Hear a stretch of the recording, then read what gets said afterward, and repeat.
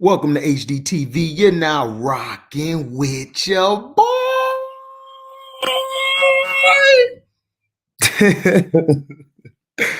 What's going on, man? Oh, dang.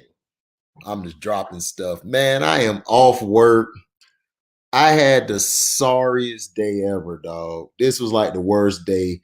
Shout out to Carcino for Life, man, who did it this time. C-Pen for the win. I'm going to have all their platforms put in my description box. Shout out to Ticket TV. Shout out to everybody, man, who out here making moves, who's working, whoever still has a job, man, be blessed you have it. And shout out to the people who are struggling to find a job in this crazy time we're in. Basically, man, I got off work. Well, on my way to work, I got some gas. My car wouldn't start. Basically, my battery was dead. I had to call my brother-in-law. Shout out to my brother-in-law. Love you, man. He hooked me up with a jump. I was able to get to my job. And then I was working today. They only gave me my helper today for 4 hours when I was packed with packages galore. And then my car wouldn't start again. Luckily, my coworker, my boy Chuck, shout out to Chuck Taylor. You know what I'm saying, man? He gave me a jump. Thank God I got a jump because I would have been stranded at work all night. So it's like, and then I came home. I was finna do the StreamYard. It's basically saying you went over your free hour. So I said, bump it. I'll just buy the package so I could get it going. I love doing these StreamYards because it builds rapport, and then you guys get to hear other people who are able to have the same intellect, if not more intellect than I have, when it comes to talking about sports, talking about different news. So my day's been rough, man. And if you out there, man, I'm just thank you for like stopping by. If you're watching this, thank you for coming by. But man, being off work, man, it's like it was just a long day, man. And it's crazy. It's like, what's a brother to do, man? But hold on, let me share this. I gotta share this real quick to everybody. What's up, T Hubbard? Chi-Town's finest, T Hubbard. T his Hubbard. Man, I had a rough day, T, man. My car wouldn't start. My battery was dead. I had to go get a whole nother battery. And I was late to work. Luckily, it was only by 5-6 minutes. My boss is cool. And then when I got out of work, it's like 40 degrees where I'm at or less. My car wouldn't start. So I had to go get a new battery tonight. Some more money down the drain. It just is what it is, man. It's like, man, I just can never catch a break. True. City of the wind. Damn right. I'm so pissed off at how I was at work, man. Hold on, y'all. I'm just sending people a link to get in, so we can get this thing going, get this thing crizacking. You know what I'm saying? Who did it this time? In the building. That's my brother, man. Who did it, man, is a very intelligent young brother, man. He know everything. That brother know everything. Yeah, did y'all get hit by a snowstorm, Hubbard?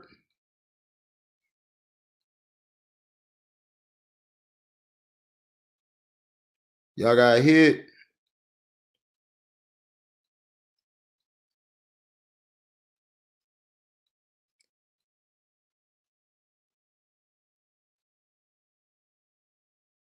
Yeah, I'm finna send this out now. Hold on, do that. All right, we finna get into it, man. The thing I'm upset about today is I was looking at a thing from Skip Bayless today, Skip Bayless basically, was kind of hating. I felt he was hating. Hating on to me, he was hating on basically Giannis for signing. He basically was saying that Giannis Antetokounmpo doesn't want to win and stuff. And I'm like, how doesn't Giannis want to not win? That's the dumbest thing I've ever heard, that he doesn't want to win. Why doesn't he want to win? That's dumb. He's a guy who is from overseas who got better each year. Not only did he get better each year, the guy is he's been a breath of fresh air. Like seeing him play in the games and how he's able to like take over the game, how he's supposed to take over the game. So, he got disrespected today by Skip. I'm finna see if I can find it and let you guys hear it. And let you guys hear what he was saying. Okay, I sent those out. Now, let me Skip Bayless basically, let me pull it up, y'all. Skip Bayless basically was dissing Giannis. And it was like, why? Like, why are you dissing Giannis?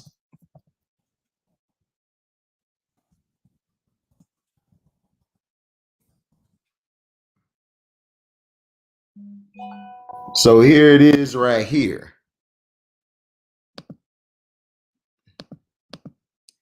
He basically is dissing him and Shannon. Brought it to say. I do, Skip. I believe the Bucks have shown Giannis and done a lot of things in good faith, that they're doing everything they possibly can, understanding that this is Milwaukee. This is not one of the coasts, the East Coast, Miami, West Coast, LA. We're doing all we can to get people to come. And so basically, Skip, they're relegated to trading players in order to bring someone in. The likelihood of them landing a big-time free agent to come to Milwaukee is not going to happen. LeBron says, I didn't have faith in Dan Gilbert, that Dan Gilbert was going to continuously spin and do everything that he possibly could to make sure. Skip, I'm looking at some of the people that this is Shannon talking about Giannis's contract. 33 years old. They had Antoine Jameson. And then you had a 38-year-old Shaq. And then Anthony Parker to go up against the Boston's big three. LeBron is looking like and now if you'd have gave LeBron Shaq in 2000, 2003 Shaq, okay, LeBron says, okay, now you got something. But you hear that BS he said? And that team he's talking about took the big three Celtics to 7 games. But LeBrownies didn't have help. This is Shannon making another excuse for LeBrownies. Listen to it. Give me Shaq at 37, 38. That's a different ball game, Skip. So what Milwaukee showed him by trading for Holiday, giving up future assets, by trying to get Bogdan, who says, hold on, yeah, I would like to come to Milwaukee and play with Giannis because I'm going to get a lot of open looks. But let me see what I can get out here in free agency, and then I get back to you guys. Mm-hmm. So it showed him, Skip, they're doing everything in their power to bring players to surround Giannis. But 228 million ain't a bad sales pitch. Nope. At the end of the day, Skip, it's not like they offered him 50 million. We got 228 million for you. So for me, I believe the situations are different for one simple thing. What's up, Nicholas Jacobs? From the time he was 17, he was thought of as a savior. He went to Cleveland that says he's about to change. This is Shannon making excuses for LeBron. The paradigm in the NBA. Nobody said that about Giannis. Giannis was at the tail end of the lottery, Skip. And so he's come on the scene the last 3 years, but he hadn't had the expectations, the weight of a franchise that LeBron had from the very beginning. So I think that's what LeBron is referring to when he says our situations are different. Agreed times 100. I'm going to take it even deeper. When LeBron took his talents to South Beach, he was haunted. He was driven to win championships. Yes. He had been to... You hear what he talking about? Skip Bayless saying driven to win championships.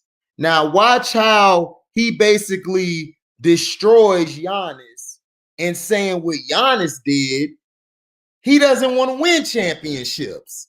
He wants to just stay there and lose. Here, Skip Bayless make this BS statement, and we're going to debate this. We're going to talk about this. Won finals and gotten swept by the Spurs. He's looking around. I don't have enough help. I'm not a destination. Even me, in and of myself, I'm not enough to get people to come play in Cleveland, Ohio. Correct. And it wasn't just that he was thought of from age 17 as a savior. He told everybody, I am a savior. Yes. He was trying desperately to live up to his own tattoo across his back that he got in high school. Right. Chosen one. Right.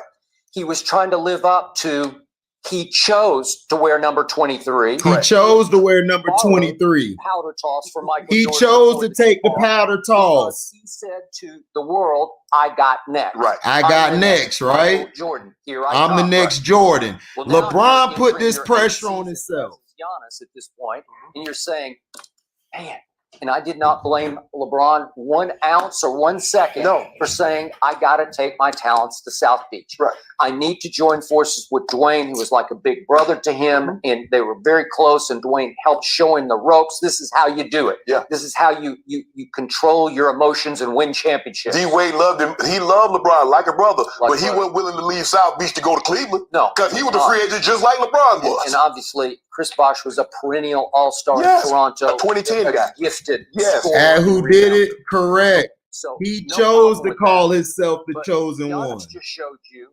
who he is and who he is not.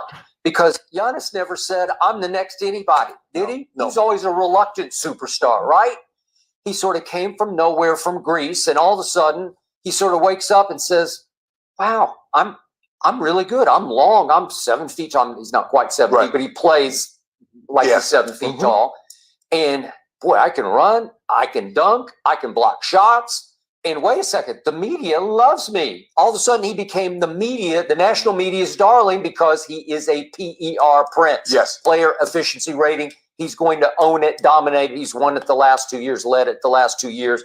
And all of a sudden, he's won MVPs back to back. And he was the defensive player of the year and the MVP last year. And I just think he woke up and said, I mean, I don't need to take my talents to South Beach. I don't want to go join forces with anybody. Right. I'm made for Milwaukee, and Milwaukee is made for me because we're a little bit in the shadows here. It's cool with me. I'm fine. Skip, you remember I think it was last week, he said, if KD and LeBron wants to join me in Milwaukee. No. Skip, you know ain't nobody coming to Milwaukee. But he knows that. Yes. And ultimately, he does. Nobody wants to come to Milwaukee. You hear that? You know why nobody wants to come to Milwaukee? Because the media and the NBA makes it where nobody wants to go to Milwaukee. It's always, it's a small city. It's players back in the day played there. So why is it hard now to have a player come play in Milwaukee? Why is it a problem now for players to go play in Milwaukee? But it's cool for a guy like LeBrownies to go to another team in another city and stack the deck like he's been doing. But it's cool for him to do it. But Giannis did the right way, which is stay his ass where he needs to stay. But hey, that's a problem though. Listen to this rest of this stupidness. Does not care. No. Trust me, he is not driven to win championships. If it happens, great. And he said something at the end of his media session yesterday. Let's get it. And it was so half-hearted. It was so inauthentic. Nah, it's half-hearted. True to me. Yes. It wasn't true. You know, there was none of that going on. It was just, let's get it. Oh, okay, here we go. Yeah. He just, they're going to be good. They had the best record. But what has happened to him the last 2 playoffs? What have we seen right on schedule? Right. Shrank. Right? What happened? They go up 2-0 on Toronto. 2-0 on Toronto in the conference semifinals. And then what happened? Toronto built a wall across the lane with big bodies. Your new guy, Marc Gasol, Ibaka, you know, Kawhi. They just said, no, you can't come in here. Siakam. What's up, Clement? You got to shoot 10 And yes, you're right. I don't have that. And that's why the NBA sucks. Because they praise their big markets, but they lead a small market into the toilet. Last year, they just about got swept by the Heat, Yes. right? Yes. Okay, because he shrank, because there's a way to nullify He him shrank. in the postseason. Hold on. Giannis shrank, right? But didn't Giannis get hurt? How do you shrink and you got hurt? Giannis got hurt. He can't help it. He got hurt. And his team won a game. They had a chance to win another game. But Bledsoe went full retard at the end and started choking. Middleton started missing. Exactly, Nick. Nicholas said the right thing here. Kareem Abdul-Jabbar and Oscar Robertson won a championship in Milwaukee. It wasn't hard for them to come and play in Milwaukee, apparently. Exactly. So is he a superstar or not? You know, what's the Milwaukee slogan that they use? Fear the deer. Yep, who did it? Yes. Well, when it comes to the playoffs, it should be fear the deer in headlights, because Right. and he doesn't have the game it takes to take you one more step to the next level. Mm-hmm. So they're working hard. They're doing the best. As you said, the Bogdanovich thing fell through. Okay, we get it. But they got Drew Holiday. It's a nice player. Again, he's made one All-Star team a long time ago in Philadelphia. He's a good defensive player. He's a very good defensive player. So you still got Brook Lopez, and you still obviously got Chris Middleton, who's an All-Star. And DiVincenzo didn't go, so he stayed because the Bogdanovich thing fell apart. Still got Connington. They just re-signed Connaughton, and you added Bryn Forbes and Torrey Craig and DJ Augustine and Bobby Portis. So you got maybe a little better. Milwaukee gonna have a good team. They added Torrey Craig, DJ Augustine, and they added Forbes. Forbes from San Antonio. I watched all San Antonio games. Forbes is nice. He is nice. So I changed my pick. I think Milwaukee is going to be probably the number 2 best team, if not the best team in the East. You got some better shooting. I like Augustine. No, I got it. And he took Augustine from Orlando. Yes. And to me, he's a complimentary superstar as opposed to being that guy, that dog, that. So he's a complimentary superstar. You hear that from Skip Bayless, right? He's a complimentary superstar, but yet he's put Milwaukee in position to win every year. Would Milwaukee be in this position without him? A complimentary. We saw Russell Westbrook being the main guy. What happened to him? He lost, 2-3 years in the first round? Giannis has gone past the first round. So what are we talking about? Alpha who can take you to the next level. Right. Now he's not an alpha. He's made for Milwaukee because they got great hope. It's the 4th smallest market in the league. And they're very happy. He should be very happy. He got huge security money, right? Yeah, that's generational. Were you talking generational wealth? Okay, that's like 2 generations, maybe 3. Okay, and yet you look at it, LeBron had to chase. He needed to chase championships. He set himself up to chase championships, and then he went to LA, and here we go. And I'm good with it. So we're gonna praise a guy who chases championships, but we're not going to praise the guy who wants to stay where he at and build to win a championship. This is why I don't agree with the media. The media is nothing but multi-ethnical destruction in America. That is media. I'm finna write it right here. Media. Multi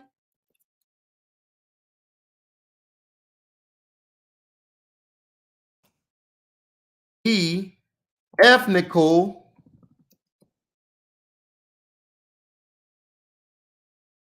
destruction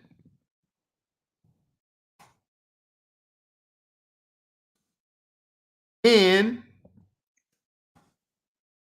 America. That is media. That is what media is. Multi-ethnical destruction in America. And this is Skip saying it. Exactly, Nick. a guy who won a two-time MVP, a defensive player of the year, something we haven't seen since Michael Jordan, I think, who won both MVP and defensive player of the year. Seriously?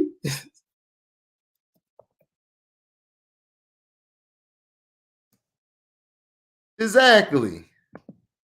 So a two-time MVP of the league is a complimentary superstar.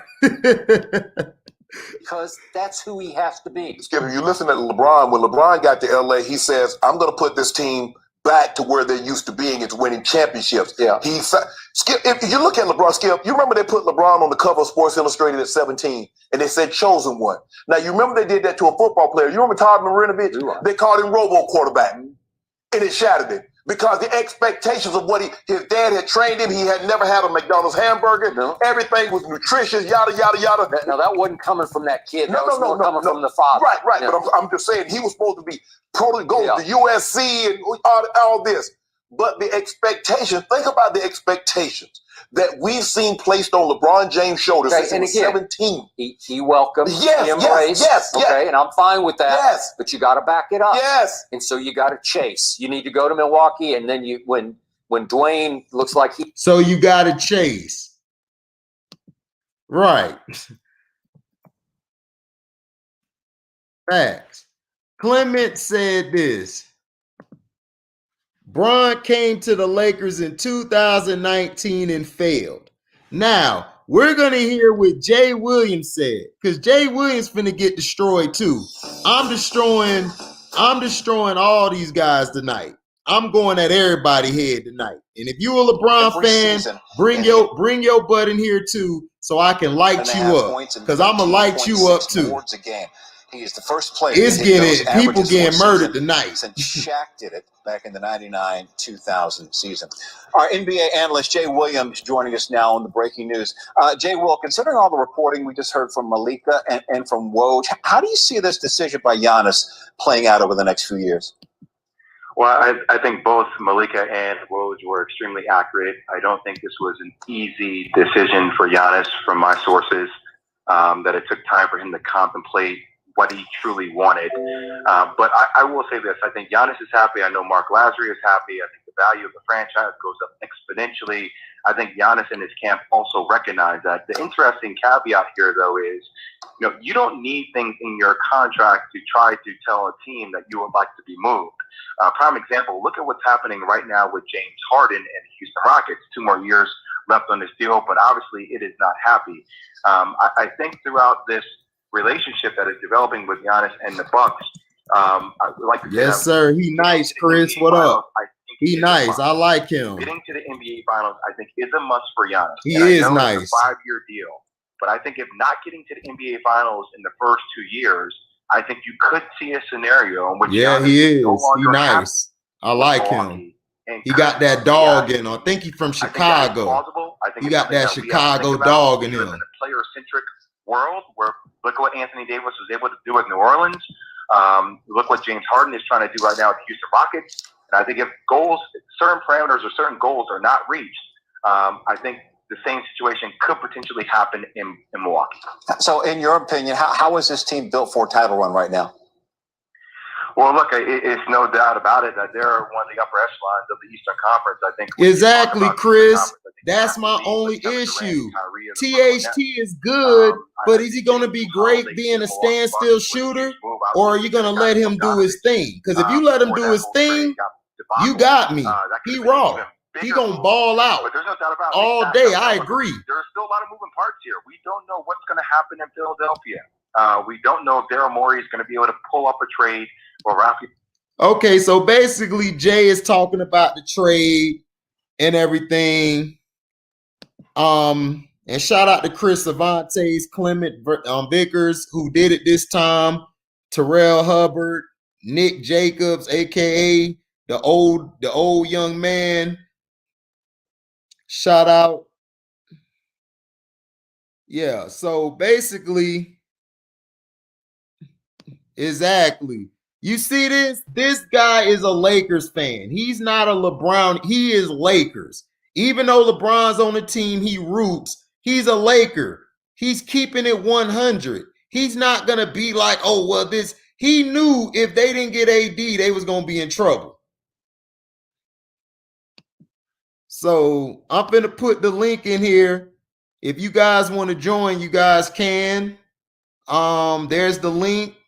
You can hop on in and we could get to going. I can have up to 10 people now, guys. So if all y'all want to come in here, we can. We can have up to 10 people now. HD been grinding, man. I've been trying to grind to get this platform bigger than what it is, man. I'm just continuing. I thank all you guys for coming. You guys could have been anywhere in the world and watching something else, but you came here to kick it with all of us. And my dog in the building, man. We up to 10 people now, Nick. Yeah, that's what's up. That's what's up. So let me get this straight. Let me get this straight real quick. So like I said, a complimentary superstar. Hold on. Let me rephrase it. So you good? A two-time MVP of the league and a defensive player of the year is all of a sudden a complimentary superstar, right? Mm-hmm. I mean, to Skip Bayless' point, right? He said the same thing about Kevin Durant when Kevin Durant went to Golden State. He said the same exact thing. Yeah. So to your point, so to Skip Bayless's point, that would make it seem as if that would make Michael Jordan a complimentary superstar, right? Since he did the same thing in 88, right?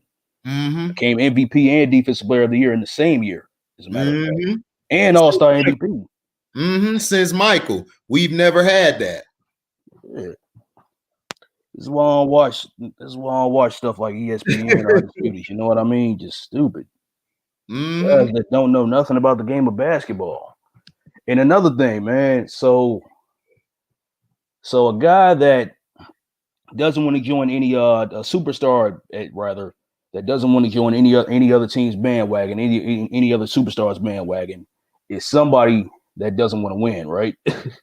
Correct. That's the mindset. You see how stupid that is? Right. Somebody who wants to win, who wants to build their team and win on their own the right way. They don't want to win. They don't want to win championships all of a sudden. Right. Right. So basically, what to Skip Bayless's point, Patrick Ewing didn't want to win championships since he stayed in New York. Yep. You feel me? Yep. Karl Malone and John Stockton for most of their careers, seeing as how they stayed in Utah for the bulk of their careers, they didn't want to win championships, right? Mm-hmm. Reggie Miller, he stayed in Indiana for his entire career. He didn't want to win championships, all because he lost. It's dumb. Yep. It's dumb. Makes absolutely no sense, man. That's why I don't watch that crap, man. Yeah. And then it's like earlier today on Cino Live, I wanted to cuss dude out, but I was working, but you gonna tell me that because you don't win a championship, nobody remember you? There's people who got Reggie Miller in their top 5 of two guards of history. Mm-hmm. He didn't win a ring. Mm-hmm. You got guys who got Clyde Drexler who barely won a ring. Mm-hmm. Clyde wouldn't have won one if he wouldn't have jumped and went to with a king. George Gervin, another two guard. Right. All-time two guard. Right. Before what's his name? Yeah, before Tim Duncan came, we were considering Charles Barkley the greatest power forward of all time. Oh yeah. With Karl Malone. Him and Karl Malone were neck and neck. Yeah. Oh yeah. Yeah. Patrick Ewing, another, you know what I mean? Another all-time great center. You know what I mean? Yeah. So that's what I'm saying. It's like, what is the criteria? Like, what does people want, man? Like, do people want, I don't get it. Does people want you to chase championships, or do they want you to stay where you're at and build? Because to me, people got to get this Kevin Durant out their notion. I'm telling you. Kevin Durant left because they took his team away. Mm-hmm. He left because he couldn't continue to coexist with a guy who plays one way. Exactly. So that's different than what LeBron. LeBron had nobody in his way. LeBron had Antoine Jameson, Zdrunas Ilgauskas, Vrajao, Mo Williams. Daniel Gibson. He had all of these pieces. Larry Hughes. West. Yeah, Larry Hughes. So it's like, what else do you need? It's like Giannis is doing something that we have long missed. Exactly. In this league. A guy said, you know what? I'm finna stay here. We finna win. You know, and then this notion about Kobe demanding the trade. Yeah, Kobe demanded a trade because you're giving him Smush Parker and you're giving him crap to play with. Right. So I'm tired of this notion. I don't get it. First, you guys criticize KD for leaving, but then Giannis stays, you guys still criticize him. I don't get it. Like, what else are we gonna do here? It's like, this is what's pissing me off about the NBA, and this is why I get tired of it. Like with the guy, what up, Uncle Frank? So what made me mad was earlier, because you was telling the guy you was going back and forth with him. I didn't get a chance to go at dude because I would have went and tore his head off for saying that dumb comment that because you didn't win a championship, you're not remembered. And I'm like, dude, some of the greatest basketball players to ever touch the planet never won. Like, it's like, what are you talking about? Right. I got Allen Iverson as my third greatest two guard of all time. He didn't win, but his impact on the court was something I've never seen in a long time. Exactly. Charles Barkley is like, he's probably he's one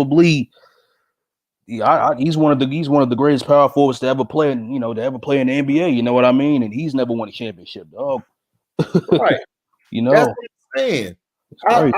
I just don't understand it. I don't understand why people just destroy players who want to stay in Milwaukee. Like, that's what made me mad today, because like after we all got off the live, this is what I heard from Skip.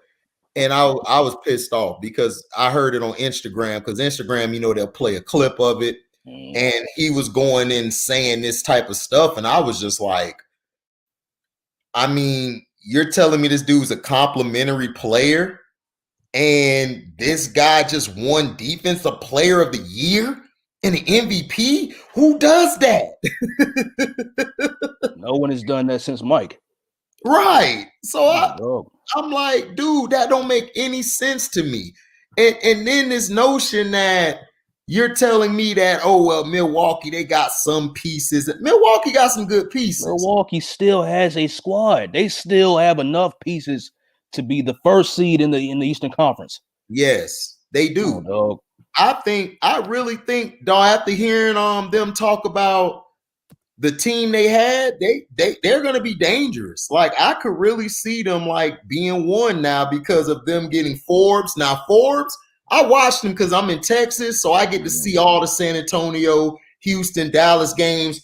Forbes is nice. Forbes, he is a game changer. He hits that three. He could come off the dribble and hit.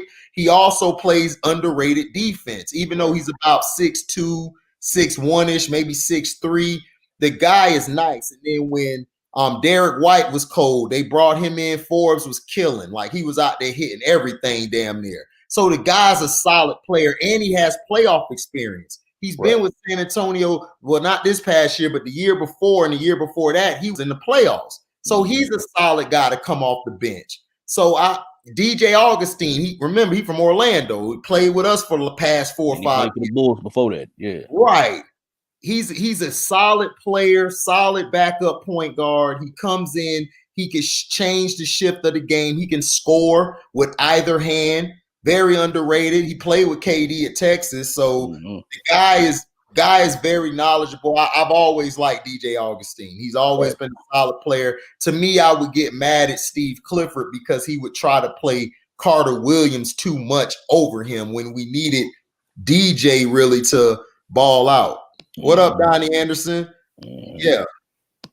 So I just don't understand it, man. This league and everything, man, it's just crazy, man. I don't understand why people are just poo-pooing, man, what this man said and everything. I have no idea, man. What's up, Sean? What up, family? What's man, up? chilling, man. Basically, I was playing Skip Bayless, his comments and everything, and Shannon's comments basically on Giannis. Skip Bayless basically is calling Giannis move basically it up as, you know, he's comfortable there and he's afraid to go get a ring, so that's why he's staying there. And then he basically called Giannis a complimentary player. But I'm like, the guy just won an MVP and Defensive Player of the Year. Right. When Michael Jordan won that, they didn't win the championship that year. Last time I remember, I think they lost to the Pistons. Right. So basically, I'm trying to figure out why is like everybody basically, why Skip is basically saying this. First, you criticize guys like KD for leaving or LeBron leaving, and now when Giannis wants to say, you know what, I'm a stay. What's the problem though? It's a problem. So I don't understand. It's like, dude, like you guys are the same. Go ahead. Oh, I was just gonna say, people are conflicted, man. They don't know what they want. They don't know what they want out of these players. You know, they want these players to, stay on these teams where they're loyal, and then on the other end, they want players to win championships. So it's like, you gotta pick a side. Another thing I want to talk about, man. Skip basically said it's hard to play in a small market team. Like I said earlier, Oscar Robertson and Kareem Abdul-Jabbar won a championship in Milwaukee. Mm-hmm. Since when is it hard to play in a small market city? Period. Right. Oh yeah. That's all. Yeah. Look at Detroit. Detroit won. Exactly. And I mean, you look at Giannis' situation. If we want to be real, this man put a mediocre team to a contender. You know what I mean? Like, nobody was speaking about the Bucks for the longest time. You know what I'm saying? And Giannis put them on the map. And for him to sign that Supermax, that just shows that there are players that want to stay true to their team, like Damian Lillard, Steph Curry. A lot of people sleep on Steph Curry. Steph Curry's been on his squad since they was losing. You know what I mean? The original team he was drafted on. Mm-hmm. Yeah. Giannis, he wants to stay true to him. Sometimes, obviously to every player, man, like every player wants to win a championship, but there's only a little percentage of players actually winning a championship when they got superstars like Bron and, MJ, Isaiah Thomas, Larry Bird. There's so many faces that get that opportunity, and the players that don't get that opportunity, it's unfortunate because those ones aren't, getting marketed the way, big faces are getting marketed now. It's unfortunate. Yeah, that's real. Hey, can y'all hear me? Yeah, I hear you. Okay, cool. I had to come back into the chat. I was having some mic issues. Yeah, what you got to say about all this crap, Frank? Yeah, no, I want to build off what bro was saying, because you know what I'm saying. The percentage of players who win championships and teams who win championships is, it's few and slim. Like, if you look at the 90s, you know what I'm saying? The Bulls, out of all those championships, the Bulls won 6. The Rockets won 2. You know what I'm saying? It's not like, you know what I'm saying, every decade, it's not like 7 or 8 teams win championships. Look at the 2000s. The Lakers won 4. You know what I'm saying? The Spurs won 3. Right. And that's what I'm saying. It's like Skip pisses me off with this because he said the same thing when Kevin Durant left, but then he hopped on his stick because he beat LeBron. But before that, he said Kevin Durant was a complimentary superstar. And I'm like, a complimentary what? He won an MVP. And he basically won, a couple scoring titles? That's not a complimentary player. So what are you talking about here? Like, what does Giannis have to do to like get respect for this? Like, this is what pisses me off about Undisputed and all these shows. Like, they're watered down and it's stupid as hell. And me as a journalist, man, I'm pissed off at. I really wanted to go cuss Skip out. Like, dude, what else do you want? Everybody is not Michael Jordan, Skip. Okay, there's other players besides Michael Jordan. And I get sick of this. There's other players besides LeBron and Michael. I get tired of hearing about both of them or Dallas or all these every day. like we need to get back to the real essence of sports. Exactly, dog. And that's the sole reason why I wanted to take up journalism. You know what I mean? And still am pursuing that. You know what I mean? Mhm. Especially the basketball aspect of sports journalism. You know Right. what I mean? Because it's a whole bunch of guys that's not giving up the real.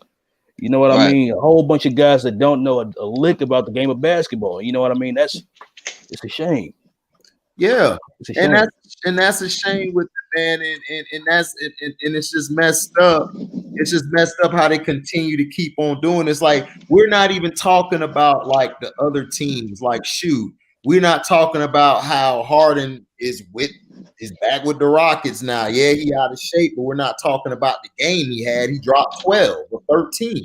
So we're not talking about the game itself. And we saw how Hey, did good. you see the? Hey, my bad. Since you brought up Harden, did you see the media? His little media outlet outtake. Yeah. No, what you do?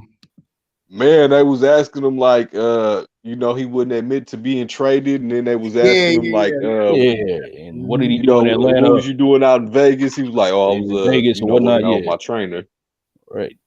Right. Well, you know, we know Harden got trained up at the club, you know, the strip club doing his thing, you know. But I mean, it's just that's the stuff to me that pisses it off. Is like just talk about the game, talk about how he looks, like talk about But what you the know, if it team. was that bum from Cleveland, you know what I'm saying? When the Cavaliers are going to the, you know, Rihanna concert the night before a playoff game, getting drunk and all that stuff, nobody says anything. Oh no, of course not. The hypocrisy of it all. You know what I mean? Yeah, I mean that's just the thing is that one person could do it, and this is what turned me off about Michael Jordan back in the day. He could do whatever he want. Anybody else did something, they were hated. They were said they're not this and that, but he could do it. So that's the thing that the media basketball has turned into a lot of individualism when it was nothing but a team sport when we were growing up.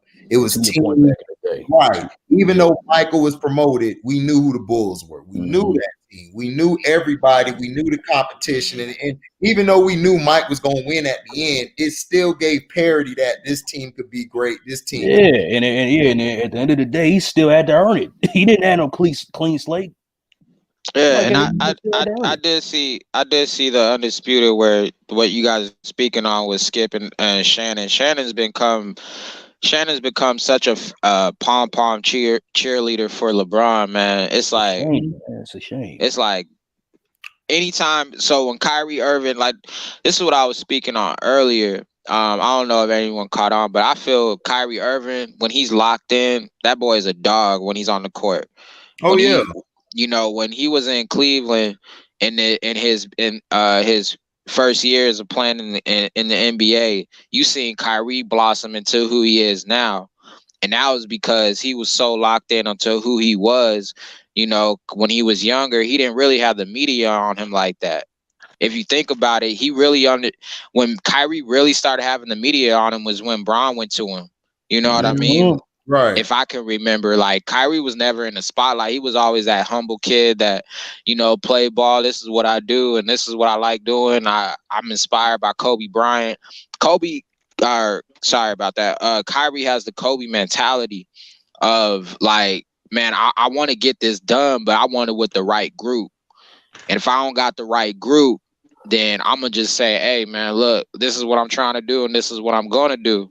And if people want to ride with me, they can ride with me. If they don't, you know, then they don't have to. But I'm gonna keep doing. I'm gonna keep being that. I think like Kyrie's the best to do it when he's locked in, man. I swear, like on everything that I seen him play, I see Kyrie. I'm like, man, if people just paid attention to how he plays, I'm just like, man, this dude he's a real good point guard. If you really break it down, but it's just the antics that are around him, you know, make it look like he's not really doing nothing on the of course, court. the media is not pushing that because a whole bunch of casual fans don't watch basketball like that. Right. Like they're not seeing like I don't think people understand that. Like I used to play basketball. Like I used to like play the position point guard. I don't think people understand how hard it is to play the point guard position. It's real hard. To play off those screens, to read defenses, you know what I mean? To see the movement. Control the whole pace of the game. Right, right. It's hard, and it's hard to get those players involved, and then on top of that, score 40 or 30 points. You know, on top of that, I mean, that's not an easy thing to do, especially in the NBA. You know, so we'll see, Right. you know, we'll see how this Brooklyn thing, you know, comes. A lot of people, you know, not like people like us, but you know, we want to see these players, you know, come up and get better. We want to see the Nets prosper into winning the championship. Shoot, I would like to see the Brooklyn Nets win a championship, you know, instead of LA. You know what I mean? But I would love to see Kyrie Irving get his, and KD get his, and LeVert get his. Just get they shine on. You know what I mean? And Shit, anybody I but just want to that see. bum. I just want to see these come up players show they shine, man. Because there's a lot of players that are real good, that are better than a lot of these people that they're promoting. You know, there's a lot of players that, you know, that have the potential to be like a Giannis, but you're not promoting them like how you did promote Giannis. You know what I mean? Because if people remember, Giannis couldn't do nothing on the court when he was first playing, and nobody even knew who Giannis was. He was that little slim baby-faced kid, skinny as hell. You know what I'm saying? Low cut. Nobody knew who Giannis was. They were just like, man, this dude is just tall and lanky. Who is he? You know what I'm saying? So what's going on, fellas? Keep going, what young up, y'all? brother. What up? No, keep going, Yeah, Sean. man. Great. Yeah, Keep going. man. So it's like, you know, Giannis was developing, and that's what the thing with basketball, man. It's like you got to develop these players, man. Like developing is the most important thing in basketball.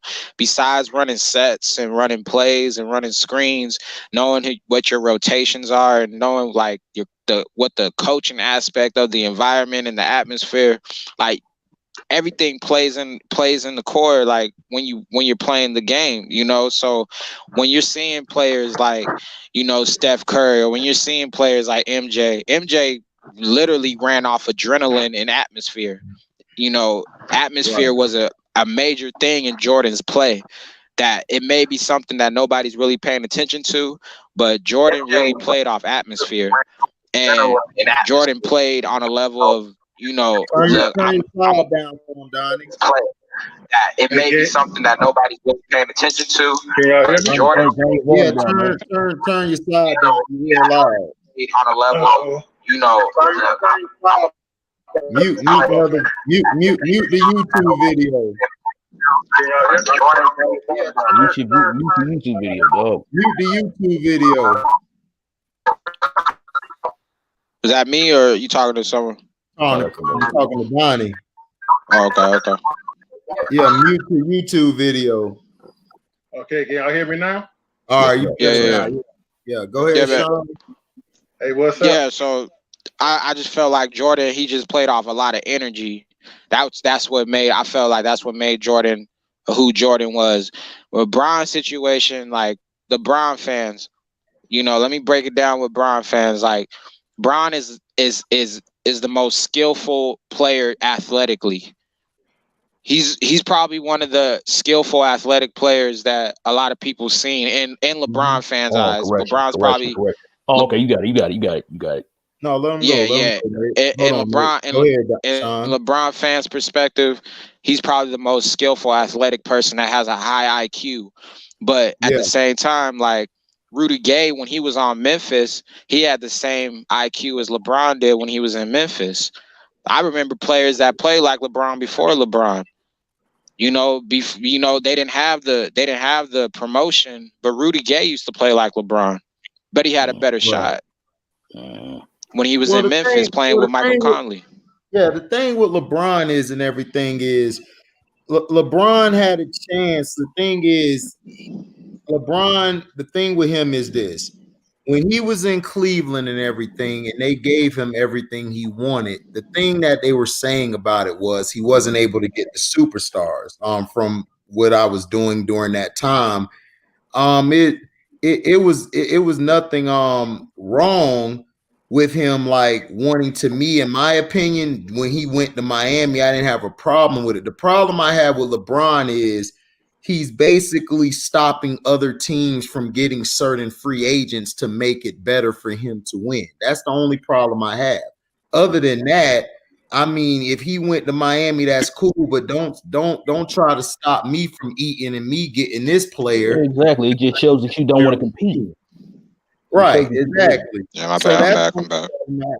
Yeah, you good. So that's the only problem that is with him. And then not only that, LeBron, he was naturally given everything. He was gifted with the athleticism to do what he had to do. But his problem is he never worked on the parts of his game because everything was handed to him. To me, it's like a kid that's growing up and you're raising. If you're raising this kid and you're basically giving this kid everything, when you got this kid over here working, who do you think is going to survive better in the world? It's going to be the kid who was working. That's basically the truth. So the thing is that I just want competition, and I just want players to know if you want to go to another team, that's fine. But give the guy praise for they want to stay and build where they're at. Like, don't make it seem like he's a complimentary star because he say, I want to stay in Milwaukee. It doesn't matter. That's what he wanted to do. He's a superstar. Right. He's built Milwaukee into a powerhouse because Milwaukee ain't never been good since Michael Redd was there. Redd, Ray Allen, like, right, Ray Allen. Ray Allen's my favorite, like one of my favorite players I ever used to watch, man. And Ray Allen did things on the court back then when he was younger that was like, whoa, you know what I mean? Yeah. So Ray Allen was gifted, So Donnie, I know you joined in late, but basically, Skip Bayless was saying earlier that Giannis is a complimentary player and that he's afraid to go chase championships. That's the reason why he stayed in Milwaukee, is because he doesn't want to win a championship. He's just happy and content where he's being at. So what do you feel about those comments made by Skip Bayless, as I call him? Can y'all hear me okay? Yeah, I can hear you. We can hear you. I mean, by me, I lived overseas for 12 years, so I know they take basketball differently than, Americans do. Right. I was in the military over there, but I didn't know Germans, they got more than Germans over there. You got people from Russia, Czechoslovakia, Turkey, all playing in Germany. Mm-hmm. It's a different style of basketball. They play it different, you know what I'm saying? I think it's serious than people. Your mic's messing up, Donnie. Yeah, you borging a little bit. Yeah. Is it better? Yeah, you're good. Yeah. I can hear you. Yeah, I'm kind of new to this. I'm kind of new to this, man. So bear with me. Good. No, you good. Take your time. Yeah. So it's different. I don't agree with that. I think, players like Giannis, they, like I said, overseas is different. I think they work harder. If they try to be, they always grew up with Americans was better than them. Mm-hmm. So they take the game more seriously over there than in the past. So I don't think that he just want to be by himself, to be his own man. Mm-hmm. Right. Exactly. Right. And that's how I see it. That's what pissed me off with Skip Bayless. He said the same thing about KD. He called him a complimentary superstar. Now he all over KD's sack now. But I know I didn't interrupt you, but I know years ago Skip I think Skip changed it with Kevin Durant when Kevin Durant called him out in the media. Yeah. That's the thing. That's the thing. Like, they don't like when, like, they could say all these things about the players, but they don't like it when the players speak for themselves. Like, nah, like, y'all ain't about to talk to me like the way you want to, and say these criticism and not expect me to, say a lot of these things that I feel that y'all feel talking about me, So I get it, man. I get it from both sides, but especially with the media, man, they just been on a whole different thing now, where it's like to the point where it's like, man, y'all really feel like these players owe you something, Hold on, I'm finna click this saying I just said. Hold on, let me see if I can find it so you guys can see it. Finna click on it. It was earlier. Let me see. I wrote it down. I'm out here playing my career in 2K right now, trying to get myself leveled up. Man, you ain't ready. That might career. I just heard the bell. That was you with the bell that just went off. Okay, right here. Here it is. Media is multi-ethnical destruction in America. And if a lot of you who's out there who listen to this later, if you go to a black college, this is what you learn the first day when you're in media. The media is not made for us. The media is not made to cater to us. So the majority of the brothers that are in the NBA or the NFL, they're always going to be treated like crap because they're not of the pink complexion, as I call it. And then you have, and then you also have in baseball, what Kyrie and Kevin Durant are going through is what I like to call the Barry Bonds treatment. I don't know if you guys are privy to Barry Bonds and what he was going through the media. The media hated him. They treated, and Uncle Frank, I think you know a lot about that situation because you're from the Bay Area. So, oh yeah, most definitely. Barry Bonds, every time he used to say stuff in the media, they would twist his stuff around, and then they would try to make a guy like Jeff Kent the main guy, what we call quote unquote the leader because of his white complexion and then his darling attitude. I like to call it the baby complex to the media. Like, oh, Jeff Kent, oh, you know what I'm saying? They used to do a lot. Right. And basically, when they did that, Barry Bonds was alienated. And what people didn't understand, the teammates loved Barry Bonds. They hated Jeff Kent's guts. So the thing with this, with Kyrie and these other guys are, they want to twist their words to make them seem crazy. 1 minute they're not cool, next minute they're crazy. They're bringing back stuff. Now, I understand Kyrie at times does bring that on his own. Exactly. He does because he'll walk back something he said. We basically all want him to say how he feels, but that's just how he is. But the media is not trained to make us look good. If you notice hockey or in baseball and other white sports, hell, even rugby, they give all those guys the biggest praise in the world. Even soccer, they give all those guys love. Whereas if you're like the NFL, they promoted that bum Jason Sehorn, the NBA overhyped Wally Zerbiak. Right, exactly. And also not only Jason Sehorn, Uncle Frank, but the quarterback position at that. The quarterback position is seen as the figurehead of all sports, as well as head coaching. The head coaching is basically seen as what? You got to be white when it's right. But look at all the black coaches. Go ahead. Shoot, HD. That's funny how you brought that up. You remember how they just I don't know if you remember, any of y'all remember how they brushed over the Peyton Manning situation. Yeah, I remember that vividly. With the girl trainer, yeah. Yeah, in Tennessee. I was gonna do that too in the video I got coming up. It's called Overrated. I said Overrated, Overhyped Part 1, introducing Peyton Manning. Right. Can you brothers still hear me doing clearly? Papa John commercials. Yeah, I can hear you. Hey, yeah, man, you good. I got a question for the group, fellas. Who's the what city do they call Titletown? Up until a couple years ago, wasn't that Green Bay? Yeah, wasn't Green Bay called Titletown at one time? In football, they would I say Green Bay or Chicago probably. It was Green Bay, man. Yeah. It was kind of it was me just looking it up just a minute ago. Now for the media to try to spend time. Yeah, it was right. Green Bay, and now it's a lot of people will say it's 19. You good? Yeah, you good, bro. They'll tell you now like it's obviously Pittsburgh, which is another smaller market, and I'm actually here in Pittsburgh where Barry Bonds was at. So that's pretty funny you brought up Barry Bonds. But I'm saying to say this about the small markets, y'all. We in the age of the known. So this whole thing about Giannis wanting to stay, as the brother said, I'm not sure Donnie about him being a foreigner, Giannis. At the end of the day, it's about understanding your stars' mental makeup and their character. Everybody don't need to be a damn darling and a prima donna, man. That just might not be Giannis, period. Right. Exactly. Yeah. And that's just what it is. You got to understand, they don't want to see certain people.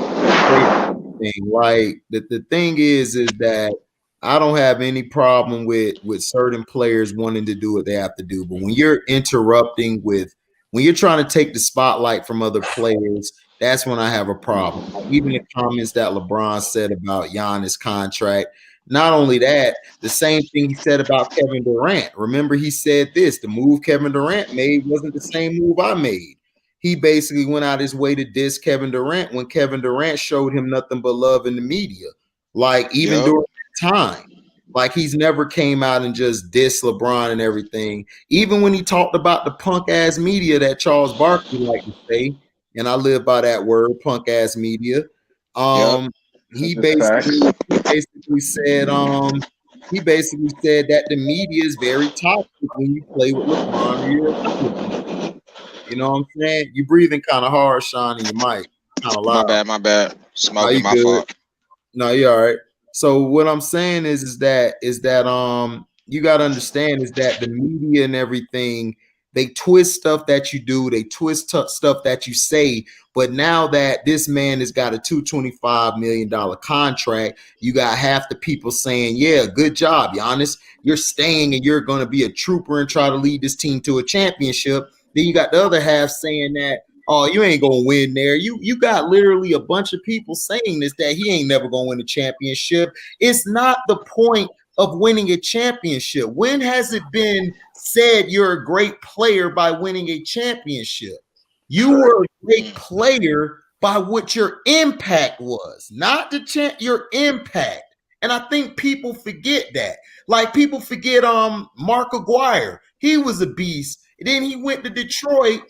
You know, he took less shots, his points dropped, and then people are trying to say, oh, well, he ain't a Hall of Famer because his points dropped. Well, he most certainly should be a Hall of Famer because he was a beast. Right. Look You know at his impact. Look at the impact he brought to the Pistons. He made that Pistons a tough team to guard. Because now you got to worry about Isaiah, not only him or Joey D. You got to worry about Aguirre, because Aguirre, if he don't have a shot, he's going to move it. Whereas Adrian Dantley would be a black hole and just take that ball down low. So you have to look at these situations like that everything isn't, yeah, you want to win a championship. I mean, I love championships. But why is that being destroyed when, like, Carmelo, for instance? Remember when Carmelo took that contract? What did they say? He ain't gonna win. He ain't gonna do this. That they already were doubting him. And then people talking about, well, players don't want to come play with him. Well, you guys said that about Kobe, but why does players now want to go play with LeBron? That don't make any sense to me. That's just that's my only gripe. Like, why are you saying these markets, even big markets, there's people who don't even get players coming to their team, but all of a sudden now certain guys can get players to come to their team. I don't understand that. That's the thing that still makes me mind boggled about this whole situation with the NBA and what they want to do. To me, they're lost. To me, they don't know what they want to do. They got an identity crisis. Right. They have a big identity crisis. They don't know whether they want to promote this person chasing rings, or they want to promote this person who wants to stay and win the ring. You know, I mean, it's like, come on. It's like, it's time to get back to competitiveness. It's time for me to watch a game where it's two teams like Atlanta, Sacramento playing, and I get a good entertaining game where I don't have to just wait till the big game comes on. I can watch that game. Then when the big game comes on, I'm like, all right, I'm cool and everything. So you blowing through the mic, bro? Yeah, he blowing through the mic. He's smoking. Oh no, my bad. Kind of interfering with the the feed. My bad. I'm trying to get it straight. Yeah, but I'm just saying, it's like that's the thing that I have a problem with, it, how the game is going. And to me, I'm trying to figure this out basically because I'm rambling too long. I'm trying to see what is the best, like, what is it? When did it start saying that, oh, you have to win a championship to be great? Who started that crap? Because I'm trying to figure Bob won a championship, man. Once he won his little championship, they started to swing it back. But when he wasn't winning, I thought it wasn't about chips. Which one is it? Right. Mm-hmm. That's what we were speaking on. Like, which one y'all want? Y'all want these players to be loyal. Y'all want these players to win these rings. So, and here's my thing. As far as I'm concerned, man, Winning the championship is one thing, dog, but how you win is another thing. You know what I mean? Right. And Kobe, Correct, you know, his correct. retirement, you know, when he retired, you know what I mean, after he beat Utah and scored that he got 60 points, you know what I mean? He talked about, you know what I mean, winning championships is great and all, but what he really enjoyed about, you know, playing the game was the down years and struggling and going through the adversity, and you know what I mean, Right. and playing through that and ultimately winning, you know what I mean? And that aspect of the game, you know, that want to compete, you know what I mean, that want, you know what I mean, you know, in the face of adversity, you know what I mean, that, you know, that want to play through it and, you know, get through it and all and ultimately be refined. That aspect of the game is gone, and it's sad. You know what I mean? It's very sad. Yeah, it Well, it Yeah. goes is. back to the AAU They don't culture. want You know what I'm resistance, saying? Because Nick. you used to playing on super teams. You used to being buddy with everybody. You know Yeah, what I'm saying? Things don't work out here. You go to another team. yeah, Right. man. Resistance, Nick. I mean, it sounds like you just trying to say that these dudes, this new age, man, and I don't, you know, I don't want to put age on it. I want to put mindset on it. They don't want no resistance, man. Mm-hmm. They don't want no resistance, no defense, no smack talking. Can't even talk smack to certain players no more I without tell Can't you, getting even yeah, touch teed up. these. You no, can't even without, touch these players, bro. yeah, Like exactly. That goes into players not one contact. You can't even hand check nobody, dog. If it's a hand check, it's a personal foul. And yeah, now That's you what I like telling me mean. how to spend. Now you telling a man how to spend his money. I mean, where they do that at, man? No right. disrespect. Where they do that at? Mm-hmm. I have no idea. It's crazy, man. It's crazy, man. Cause you can't like how Nick said, like you can't hand check these players. Like you can't get in these players' chests. Like I'm right here. I'm guarding you. You You know, it ain't can't like really that no more. defend the other team. You can't do your job. You Mm-mm. can't. If Now I'm a you center, gotta let these hold players on, just real quick. moonwalk into the lane. Like Real quick though. I want to say this though. It really irks me, and I can't stand this call still to this day. I don't know how they made this call up, man. This little 3-second violation in the lane, a defensive 3-second or offensive 3-second violation. I hate That it, bro. I basically hate it. that call basically renders you, you know what I mean, from actually doing your job. Like if you're a center or a power forward, you can't even guard. You can't even really protect the paint. You know what I Right. mean? So it's like let's say this team is like just constantly driving into the hole. It's like how I gotta play zone, but how am I gonna play a zone if y'all calling 3 seconds? You know, I feel it, man. I understand Yeah, all to fit that one bum. We all know what it is. it. They We canceled all know that what it zone is. out. Sure. And We then all know there's what it is. times, fellas, I know y'all be seeing it flat out. It depends on what referee crew it is, because I know with the bubble we was able to actually hear these players' voices. So a Right. couple Mm. times, as Nick was just saying, they was yelling at Dwight Howard. If y'all paid attention, he's camping Mm-hmm. out down there, both on offense and defense, because Yep. Dwight's athleticism is starting to slip. So a couple Mm-hmm. times I was like, damn, he's camping out in there. But it depends on who it is. But when it's Jokic, man, if he stays 3.2 seconds, they blowing that whistle. Period. Mm-hmm. And they really did, and they Oh, barely let bro, Denver play in that series. I can't stand the way Jokic plays, man. I watched that series. I like how Jokic plays on offense. I just don't like how he plays on defense, man. Because I feel like Jokic is such a player that could be so much than what he is right now, man. Mm-hmm. I'm just like, Lord, bro. Like Denver really could have beat LA in that bubble. They really could have. Like it didn't, you know, as far as the fix being in with, you know, Denver versus LA, but I really felt that Denver could have really got past them if they fixed the things that they need to work on. You know, like yeah, Sean, what could he do better? I disagree with that. I think the Lakers are too deep for him. exactly. No, it's not even that, dog. Denver did what they could to win. It's just that the fix was too doggone grand to the point where they couldn't even do anything to sustain. Mm-hmm. You know what I mean? Well, Like, to me, it wasn't about the Lakers being. You got to understand. Shoot, if Don- Denver got James Harden, bro, that would be pretty nice. No, I don't want James going there. But what's he did? There ain't enough money on the books with Jamal Murray, Jokic, and that contract from James Harden ain't gonna be enough money that's on not the gonna books. work. No. What's he gonna say, Harry?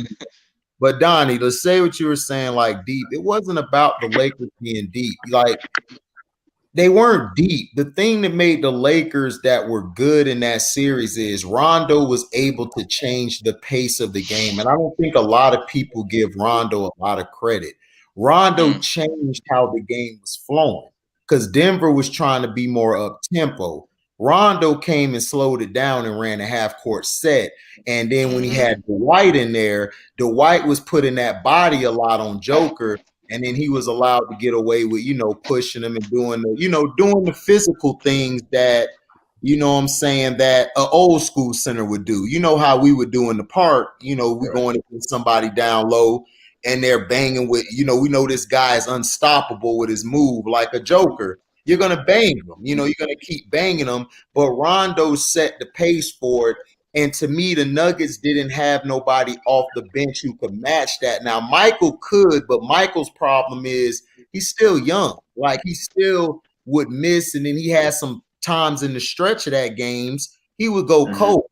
So that gave more advantage toward the Lakers to dominate because now you got basically Rondo cooking, and then you got KCP now cooking. Because remember, when Bron was out there, KCP was looking trash. But when Rondo came in there, KCP started hitting that three, start hitting that elbow three, the elbow shot in the mid-range, all of that stuff. Then you have Markieff Morris cooking because Rondo got it going, and that's something I think is going to hurt the Lakers this year. Rondo, to me, is a better playoff player than Dennis Schroeder. Schroeder has been, because I'm from Florida and Georgia, so I've watched Schroeder in Atlanta all his career. Schroeder shrinks in the playoffs, and he doesn't know how to control the pace from a point guard perspective like a Rondo. To me, he's more of a shooting type of point guard, whereas Rondo is more of facilitator who's going to get everybody together, and he's going to change the pace of the game. He could slow it down. He could make it fast if it's time to make it fast. So that's one of the biggest problems I see. And then you got to think about it. Schroeder wants to start. So how would he work with LeBron? Could he play off the ball? Because Schroeder, to me, off the ball is like a C or a C minus. When he has the ball in his hand, that's where he's more effective and he's tough to play against and defend. I had a question for y'all. What was the best moment of you guys watching the NBA? What was one of your favorite moments that made you just be like, man, I'm gonna just be watching the NBA for as long as I can? What was one of your guys' favorite moments? When Derek Coleman almost knocked your Sean favorite Kemp player. Derek Coleman almost knocked Sean Kemp ass out. It's a lot, but for me personally, what was your favorite, Nick? What was your favorite, Nick? For me personally, Will Chamberlain played. Right. Latrell George Sprewell. Mikan in the Minneapolis Lakers. No, I'm playing. Go ahead. That's Nick. all good. For me personally, you know what I mean.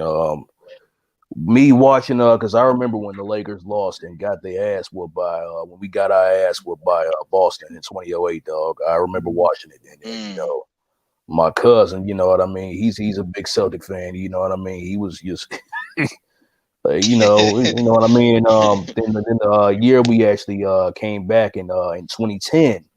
And we ended up, coming back in Game 7 and beating Boston, you know what I mean, and playing through all the adversity, you know what I mean, you know what I mean, and coming back in Game 7, and Kobe, even though he had a bad game, impacted the game on the defensive end and on rebounds, you know what I mean. Seeing that was an incredible sight to see, and we won, and we got our win back on their ass, you know. Yeah. What about you? Shit, man. For me, I'm gonna have to say when I was a kid in the year 2000, when the All-Star game came to Oakland, I was there. I was there that night. Vince Carter put his arm in the rim. You know what I'm saying? Steve Francis going off the shoe, Tracy McGrady doing all that. You know what I'm saying? I was at that All-Star game, bro. It had so many Hall of Famers were on that court that night. Karl Malone, John Stockton, Tim Duncan, Shaquille O'Neal, Kobe Bryant. Gary Payton, Jason Kidd, I can go on and on, man. Chris Webber, You know what I'm saying? Real To be a kid, ballers. and you know, a kid that's, you know what I'm saying, was starting to take basketball really serious, and to go and watch something like that, I was like, you know, this is NBA fantastic. I love this game. That was real. What That's you a got? real. That is real, man. What you got? Who did it? What's your favorite moment? For me, man, I gotta say it's the baseline dunk with Mike dunking on Patrick Ewing. I was Ooh, 6. Yeah, I was 6, man, and I can't explain it to you. The whole crib, man, from my mom's to my sisters it was to like my what? uncles. Everybody, my one uncle dropped the chicken. My one uncle dropped the chicken. He dunked so hard on that nigga, man. He dropped the chicken, man. It was crazy. Everybody was just screaming, and they just kept replaying it. Marv Albert just kept saying facial, facial. That was And nasty. that was it, man. That was it. He faked going left, came back, switched that ball to his right hand, and just said, baptized him. It was like this. I stood up off the seat. I hate that.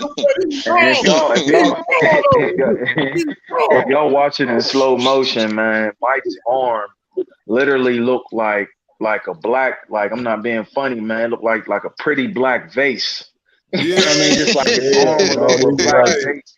It was like Mike. It was beautiful, he man. was elevating. He kept while Patrick was going down. Mike was still elevating up in the air. You know what I mean? Going up. You know, that's what made it beautiful, man. Yeah. And then the rim, man. The rim. The sound of the rim, fellas. I just never forget that, man. And that's when I started really paying attention, man. And close second would be the '94 playoff upset with the Nuggets, packing them boys and setting. The Sonics. Wasn't that when Dikembe, he blocked the shot, grabbed the ball, and fell on the floor? Yeah. Dikembe crying or whatever he was doing, holding the ball. Robert Pack was murdering the Sonics. Hey, hold on. Since he brought up that, hold on real quick. I don't mean to cut you off, but since you brought up that dunk with Jordan on Patrick Ewing, I remember when I was in high school, the dunk of that time was when Vince Carter came down and cocked it all the way back on Alonzo Mourning. Oh yeah.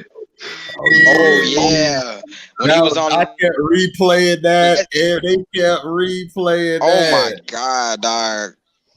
That was Kobe caught Kevin Garnett. That was that dunk of the 2000s that Jordan did on Ewing back. Oh my god, Vince Carter was so nasty on the court, dog. Basically. Yeah. Oh my god, that was so nasty, boy. I was like, damn. And it's like how he elevated. It's like Vince did it with ease, like it wasn't even hard. Yeah, it was like, yo, this is like me dunking over a dude on the USA team. You know what was reminiscent like of that? He met dude in the air and was like, all right, we chest to chest. Now I'm a cock it. Right, exactly, dog. Frank, you know what was reminiscent of that dunk, man? Grant Hill did that same dunk on Alonzo Mourning in Detroit. I remember. I remember. He did. We was watching that the other night. All the dribbling just went chest to chest with him and bow, just easily. Right. So, Chris, you back in, man. What was your moment? Kobe 81 points, Toronto Raptors, Sunday at 5 p.m. You watched it, dude. That game when it came on, like I was watching. I think because I'm from Florida, so when the game we were watching the Miami Heat play and everything, and I was watching. I'm like, damn, Shaq looked terrible, and then Kobe was ball out there. The announcer was like, man, Kobe is going on. Oh my God. What the hell is he talking about? Kobe always went off. You know, we were like, that ain't nothing new. No, but this game is different right here. He got that steal and got to the court and he did that two-handed dunk and boomed it. Right. Man, I swear everybody, and you could hear it. The whole crowd was like, it was crazy. And I said, I got to watch this bitch, man. I'm watching it. I'm like, this is amazing. I ain't never seen that dude was in a zone that you can't even make up. You can't even do it on 2K. That dude's zone was unreal. Well, he had something like that before against the Mavericks. He had like, I think, 62 points in the third quarter, but we were blowing them out, and Phil Jackson didn't want to play Kobe, and I think he could have beat that 81. Oh yeah, Kobe could have got 110 that night. Kobe, I'm telling you, when he got that steal and did a dunk, I said, oh man, it's over. Like the Toronto, you could just see their faces like, oh, what the hell we supposed to do with this? God, this man, he is just going off on us, dog. Right. What we supposed to do, man? Yeah, like man. that's a great moment, man. Donnie, what was your moment? My moment, man, was when the Pistons won in 2003 and 2004. The championship. Hold on. Your mic was going in and out. What you said again? You know, the Pistons, when they won in 2003, 2004 season, they beat the Lakers. I predicted that season. I said, because they beat the Lakers earlier that year. Then when they traded for Rasheed Wallace, I went to make a bet with my brother that same damn day. I said, Pistons winning it all. Give me my money. And I'm going to tell you that he thought I was crazy. I said, the Pistons are going to win it. Now, like T would be like, man, that Pacers team, I said, dog, I knew y'all was finna win. Maybe next year I knew the Pacers would come back, but I knew that year I knew the Pistons were going to win because they were shutting people down. People forget they were shutting people down, holding them to like 50s, 60s, 70s. They were barely getting to 70 against the Pistons. Yeah. It was crazy. Yeah. And they could have won more championships if they would have drafted Melo that next year. Was it the next year? They missed out on Melo. I get mixed reviews on that. Everybody say, some people say like Melo was ready to start, and at that time, you know, Tayshaun was balling, so they wanted him in Denver and stuff. Like, I don't know, man. Like, to me, I liked it Melo in Denver because he could shine and he was able to do his thing and be looked at more. I loved Melo in Denver, bro. Yeah, with the braids, man. He wore the I braids. love Melo in Denver, bro. Like, oh no, Melo back. And he hit a Yeah. turnaround on somebody. I said, Melo back. I don't know if y'all still talking about moments, but I got two moments where my favorite player, Allen Iverson. I think my Tyronn Lue crossover and the MJ crossover were one of my two favorite moments that made me watch the NBA. When he stepped over Tyronn Lue with the answers. Mm-hmm. Oh, that was nasty. That made me be like, man. And nobody see he was playing Iverson, with him, dog. He played with the ball in the corner. That's that dude with Tyronn Lue. And it's funny because I don't know if y'all watched the. Yeah, but I heard today I had a thing I don't know if y'all watched the All the Smoke. Like me and Tyronn Lue, like we cool. Oh yeah. When he said it and everything. Oh yeah. I remember that. Yeah. But I heard today this player was saying something like Iverson was just a miniature Jordan. And that's what he was saying how he palmed the ball and how he was able to do things. He's saying if Iverson was taller, he would be like Mike. I've heard that. And I've said that plenty of times. I told people, man, Iverson was a mini Michael Jordan, dog. He was a monster, dog, dunking it, and then he would palm that ball. I mean, he changed the game in a lot of ways, bro. Oh, absolutely. Yeah. He changed the game in a lot of ways that MJ did. Absolutely. You know, no doubt about it. a lot of people that are wearing the headbands and the arm sleeves. Tattoos and all that. He changed the game in a lot of ways. Dress code, everything. Like, dude set a trend. Yeah, the no thuggery. Sure. Right. Yeah, man. Yeah, they were dressing like AI. Speaking of moments and everything, man, I gotta go back and I gotta give this one dude a shout out, being that I am from the town. You know what I'm saying? Before, back in the day, you know what I'm saying? Nowadays, everybody wants to go and watch Steph Curry warm up and just shoot. But man, when I was a kid, like 5 years old, my daddy used to take me to the Warriors games, and we used to watch Chris Mullin warm up. That mother did not miss. His pregame warm up, everybody would show up just to watch him shoot. He did not miss. One more time. Say it one more time for Chris Mullin. Shout out Chris Mullin. Bruh, he did not miss. And I was like, as a kid, that was amazing because I was like, how can you shoot that many shots and not miss? But man, his jumper was wet. That little left-handed 17. He could shoot. He's beautiful, man. Shoot. Right. Man, Very Yeah. underrated small forward. Hey, Really, on well, 2K, actually, I'm like 99 overall with Chris Mullin, bro.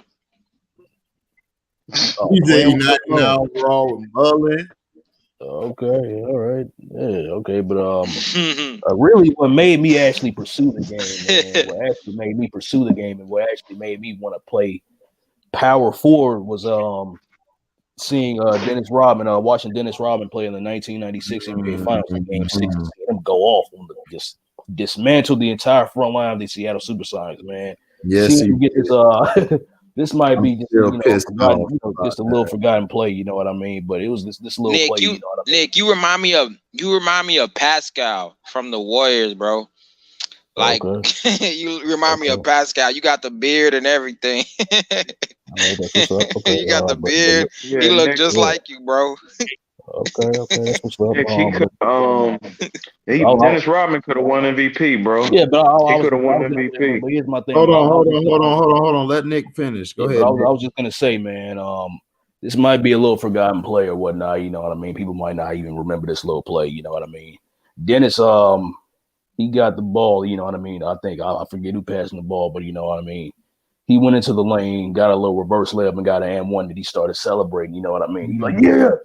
You know what I mean? And I was like, oh man, you know, and that kind of, you know, that you know, stuff, just a little stuff like that. You know what I mean? Just made me, you know, love the game of basketball and just love that position. You know what I mean? And love that style of play because you know that he gave his team that edge. You know what I mean? That you know he was willing to do things that the other team wasn't willing to do. You know what I mean? And that impacted me heavily. You know, in the way I played. Dennis was a big motivator, especially, you know, coming out there with that green hair. He would tip the ball 4 times and, you know, run and crash out of bounds. He was jumping over the, you know, people in the front row. Dennis was amazing.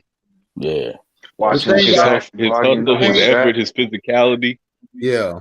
The thing I liked about Dennis was when he wanted to shoot, he could shoot. And I think a lot of people forget about that because he decided what do y'all think about Steve just get Francis? rebounds and defend. And then also what people fail to realize about Dennis was, man, as much as great as he was, man, Dennis' nightlife, to be able to leave the court and still do that, then come back to the court, that's amazing. That's a freak of nature. That's a freak of nature right there. Yeah. And then he was able to do the things he did. That's why I liked watching. That's why he's my 3rd greatest player of all time, because he was able to guard the Birds. He could guard the Magics. He can guard the Jordans. He can guard the Robinsons, and he can guard the Barkleys. And he could shut down the Shaqs. Right. He shut down the Shaqs. and that's something you never heard. Because look, I'm in middle school watching this guy shut Shaq down, because all you heard growing up was Shaq was this dominant guy, and Derek Coleman and Rodman. Oh, he definitely Rodman definitely shut down. Yeah, but people forget too. Derek Coleman used to give Shaq the business too. So I mean, it just shows you that how great like he has the inspiration on you, Nick. Because Rodman, like I think people don't understand. I think they just look at Rodman antics. They don't never look at his game. That's what I looked at, his game. Right, you know what I mean? Right. You looked at his game. And Uncle Frank, even though he saw his hair. Shaq will tell himself, Derek Coleman used to. Derek Coleman would beat the hell out of Shaq. Yeah. That's why I like Derek Coleman. Coleman fought everybody. Anybody wanted it, he'll give you the business. Yeah, but to your point about Dennis Rodman, though. To your point about Dennis that's Rodman, funny that you bring that up, man. Yeah, but I was go ahead, Nick. I was just gonna say, to your point, Harry, the fact that you know what you were saying about Dennis Rodman, dog. The fact that you have someone as great as Wilt Chamberlain say, "Why is Dennis Rodman not in the top 50 of all time?" That says a lot about the player that Dennis Rodman really was. You know what I mean? Yes. He was a top 50 player. He should have been a damn top 50. Scottie Pippen had no damn business being a top 50 player. It should have been Rodman should have been in there. Dominique Wilkins should have been in there. Joey D especially. I don't know how Joey D, who won a finals MVP, is not in there. That's mind-boggling to me. That's how I know all of this stuff is basically fixed or it's politics. So that pissed me off that everybody was looking around like Scottie Pippen. Exactly. Shoot, even the Magic, us as Magic fans was like, we be giving the business to Pippen. What the hell? Right. And then Shaq shouldn't have been on there either at the time. Shaq shouldn't have been on there. Exactly. You know, I love Isaiah Thomas, but when he said they got it right, I'm like, Zeke, man, look, I love you, my brother, but dog, Shaq had no damn business. Man, you know Zeke in his hard nose, of course. Yeah, I know. Yeah, I know you can't say it. Right, I Well, know he's doing HD is Yeah, go ahead, Sean. Sean. well, HD is it's a lag, dog. You got a lag. Yeah, you fading in and out. Yeah, C-Pen. Yeah, Derek Coleman well, was. HD is funny that you bring up how Rodman don't look at how people don't look at Rodman's play. It's kind of similar. It's kind of similar to how Kyrie's play. Who that? Oh, I'm lagging. No. You were saying you good? You hear me? Yeah, you're saying Rodman's similar to Kyrie. How?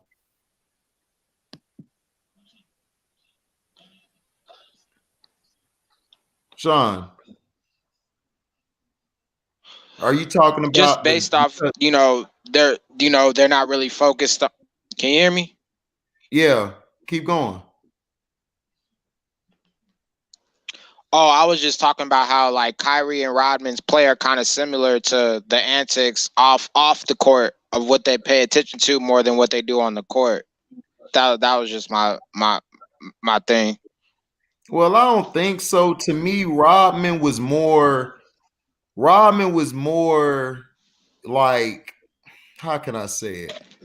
Rodman, he knew how to play the media for a fiddle better. Kyrie is basically more like, look, don't bother me. I play the game. It is what it is. Rodman welcomed the media talking trash about him. He loved it. He fed off of it. Rodman laughed. He just thought of it as a joke, like y'all hate on me and stuff. Okay, whatever. I'm gonna go out here and get 30 rebounds and 5 points, and we're gonna win. I mean, that's how Rodman played the game. Like, you gotta understand, back then the media was different. The media wasn't asking dumb questions like, is LeBron a father figure to you? No, they weren't asking questions like that. They were asking you if you put up a bad performance, like a Draymond Green put up a triple single. Then the reporter would be like, well, why you put up a triple single? Like, what happened? And if Draymond would have went off cursing, they would have destroyed him in the paper. The paper would have destroyed him, and he wouldn't have been able to recover from that as far as his image and everything. His image would have been destroyed. Do you think these players are more concerned about their image more than they're concerned about their play on the court? Absolutely, they are, because think about it. These players today and everything are worried about not winning a damn championship. And I got to go jump on this team to win the championship. You don't have to jump on teams to win championships. When Barkley went to a team, he went to the Rockets because his career was done. He basically was going to win a ring. When Shaq started jumping on teams, he was trying to win because he put his time into play. That's what I'm saying. Karl Malone did the same thing. Gary Payton did the same thing because they just wanted to get a ring. That was it. Right. So it's like, you got to understand, everybody's not, even if you don't win a ring, if you're out there trying to win a ring or you're striving to win that ring, you're going to get more respect than a person who's trying to jump to 5 or 6 teams to win a ring. It's just simple fact. I mean, I understand it's hard, but a lot of these players today, Sean, to me, a lot of them are really number 2 players, just masquerading as one. And they are. The superstars back then didn't care what the media said. They went out there and played. They talked about Karl Malone was a pedophile. He was messing with little girls, but he still was out there dropping 30 or 40. Right. and they was talking You know, bad. Right, HD, like you said, the media was a lot tougher back then, and they asked harder questions. Right. And the I'll be one right thing back, that y'all. a lot of these young cats that you brought up, you said the newspaper. A lot of these cats don't realize back in the day, there wasn't all this. ESPN wasn't popping like it is. There weren't all these Mhm. sports shows and talk shows and podcasts. The writers and the journalists could make or break you, because you know what I'm saying. Yeah, Sports Center has been around for a little bit, but it wasn't like NBA TV, TNT Inside the Game with Barkley and all that. It was the sports writers who really made or broke you. And it was like, if they wrote a bad article about you in the paper, that was how people got their news and information, through the paper. You know what I'm saying? That was how Mhm. they learned about you. You know what I'm saying? That's how Right. you got good press back then. And it was like, Mhm. you know what I'm saying? These new cats, bro, don't realize that. And they would have got tore up. You know what I'm Oh saying? Back yeah. in Oh yeah. They would have quit, man. They wouldn't even want to play the next game, Uncle Frank, man. They would have been like, man, no, man, I ain't like how he talked to me. I'm not gonna play, man. That's what I'm saying. It was different. And if people fail to realize, they And it was basically, like also too, hold on, my bad, HD. It oh, was you good? also Go too, ahead. you know what I'm saying, with the lack of podcasts and media and stuff. It was like, you know what I'm Mhm. saying. Nowadays, they can criticize you.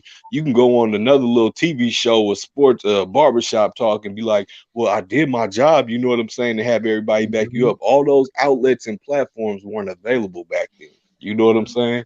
But Hmm. Mhm. can I say something about that? Yeah, go ahead, So, Donnie. You good? Go Go ahead. ahead, bro. I don't interrupt people from talking. I just let people talk. But I No, think you good. I think players, by them making more money now, they got more protection. They can Mm. hire people to protect them more of stuff leaking out.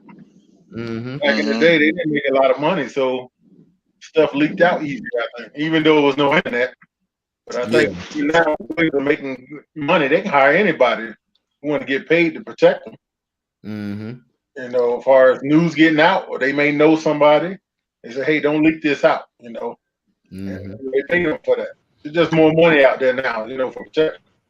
Back in the day, it wasn't when You might messing up oh deep. yeah, back when Michael Jordan or Isaiah and them was playing, they Mm-hmm. weren't making enough money like they do now. For Right. the protection to hire somebody to protect them. Right. And now they got to depend on getting businesses like Magic, to stay Mm-hmm. afloat. Even though he's done successful. But imagine if he was making that money, somebody like Magic Johnson was making that money years ago, what they making now. You Right. don't have to do all that, work so hard. Right. So It's that's a how. grind, Shit, low bro. key, It's it a was a grind, brother dog. making that money. It was a brother making. It's a brother that played in the NBA, got more money than Magic Johnson, but they don't talk about him. They don't promote him. Junior Bridgman from the Milwaukee Bucks. That's right. Yeah, Mm-hmm. I remember that name. I remember him. Yeah. Yeah. But I feel like, Donnie, to piggyback off your point you're making, yeah, the money and everything, because it was less back then, yeah, but at the same time, I just feel like these players are too coddled, and we got to blame it on the AAU circuit and then college and now high school, all of this stuff. Back when, guys played with a passion, and you got to also think about it. The players weren't jumping like they did go to a team in free agency, but back then it wasn't like now. And I agree with you, because the money now is so much bigger. You can go wherever you want now. Whereas back then it's like, look, man, we finna go here. We staying where we at. To me, a lot of players back when were more stable. Now it's like guys are like, you know what? I got this $1 million in my pocket. I can go jump here. I can go make my big career over here now. And it's like, okay, I Well, understand that. guys were maybe a little bit older and mature. I'm not saying that they didn't Right, do stupid things back then, but it right. was like back in like the late 70s and 80s, even up to the 90s, they were drafting, you know what I'm saying? Guys were seniors and then juniors. It was very Mm-hmm. rarely that sophomores and freshmen got drafted. A lot of True. these dudes had family, because back then, you know what I'm saying, business wise, you had the family dynamic was important. You know what I'm saying? Having a Mm-hmm. wife, and you know what I'm saying, not being in the tabloids, not being on some Malik Beasley type of things like Right. they are today. So Oh guys were a little man, bit more yeah. mature. It was a little bit more important to stay in place. You got your kids in school. You don't want to have to take them out of school and, you know what I'm saying, relocate them, even though it happens, with journeymen and everything. But people were just a little bit more mature. little bit more family oriented, especially because it helps you business wise, and they wanted to be settled where they were and stay with the team and try to work it out. Yeah, that is true. And adding on to that, man, like let's get to the real reality of what the bubble was meant for. If people remember, the bubble was really meant for, because people, like the teams, they weren't even playing because of the George Floyd and what happened in Milwaukee and what happened with Breonna Taylor and things like that and that nature and things like that, you know. And I feel the business, the NBA really, they try to do as best that they could with that whole situation. You know, what, you know, people speaking out, having a message and things like that of that nature. And I just commend, you know, those people that were able to have that message out. Milwaukee, like George Hill having a voice, speaking about, you look, we're willing to like not play any of these playoff games because we got real things going on the outside of basketball. This is deeper than basketball. Well, Just not players, not to cut you off, man. I'm tired of hearing that shit. F all that crap, because to me, all that crap was fake. And to me, if you're gonna do something, go the whole mile. Stop cutting off to like a couple feet. Yeah, stop being half-assed, dog. You hot or cold, bro. Right. To me, they all should have stood together and should have sat out. And if they wanted real change, that's why I don't like bringing up activism and all of. That's why I never wanted to be an activist, because the shit to me is not how can I say it? It's basically made to me to continue to get on people's pain, like people who are really going through stuff. Yeah. And basketball, if they really wanted to do something, they should have sat out and said, you know what, we're done. We're not playing right now because we don't have black coaches. We don't have black execs. We don't have a lot of blacks that are running or owner. We only got Michael Jordan. That's So to me, I didn't like all that Black Lives on the court. I didn't like that because, for one, the owners of BS. They're not going to do anything to change it. It's not going to change. So why waste that time? Don't waste time. Don't tell me you finna make me a ham sandwich and your ass came with turkey. You just should have never made the damn sandwich. Like don't get me wrong. Don't get me wrong, HD. Don't get me wrong, HD. Like, cause I'm way for like how whatever you saying. Like, I'm for that. Like 100%. Like, I was like, y'all just feeding off people's pain off, you know, y'all just feeding off people's pain, and y'all just, you know, y'all making everything make it look like, oh, everything's gonna be okay.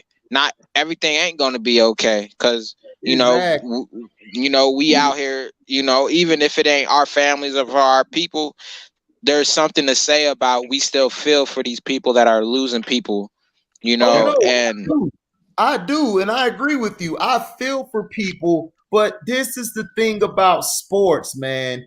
These players, they make a lot of money. They're going to go home to their nice house. We have to go to the field.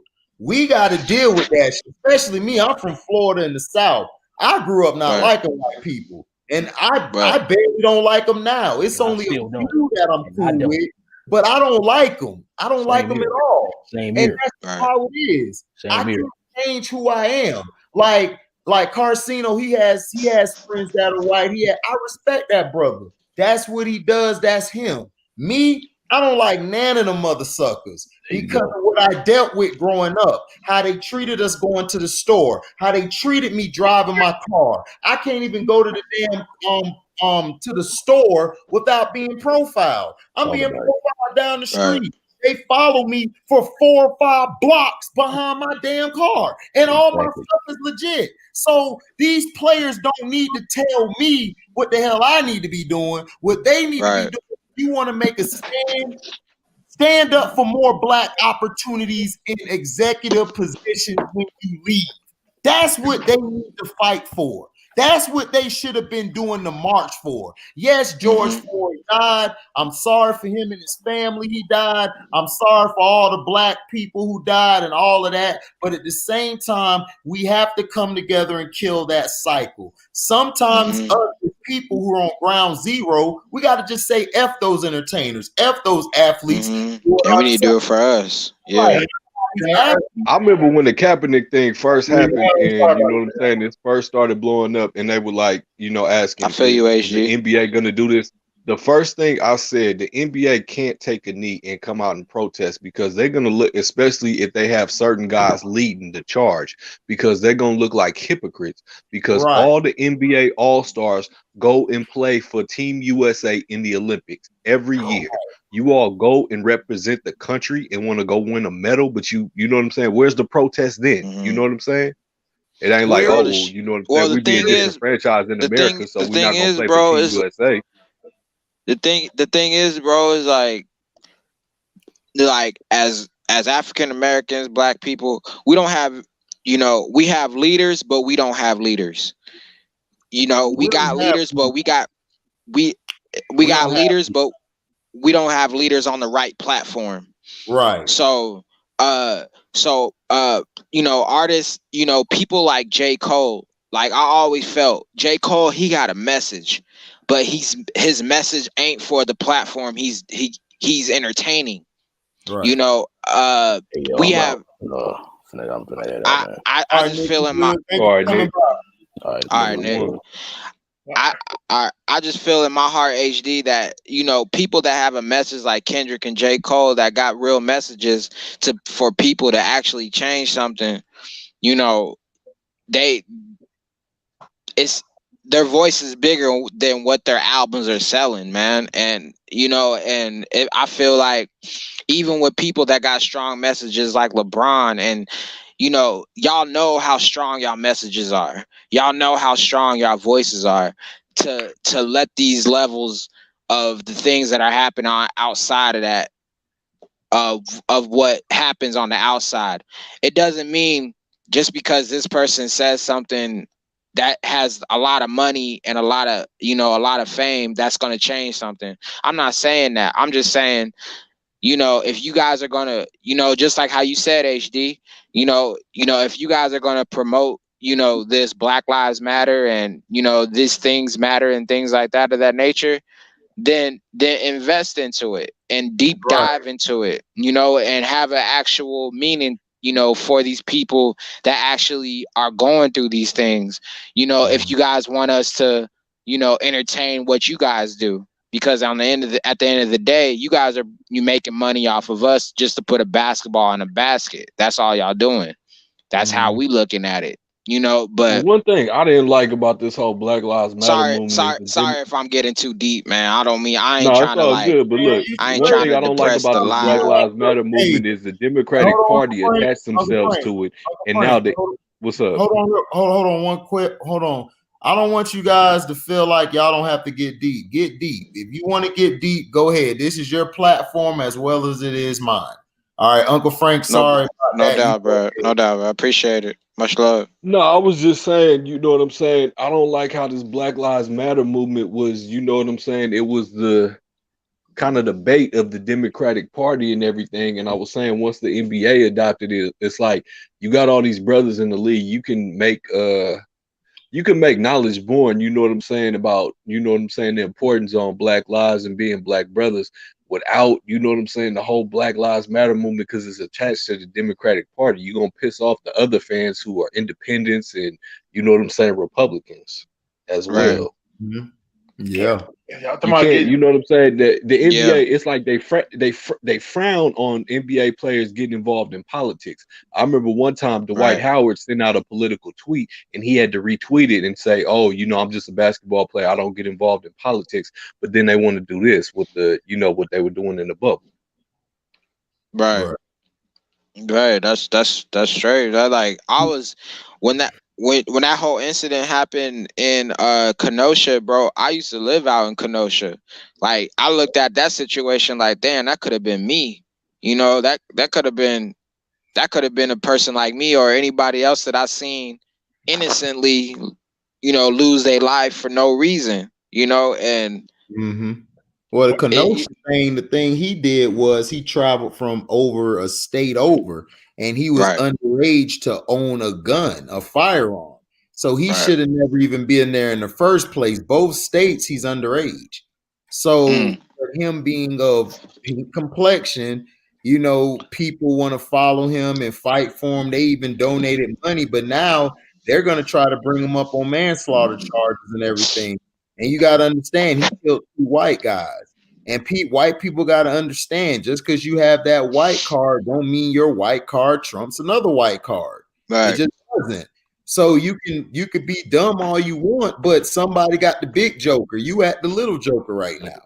So to me, he should have been prosecuted, but because he's white, like I got them stories on my page, and I have a lot of his activists come to my page mad and why are you saying this? I said, well, because it's the honest, the truth. He white. Truth. White people want to live in a box, but that's how it is in sports as well. Sports is driven by racism.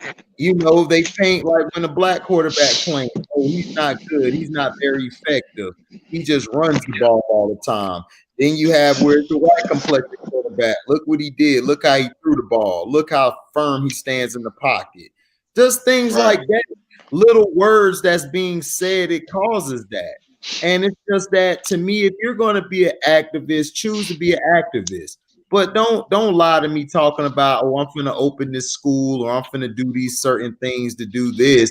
And then you go back into hiding and then you want to come out when something is on the front line to do something now. Well, something's, exactly. Like when something's relevant for you. Yeah. Right. Exactly. And that's why I feel like some of these it's trending, you want to come out, but when it's, you know what I'm saying, when it first comes out, you know what I'm saying, then you get wind of it, you ain't saying nothing, but now that it's a trending topic on social media, oh, you know what I'm saying, you want to start barking. Man, one of these damn ball players have said anything about Botham Jean in Dallas. I'm going to keep Botham Jean up because he could be me. He could be you, Donnie. He could be you, Uncle Frank. He could be you, Sean. Y'all could be chilling in your crib and a cop mistake that crib for being theirs and just blow you away. That's something that nobody's talking about. And I'm mind boggled how they said it about every black person or Black Lives Matter, who I call AKA fake lives matter, how they want to promote that they're about BLM, but they're not covering all the black people who need to be covered. That's what I'm saying. What's the point? I don't think people understand how much black people, black women, black men, black kids, like we grow up in a society where we're living off food stamps. And I don't mean to get too deep. If I'm getting too deep, just let me know, man. Good, but man, keep going, bro. Stop saying that. You know what I'm saying? Like, bro, you still in the shallow pool, bro. It's still a big old ocean out there, bro. Come on, swimming out. You know what I'm saying? I'm only 20. I'm only 28, bro. But I done seen a lot of things that make people, like, I've been called the N-word. I've been called, I've been,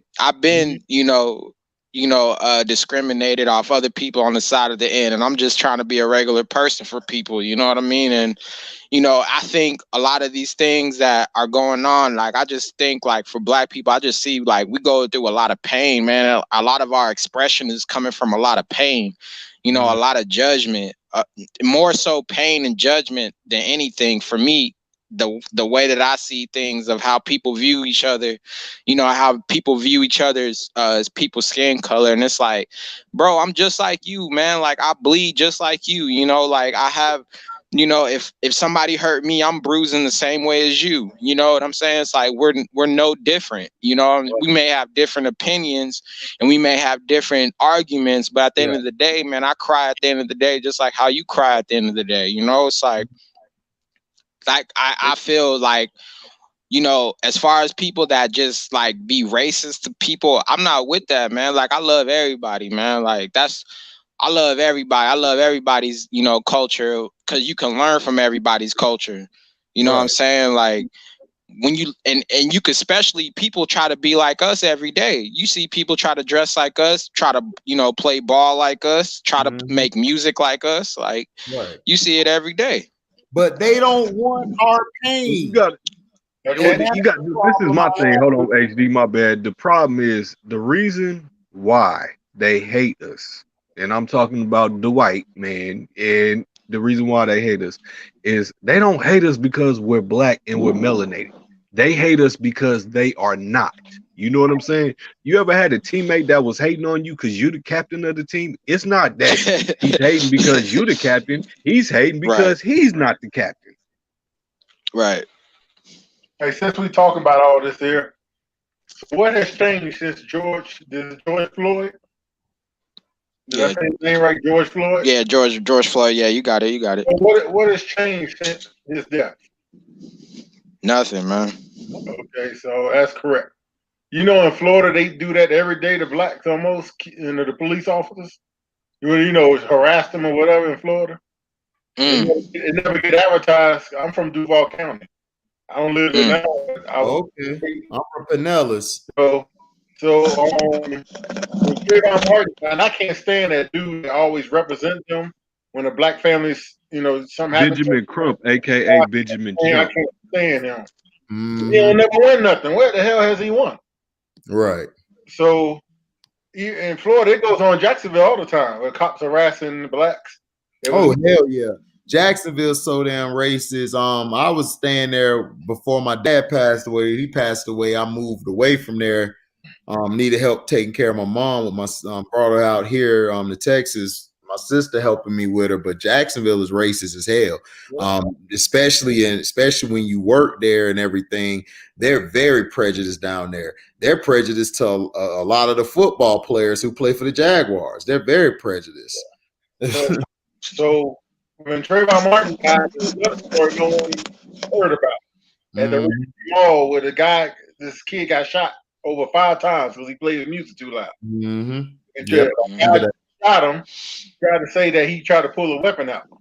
And all he did was turn his music up because the guy was like, you know, messing with him. So he told him to turn his music down, you know, he just turned it up louder. So he made an excuse to him pulling a weapon. He shot him over 5 times. And tried to pull the Trayvon Martin defense, the guy who killed Trayvon Martin. Zimmerman, punk ass, yeah. Yeah, so but that's how they do. You gotta remember, like, bro, they been, you know, they kill us off like they eat bread for, you know, breakfast and lunch and dinner. You know what I'm saying? It ain't nothing new. Trayvon Martin, Freddie Gray, Oscar Grant, where I'm at, it's the same cycle, and that's how they use it. You know what I'm saying? That's how they use it to get away with killing us. Oh, he was reaching for a gun, he was resisting, he was doing this. You know what I'm saying? So, yeah, remember there was a story the other day. They said a brother just got killed. They said he was waving a gun. He had a Subway sandwich in his hands. Yeah, in Ohio. Guy from Ohio. I'm gonna do a story on that tomorrow. I know you're talking about. Yeah, and also Uncle Frank, remember 3 strikes. I know it was a funny part, but David Allen Greer, remember the part where he had his hands in there and David Allen Greer said, "Oh, it's a gun, and they start shooting. And they do that. They always have done that, and they continue to do that. And nobody's checking them or basically putting them up on the line like, look, man, why are y'all doing all this and that? They're not going to ever come under scrutiny for it because with most people, this is the conversation a lot of people don't want to hear, is that it's an honor and inheritable what they're doing. They're coming in the honor and tradition of their mothers and fathers. You know what I'm saying? If they could enslave us and do whatever they wanted to, these people feel that why can't I do the same thing? If my grandfather can do it and get away with it, it shouldn't be a crime for me to do it and get away with it. Exactly. And the thing is also to add to that is they don't ever want to admit their faults or admit what they've done. They always want to sweep it under the rug, like you got some dust in your room, you sweep it under the rug. Oh yeah, nah, bro, we got integration. It's all good. We all leaving. Everything good. We can sit at Applebee's together. It's all good. You know what I'm saying? Ain't no problems no more. You know, it's some places just like I'll set it off, bro. When hey, Sean, Jada Pinkett. Sean, hold on real quick. Donnie, what you were saying? I was saying some places to this day in Florida, if you black, you can't enter. Yeah, you're right. Yep, some of them hick counties, some hick small towns. Yep. You better not enter. You better not let the sun set while you there. That is the truth. Donnie, y'all heard that? Donnie is telling the truth. Florida, that is the truth. Like we're scared to ride through like them small towns where if you ride through fast, like 60 or 70, they'll lock you up and you got to deal with that racism. And they'll bring dogs out to smell your car to see if you got any drugs there. They'll do that. They did that to us plenty of times, driving from St. Pete all the way to Jacksonville. Yeah, you're right, Donnie. Sean, go ahead. What you were finna say? Oh no, it was just something like I was just gonna say. It was just like adding on to what you said about Three Strikes about Set It Off, how Jada Pinkett Smith's brother, when he was gonna pull out his champagne bottle and they blasted him. Yeah, and people fail to realize how powerful Set It Off was, that scene. Like I look at stuff that happens, like that scene showed you, just like Uncle Frank just said, just like Donnie said, just like you said, just like I said, just like all of us as brothers have basically have gone through and what we have dealt with and what we continue to deal with. You know, even if we're just going to the store or anything, we're seen as a threat. And it, like the dude who waved the Subway sandwich or he put it in the air or whatever, they're going to kill you because they're that much threatened of us. They're scared of us. They know they're scared of us. They know we're better. They know we're smarter. They know that if we were able to get to that echelon where we can actually conquer it, they would be in more trouble than what they are, because they know that they physically can't handle us. Mentally, they can't handle us. Mentally, we have shown to be the smarter of them, of the races, and we have shown it. And they don't want to. Yeah, well, that's the part of when I said earlier they don't hate us because we're black. They hate us because they're not black. They know who we are. They know our history. They know we're the original people of this planet. We invented math, science, agriculture, architecture, astrology. You know what I'm saying? We invented the computer. We still, you know what I'm saying? All the music, rock and roll, death metal. It was all started by somebody that was black. So you know what I'm saying? That's why they hate us and they fear us. And one thing that they're always, you ever notice they're always trying to listen in on your conversation, because the one thing they fear is retaliation. Like the Bible says, we're gonna make them drink double the cup they made us drink, but they can't even stomach a teaspoon. And they know we owe them a big, like James Brown said, the big payback. They know the big payback is coming for them, because they know we owe them an ass whooping like they've never seen, and they don't want it. Right. Exactly, and they know it, and that's why they scared. They are very scared of us if we were able to. Scared. That's why Elijah Muhammad told you in the last days, you know what I'm saying, the white man was going to offer up his woman, just like that's why you got all these athletes with these white girls, all these little mixed babies running around, because they want you to have sympathy with your oppressor. You know what I'm saying? If a race war jumps off, oh, well, you know what? My mama's white. My auntie's white. My cousins are white. I ain't going, you know what I'm saying? Mm-hmm. That's deep right there. That is deep. That's what they want, and that's all we're seeing and everything. Look at Patrick Mahomes, for instance. They praised his mother. They praised the white girl he with. But have you really seen his dad? Have you seen them promote his dad or even show a picture of his dad? Like maybe online if you dig for it, but in person, have you seen them even talk about Pat? No. Nope. And Pat was a hell of a baseball player. But no, they're not going to talk about him.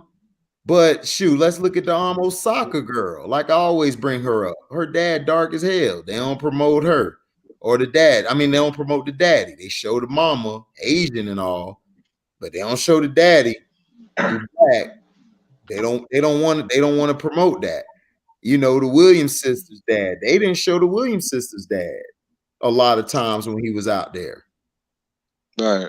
Same thing. One of my favorite actors, Vin Diesel. You know what I'm saying? I seen a picture of him as a kid, man. That he got, you know, he's bald now, but you know what I'm saying? He got some dark black nappy hair. You know what I'm saying? Grows an afro, but he doesn't want to disclose his race. Even though both his parents are black, he just light skinned.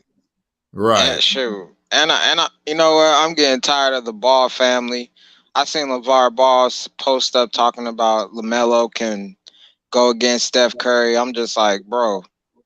I mean, what are you talking about, bro? Are we surprised at LeVar, dog? Like what he's doing? We're not surprised by this, dog. Look, You know, I know, Uncle Frank know, Donnie know that Melo would get destroyed by Steph Curry one-on-one.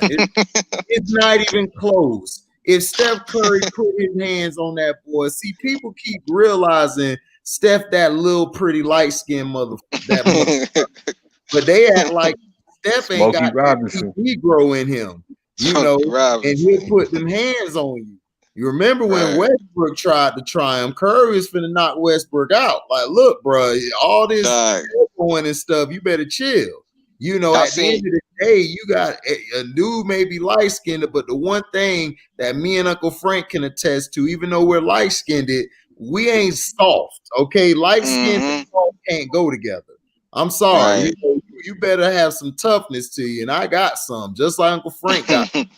You're not going to let that push you over. You're going to fight back. So, and to me, LaMelo ain't nothing but look, LaMelo look okay. He hasn't blown me away. He hasn't dropped anything. Let your son play. Let him actually get acclimated. He's on a right. They're in the league now. You don't need to do the hype job like when you don't they need were to be in high promoting school like Don King and shit. Like, chill out. Right. Exactly. And that's what I'm saying. It's over with. Let LaMelo play. You did that to Lonzo. You torpedoed Lonzo's career because you were talking all this crap and he got his head busted in. That's how the league works. You can't just put a target on your son back. Your son already has a target because he just came from college. Now he's taking somebody's spot, a veteran spot. There's other veterans out here who want that shine too. And you're going to get that foot put up your butt because you think you're big and bad and you're not. You're not built that way. You have to play the game the right way. You can't come into this game thinking you're allowed to just say whatever you want, do whatever you want. And LeVar keeps putting a bullseye on his kid's back. Now, as a father, I feel him. That's his sons. He wants to brag. But it comes a time when it's like, dog, shut the hell up now. Like, shut up now. Yeah, because like you know what I'm saying. I agree with you 100%, bro. The kids are in the league now. You already hyped them up to get the, you know what I'm saying. Right, you got the hype you got the hype for the brand. You know what I'm saying. You got the hype for the little internet TV show. You know what I'm saying. You done made your bread. You done sold all the wolf tickets. Now it's time to let them play out. Let them work it out. Yeah, exactly. But I do want to give LaMelo some respect and a shout out because most cats, you know what I'm saying, in high school, they usually hold themselves a year back to give them advantage. LaMelo was bumped up a year to play with his brothers. So technically LaMelo should be a freshman, should have just graduated from high school last year. He's supposed to be a freshman in college right now. So I will give him respect for being, you know, a top 10 player and bumping a year up to play. Right. And you know what's crazy is like none of his sons be talking the way LeVar be talking. Right. They just be trying to play their game, but they got their dad the mouthpiece, you know. So right. I mean, but well, you know, they like HD said, they light skin, soft and watered down. LeVar, you know what I'm saying, the homie from LA. Right. LeVar got that boisterous personality, you know what I'm saying? So he from South Central. He ain't caring. Thank God he plays sports. Imagine if LeVar was your big homie. C-Pen in the house. Without a doubt. Like, shit. Pat Mahomes is the cat they rapping about. What's up, C-Pen for the win? What's good, y'all? Man, shout out to C-Pen who got that clean ass studio with the little partner interruption highlights, man. Like, you know what I'm saying? The topic just highlights it and it just scrolls down. Man, I see you, C-Pen. It's so pretty, man. I'm like, damn, boy, C-Pen manured all over my page. I give him respect. I'm about to call my agent like, Cino, get me on the C-Pen show. Right. Hey, you never know. I might need y'all one day. Oh, don't worry. I'm gonna need y'all one day for sure. I'm ready. For sure. You know, me and Uncle Frank gonna come on there unfiltered. Well, I'm gonna be unfiltered.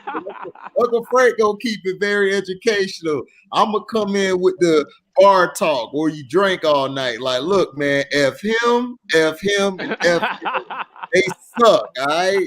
Now let's. No, I think that Tupac from Oakland might come out of me. First of all, F LeBron and the Lakers y'all claim. Ooh, quit playing. You claim to be a player, but I smashed your wife. Uncle Frank in the building, bang for life. Uncle Frank gonna come with them murderer. I ain't never heard of you. Just let me cover that thing, Uncle Frank, after you. Like, get out the way, yo. Get out the way, yo. He knows his boy just got dropped. Hey, see, that's the back. Hey man, that rant did have me feeling like Tupac for a minute though. I ain't gonna lie, dog. Yeah, I It told just had me so hot. Yeah. I told you got a little Negro inside you named Mabuku, and it came out. Shoot, it might come out again this episode after what I heard about LeBron and Giannis. That Yeah. pissed me off. Yeah, and I'm gonna watch that because I gotta make sure y'all go subscribe to C-Pin for the win. I'm gonna put it Mbuku from the Jabari tribe. I'm like, where have I heard that name from? I had to think about it for a second. What's that? When you said C-Pin got a little Mbuku in him. Yeah. Uncle Frank be catching all my slick. I got a slick mouth. That's why my mom stabbed me as a kid. My mouth slick. Yeah, man. But yeah, C-Pin, that's the thing we're talking about with Skip Baseless, I call him. I call it Shannon No Sharp, aka the horse mouth. And we got Skip Baseless, aka he gonna hop on somebody's stick the next day talking bad about him. He basically talking about Giannis is basically a complimentary player because he wanted to stay in Milwaukee, that he doesn't want to win championships. So tell me, you being in a small market like Kansas City, like, how do you feel about that? That's dumb as hell. First of all, it just shows that Giannis is not built to just chase after chips, trying to go the easy route. You know what I mean? He wants people to come to him, and that's what Giannis has always been about. So I respect Giannis for taking the bag and trying to do it the right way, stay in Milwaukee. See if you can do it there. Because I mean, it's not like Milwaukee ain't won a chip before. I mean, Kareem Abdul-Jabbar won a chip in Milwaukee and Allen Robinson. So anything's possible. Right. And that's what I'm saying. It's like, even, I just get tired of this stuff that the notion is, first, you wanted him, you want a guy to stay. You got mad because LeBron went to Miami and he stacked his team. And then you got mad at KD for going to the Warriors. And now a guy who's like, look, man, I want to stay. I want to try to win. I want to build something here. We got something special here. But yet you just manure all over him, especially Shannon. These guys here to me, they don't know what they want. I think the media is so up for Brownie's butt and these superstars' butt that they don't know what the hell is right and what's wrong. Like, if Luka did this, they would have been praising Luka. So you already know, man. You already know, because the Shannon Sharp, of course, man. The Shannon, he got to stick up LeBron's butt all the time, so he don't surprise me one bit. Damn, bro, also, I be getting tired of Shannon Sharp. Threat towards LeBron. Mm-hmm. Anybody's a threat towards LeBron, they diss him. Right. Go ahead, Donnie, what you were saying? Obviously, y'all got to realize it's TV. It's all about the ratings. Right. You're right. He got to highlight Stephen A. Smith. He got to hype himself some way where people want to watch. Right. Same thing with, Shannon. He's changed. If you look at the first time he started to now, he's more vocal, or, with the goat mask and with the liquor on the table, he kind of laid off of that. But it's all for people to watch, Shannon Sharp be pandering to black people and shit. I be feeling like, man, to me, it's not pandering. It's not just black people. To me, he's being more of a buffoon. Instead of talking about what the game is and what's the game about. Like, I understand you can support LeBron, if that's your favorite player, that's fine. But you're in journalist now, man. Journalist is unbiased opinion.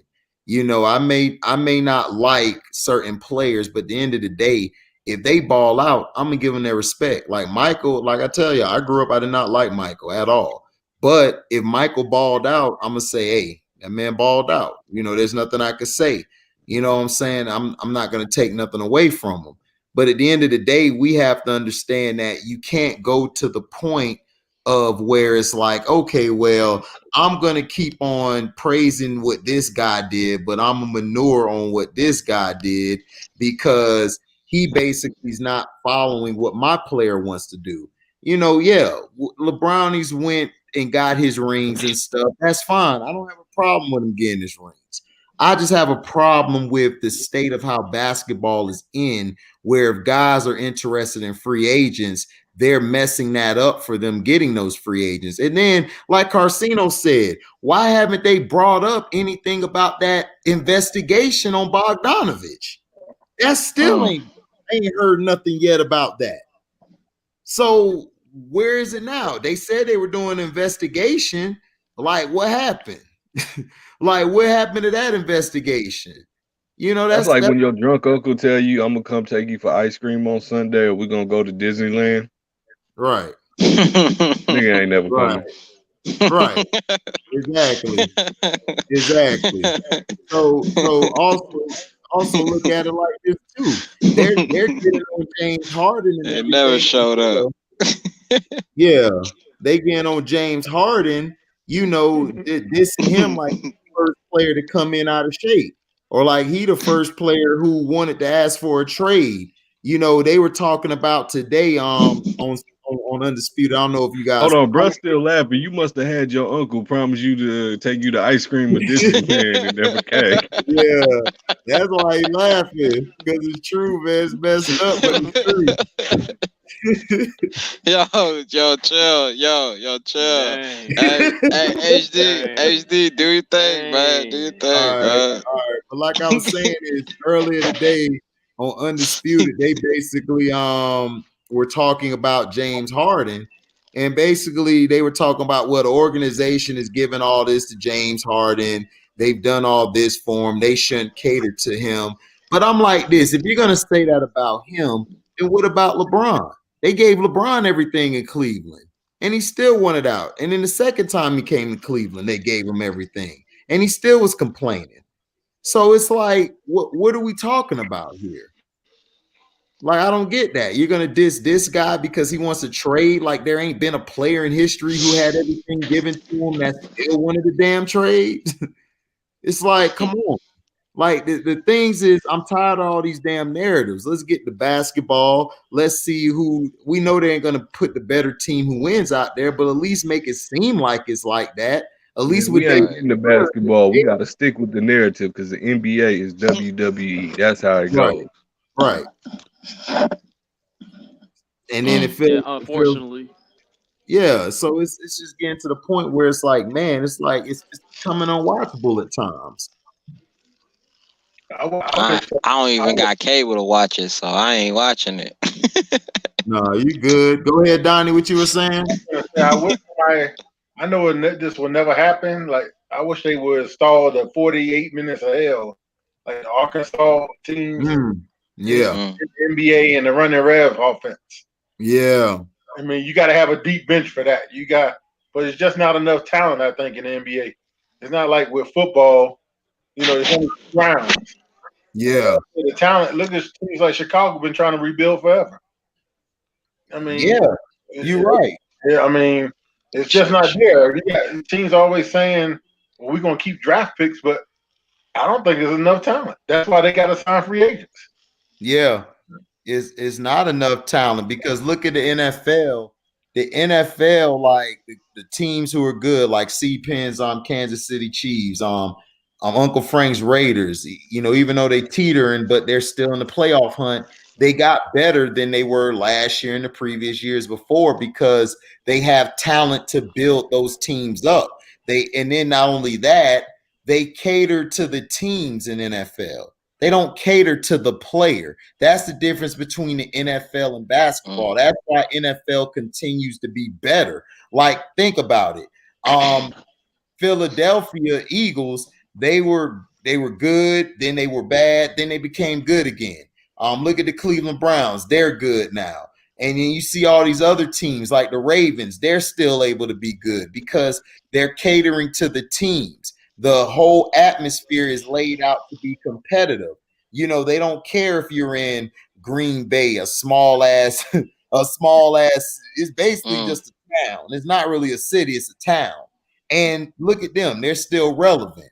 You know, so that's the thing that is wrong with basketball. Basketball is catering to their players instead of making sure their teams are fine. So Right. Shout out to my Eagles. We out here. I do get upset. Yeah, I just want to follow up on what Donnie said, though. No, go ahead.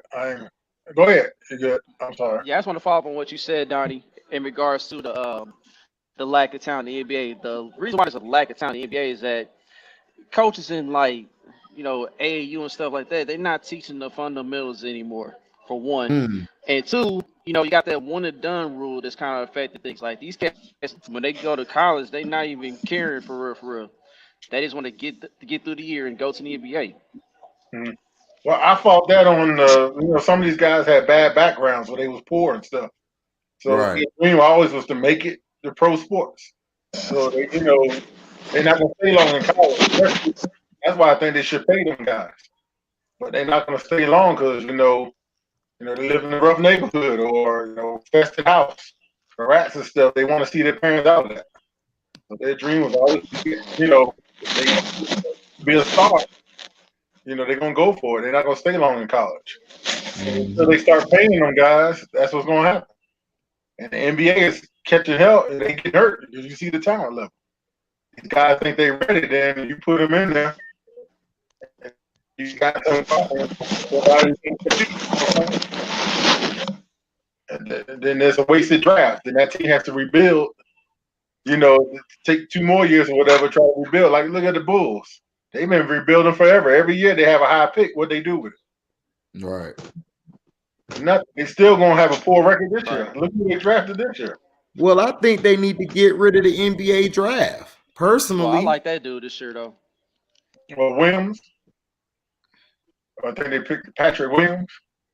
Yeah, but I think they just get rid of the NBA draft. How could they get rid of the draft though? It's, you know what I'm saying, centuries of tradition. NBA, NFL, MLB, that's the Army, that's a part of the system. Yeah, I feel you, but the NBA, like, I'm just saying, the draft really doesn't mean nothing anymore. It just doesn't. Like, a few teams have came up and done something, which is like, let's say, like the Miami Heat. You know, if you have somebody like Golden State, like how they built their team up.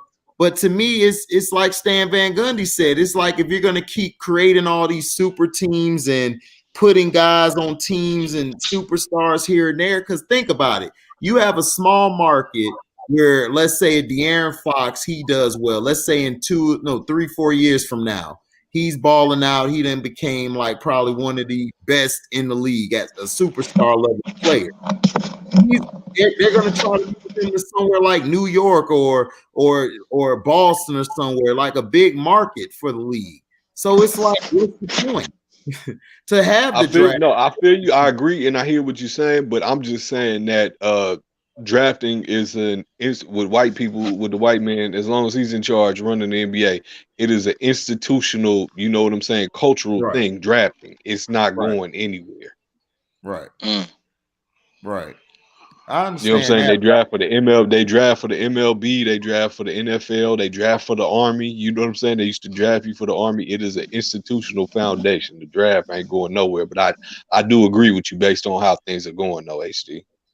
Yeah, I feel you on that too, Unc. You're right. Like, it is an institutional thing. It's institutional for, you know, them to have their control and stuff. But it's just like I just don't see no point in it no more because let's think about it. It's only really 4 teams that everybody really gonna care about. You know, it's the LA Kings, it's the Golden State, and then you got who else you got? You got I forgot. Miami, Milwaukee. Milwaukee, Miami, Boston. Milwaukee. I say Milwaukee. Milwaukee. They don't want to push no Miami up there, man. Miami too rugged for them. So Ain't nobody trying to see the Wizards. It's like, right. oh man. Right. It's all about like 4 teams and everything instead of the league. Like, I mean, at least we would have had better basketball, like when you like make it even for everybody. And the draft, like I love the draft. Like I love watching it. I love the chess moves that some teams make, you know, and then I like to see the dumb things that the players make. Like, I mean, the management makes. They make some dumb decisions. They'll pick some dumb players where you're like, what the hell he was thinking? So to me, it's a mixture. I have mixed feelings on it, but I just feel like the draft is just a waste of time now in basketball. Unless we got more people like Giannis who stays with the team they develop with, and then they're like, you know what, I'm gonna stay here. So I don't know. What if the league was not based off superstars and they just had to make teams of what they were? So if let's say if, you know, once Giannis and Russell Westbrook and LeBron and these players retire, what's the league gonna be like when these players retire? The league will be fine if they promote it right. Because look, you got De'Aaron Fox, you got Jason Tatum and Jaylen Brown and them boys in Boston. You got Jimmy Butler, Donovan Mitchell, Luka Doncic. Right. Because these superstars right now, they about to go in their 30s right now, bro. Like Steph Curry in his late 30s right now. No, I'm just saying, if you're saying those guys leave. Let's say Steph left. Let's say KD left. Right. Let's say those guys left, right? You still got De'Aaron Fox. You got Luka Doncic. You got Trae Young. You got Tyler Hero. You got Donovan Mitchell, what Unc said. You have Ja Morant. The league is fine. Zion, you got a fine league if these guys leave. Your league will be fine. So that's why I'm saying I just don't get this notion to keep promoting LeBron James. Like, just move on. He got his 4th championship. Push him to the side. You guys feel he the greatest, whatever, blah, blah, blah. Let's add some more. I want to see these guys grow. I want to see how the league I want to see how when they give it to these young bucks, I want to see how great the league is. Look, I grew up with probably the greatest draft class I've ever seen. You had Kobe, Ray Allen, Zydrunas Ilgauskas was in that draft. Allen Iverson was first pick. You know, and to watch that talent. Stephon Marbury. Right, Stephon Marbury, Kerry Jermaine Kittle. O'Neal. Shout out Kerry Kittles. Sharif Abdur-Rahim. Dog, you had a plethora of talent that carried the league for 10 years. They carried the league for 10 years. They carried it.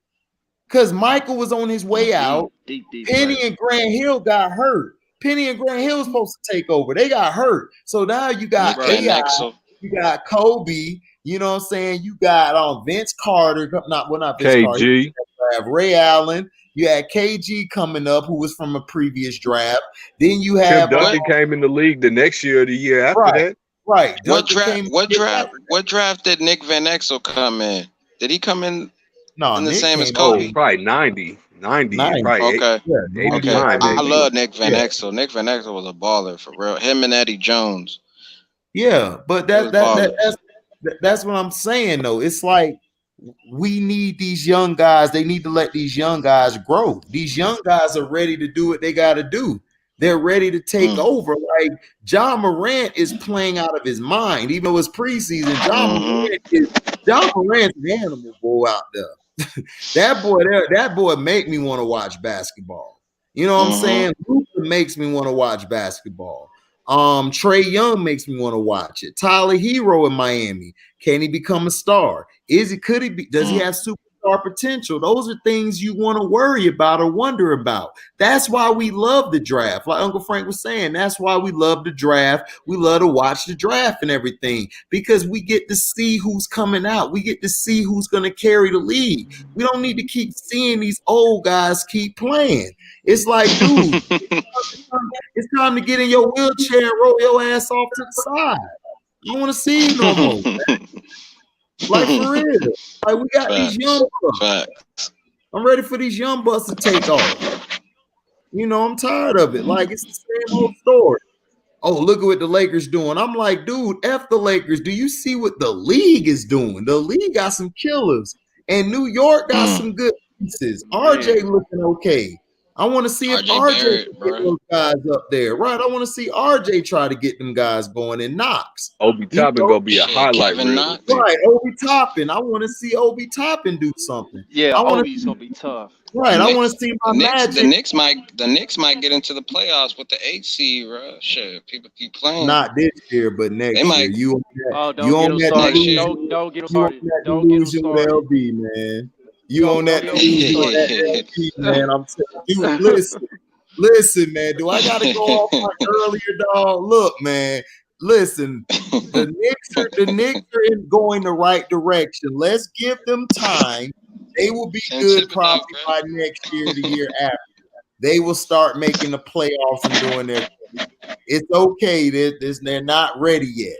They're not ready yet, dog. You still got other teams. These boys coming. They coming. Yeah, they coming. shoot. They coming. But guess what? You know, it's gonna be a year from now. You know, they're coming.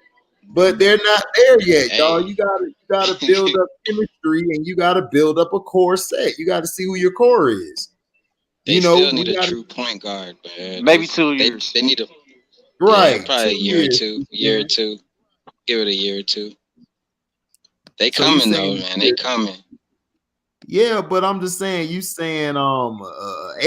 who they gonna bump out? Because look, these the teams, okay.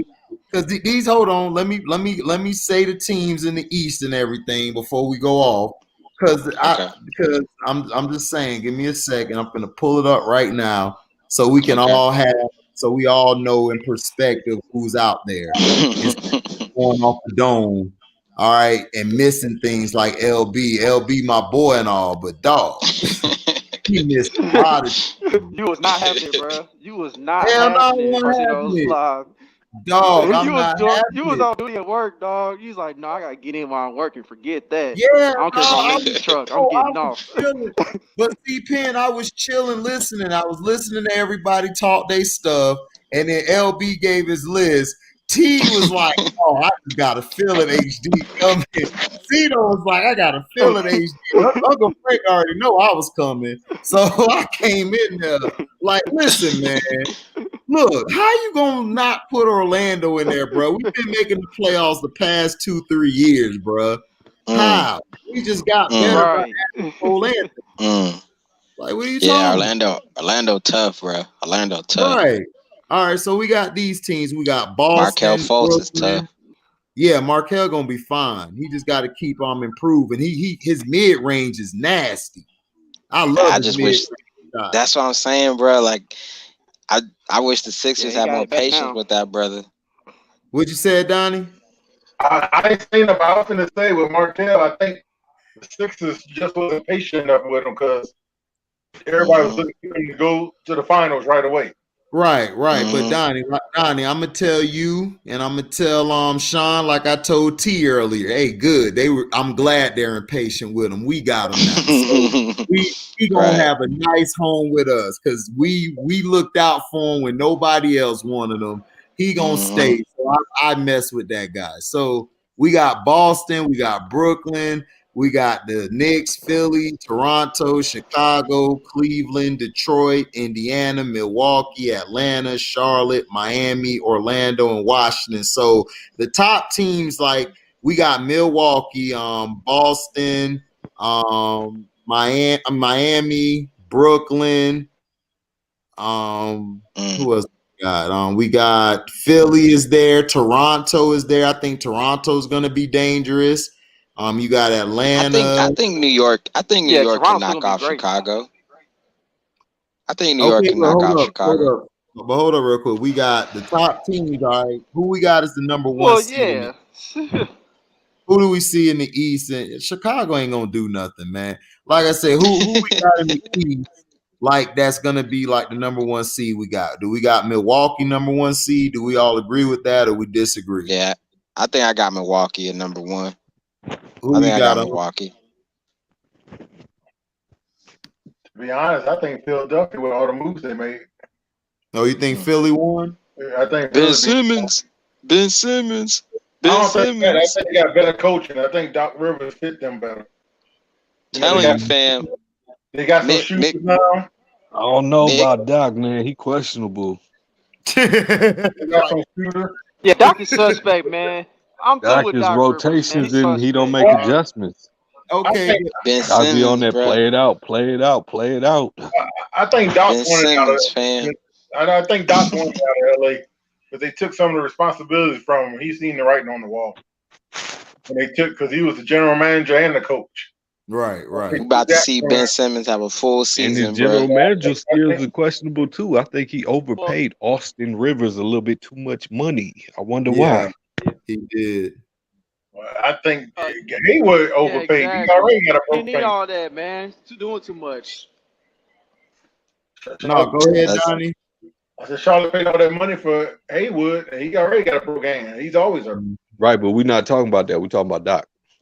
Well, Doc, like I said, I think Doc wore out his welcome in LA. That don't mean he's a bad coach.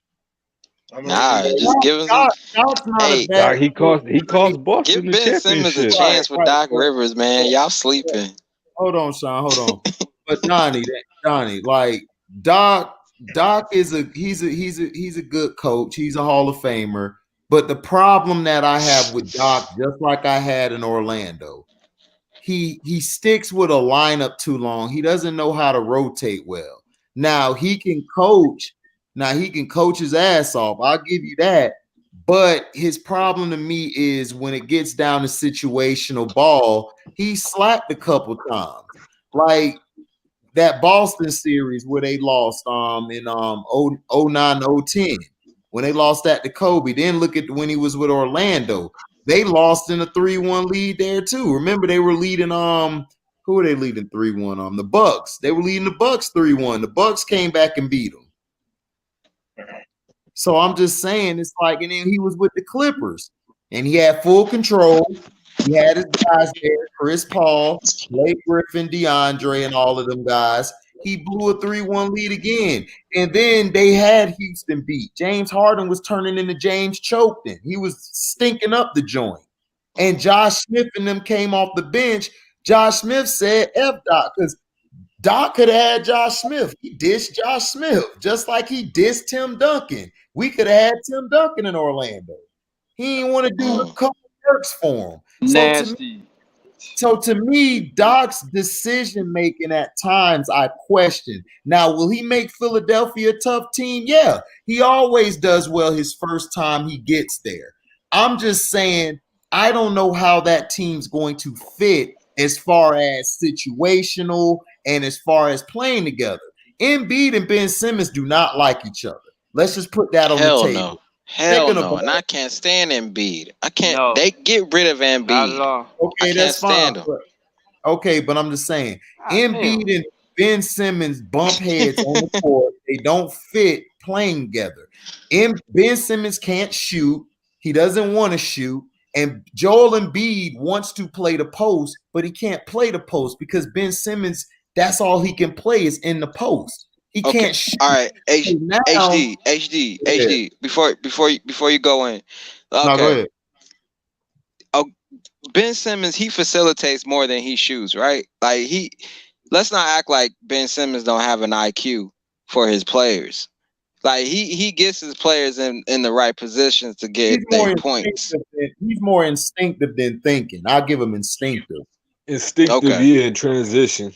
Right. Okay. The game ain't always played in transition because you get when the fourth quarter, when the game is tied 4 minutes on the clock, it's a chess match. Right. It's not always a transition thing. But he still be pissing me off, but I get what you're saying. Ben Simmons pisses me off, but I know like his IQ and to get his positions and his players in the right position, you know, he does what he does, but he just can't shoot. He just can't shoot. Right, That's understand the thing, man. Or he don't want to shoot. Yeah, either he just can't shoot or he don't want to shoot because he be showing videos that he be shooting. I don't care about them goddamn videos. Right. I don't care about that crap. Look, man, I don't give a damn about your videos. Right, I doing don't it give in a the damn game, about dog. what you do Doing it behind in the the scenes. game. Right, exactly. Like C. Penn said, do it in the game. Like, do it in the dude. That's like me going to the court with you and Uncle Frank and C. Penn and Donnie saying, "Man, I got the wettest shot. Look at this video. You see me making everything." We get out on the court. I don't even attempt a shot. I don't even shoot a shot. Even if Uncle Frank set a nasty pick for me, I'm still passing it to C. Penn. C. Penn, like, dude, he's open. Dude, that's Nah, all. do you know what that's like? That's like somebody how he posts these videos and upload them on the YouTube, and then he don't shoot no shots in the game. That's like somebody who posts and uploads shadow boxing and you know, doing Muay Thai kicks, and then when they go to the park and to the block with the homies, they don't do nothing. The homies get up in their face, they ain't about nothing. Right. Exactly. And that's what I feel Ben Simmons is, cuz like I don't see it. Like Joel Embiid, you could talk crap about him all you want, but Joel Embiid, he can make the shot. He can shoot the shot. The only problem I have with Joel Embiid is him being lazy and his nutrition. And he's injury prone. Yeah, and he's injury prone. Oh my God. So, but Ben Simmons is injury prone as well, and he can't shoot. So it's like Okay. you Oh, gotta all right. HD. So it's like the HD. video HD. don't mean nothing. So You let's can say. post all these videos showing shadow boxing, but if you go to the block and the homies like, "What's up? What's popping?" and you ain't about that life, you know what I'm saying? What good is all that video for? Exactly. So Go ahead, Sean. So HD. So do you think it would be a different series if Ben Simmons didn't get hurt? Do you think they would still get eliminated by Boston? Yeah. Yeah, they would have got eliminated because you got to understand. I don't think so, man. Okay, but listen, you got to understand. Jason Tatum. Boston has played Ben Simmons well in the past. You said what? You said what, C-Pen? I said Boston has actually played Ben Simmons well in the past. They always playing well. All you got to do is put him in a half-court set. If you put Ben Simmons in a half-court set, you will win. That's all you got to do. Don't let him transition. Don't let him do nothing. Get on his hip pocket when he's trying to run around with the ball, like get all up in his grill. Then when you're trying to do the screen, when they're trying to set a screen, go under the screen because he's not going to shoot. You can cut him off every time. It's not hard to defend Ben Simmons. I could No, it's defend not. Ben It's Simmons. not. Yeah, right. Exactly. Me being 6 feet, I could guard him. It's not hard. All I got to do is keep going under the pick and push him to my help. Because, see, you got to understand, Boston has a great team defense. That's one thing I give Boston. They have one of the best team defense out there. I'm not even going to lie. But, in the East, yeah, they right. do. No, overall, they do. Overall. Okay. Even Shit. they're better than. I was trying to give them the benefit of the doubt in the East. Boston could beat half the teams in the West. They could beat half those teams. So all I'm saying is defensively. And they've done it before. Yeah, they've done it before. So if you look at them defensively, all they're gonna do is force Ben Simmons to his to his left. They want him going left. Ben Simmons shoots left, but he's right-handed. No, my bad. He's right-handed and he shoots, but he's left-handed. I don't know. He's some type of ambidextrous, but he sucks when you cut him off from getting to the lane. Then he's going to look to pass it. Then he's going to try to get the ball in the post. Soon as he get the ball in the post, see, even though Marcus Smart is smaller than him, Marcus Smart got a better low center of gravity. This is what helped Joe Dumars play Michael Jordan when Jordan tried to post him up. He got all up in his back. Like, right here, your back, right in here. If I get right here, you're done. You're done because my arm is strong, so I'm pushing you out. So you ain't got no moves. You're done. You can't do nothing. You don't even have a post game, bro. If you had a post game, then that's cool. I would put you in the post, but he don't have no post game. Then he can't play off the ball. He can't play off the ball. He can't even run through screens. He can't even run through sets. The guy's IQ, man, like I understand you like him, fan of his, but he's more instinctive than he is IQ wise. His Okay, IQ all right. is not high. I get where you coming from with Ben Simmons thing, but you think that it comes from being in the system? Because we still haven't gave a chance of how he can play with Doc Rivers' system. You know, I say for me personally, I say, you know, give this team a year. If they can't figure it out in a year with Doc Rivers and Ben Simmons, then just dismantle that whole team. You know, dismantle Ben Simmons and Embiid and figure it out from there. Because you still, at the end of the day, you still got. Let me tell you this though, Sean. Let me say this to you. Rajon Rondo, when he was playing with Doc, he couldn't shoot, right? You wouldn't say he was a prolific shooter, right? But you know what Rondo he did? couldn't shoot a lick in Boston, but he's right. I agree with you. But you know what Rondo could do? Rondo could run a half-court set. Rondo knew how to play off the ball. That's the difference between him and Ben Simmons. Ben Simmons can't play off the ball. He can't he can't do screens well. He can't come off of screens well. Even though Rondo couldn't shoot, Rondo could get to the next level in a half-court set. He didn't need to run transition all game. So that's all I'm saying. We're going to see. I'll give him a year, but I just don't think unless you have a grasp on how to run a half-court set, he don't have that type of feel to me. To me, he's like LeBron. Both of them are very right. They're not high IQ players to me. They're very instinctive, though. If you want to say as far as instinctive, yeah, they can make any pass you want to. But as far as a player high basketball IQ, I would take Jason Kidd, who can't shoot a lick early in his career. I would take Rondo, who can't shoot a lick early in his over both of them guys right now. Like, seriously. So that's what I'm saying when me and Uncle Frank and us saying that, and C. Penn is saying that because he won't shoot. We're not trying to diss him. We want to see Ben Simmons do well. I want to see him do well. I think when he came in the league, he's exciting. But you have to grow your game. You can't. If Kobe had to grow his game, Kobe shot 3 air balls or 4 air balls. The dude came back wetting all them shots. Then he lost that same year. shots he missed. Right. He lost that year. Came back the next year. The dude had a solid post game. This is a kid at 19 or 20 with a post game. That's unheard of at that age. And then able to take you off the dribble. He worked on his crossover. He worked on his defense. He worked on how to play off the ball, coming off screens, setting picks, getting the ball in the corner, getting the ball at the elbow. He made that a habit. And I question Ben Simmons' work ethic as well. I don't think he works on his game like that. I don't think he does. My question is with I always have a lot of questions on defense with offense. What are the main things that you have to read on defense in order to stop offense of their transition and their you know, they shoot let's say a team shoots a lot of threes, like what's the transition to what do you have to set, you know, to I don't know if this question makes sense, but what do you have to set on the defense to limit that transition for them to stop doing what they're doing? You know what I mean? Well, first you got to have chemistry.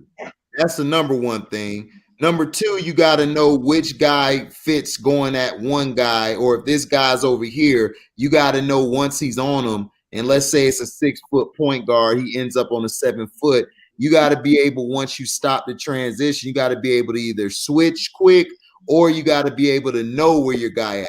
That's also a key thing. You got to know where your guy at. You got to look. You got to look around. Where the guy going at? You got to hit that guy. You got to go to that guy. That's how you stop transition and communication. Boston played, to me, some of the greatest defense on transition of anybody.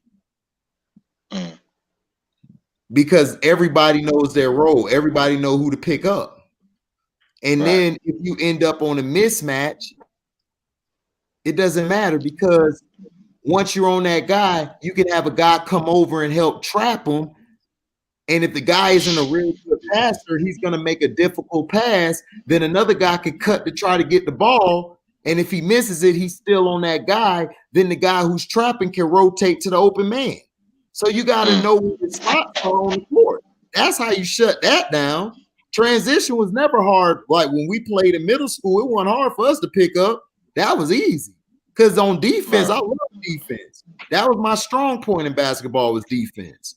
Offensively, I was a good passer and could post you up and run the offense, but I wasn't the greatest shooter. So I knew I would have to do some things like set picks and then get into my spots and come off the screen. So to me, when you're guarding the transition, it's not that hard.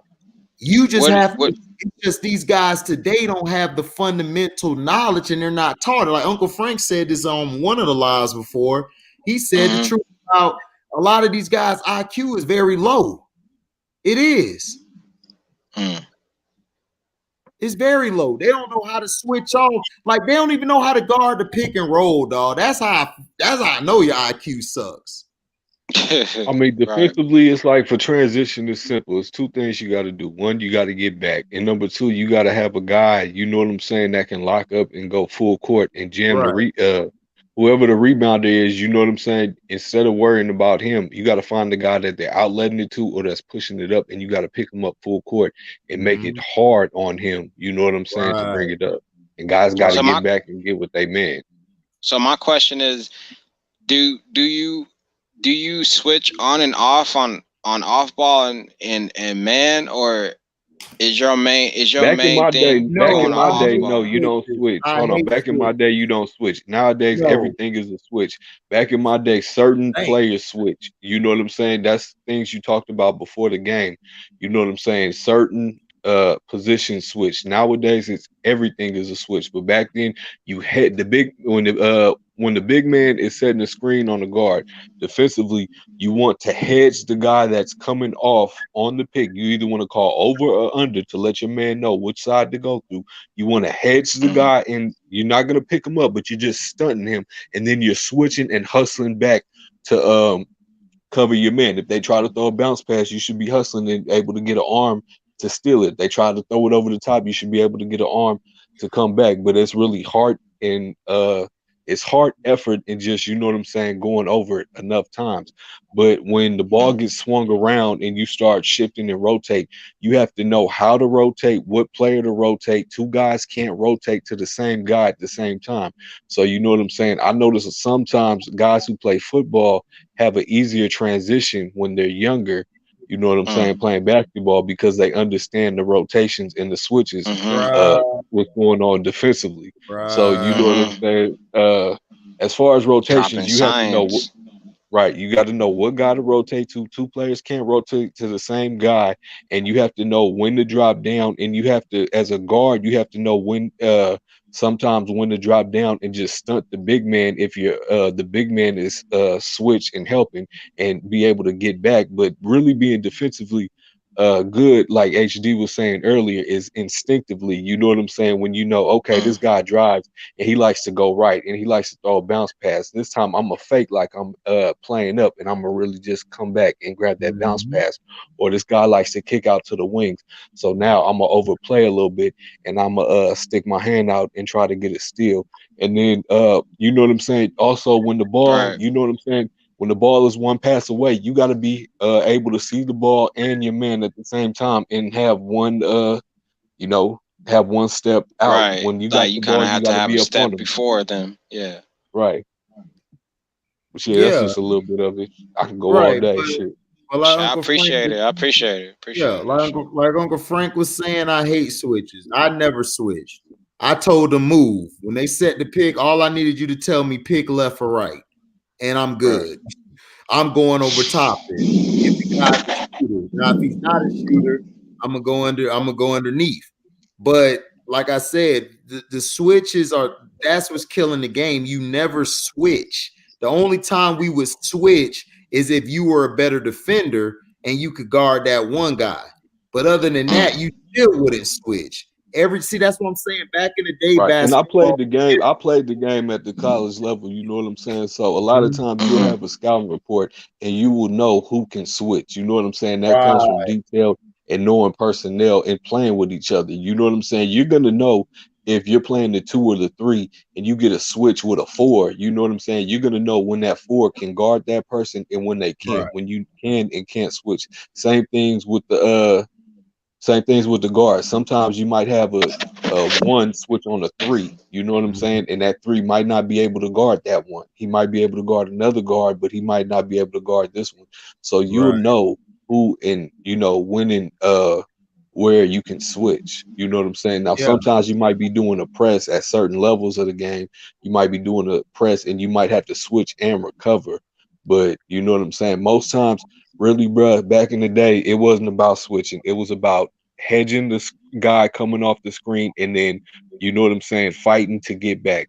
You would either tell your player to go over the screen if the guy could shoot because you don't want him coming off the screen for a shot. If he couldn't screen, the best way was just to tell your guy to go under. You know what I'm saying? To go under the screen and to come around because it'll be right there. You know what I'm saying? Trying to go to the right. Right.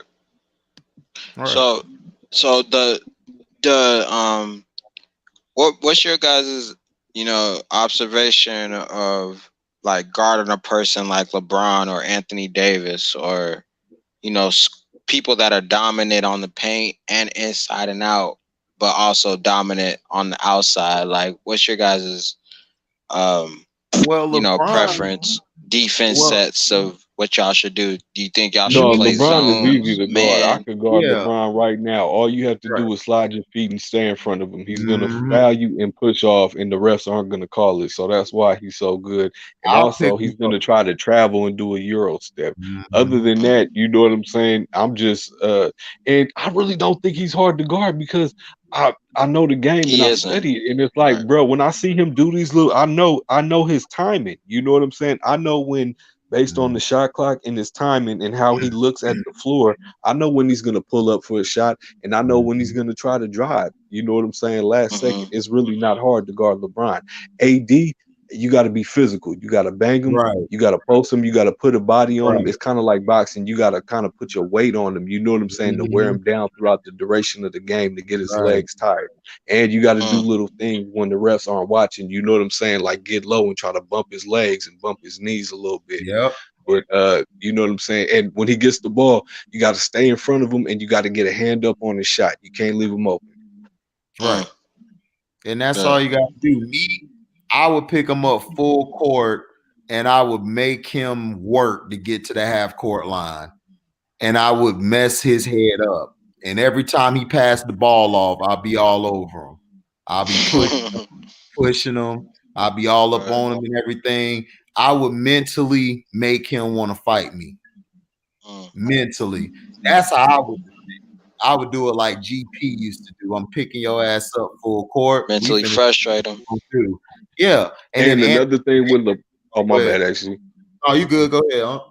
Oh no, I was gonna say another thing with LeBron would be, you know what I'm saying, when he gets when other players have the ball and it's like 12 seconds on the shot clock, you know they're gonna give LeBron the ball.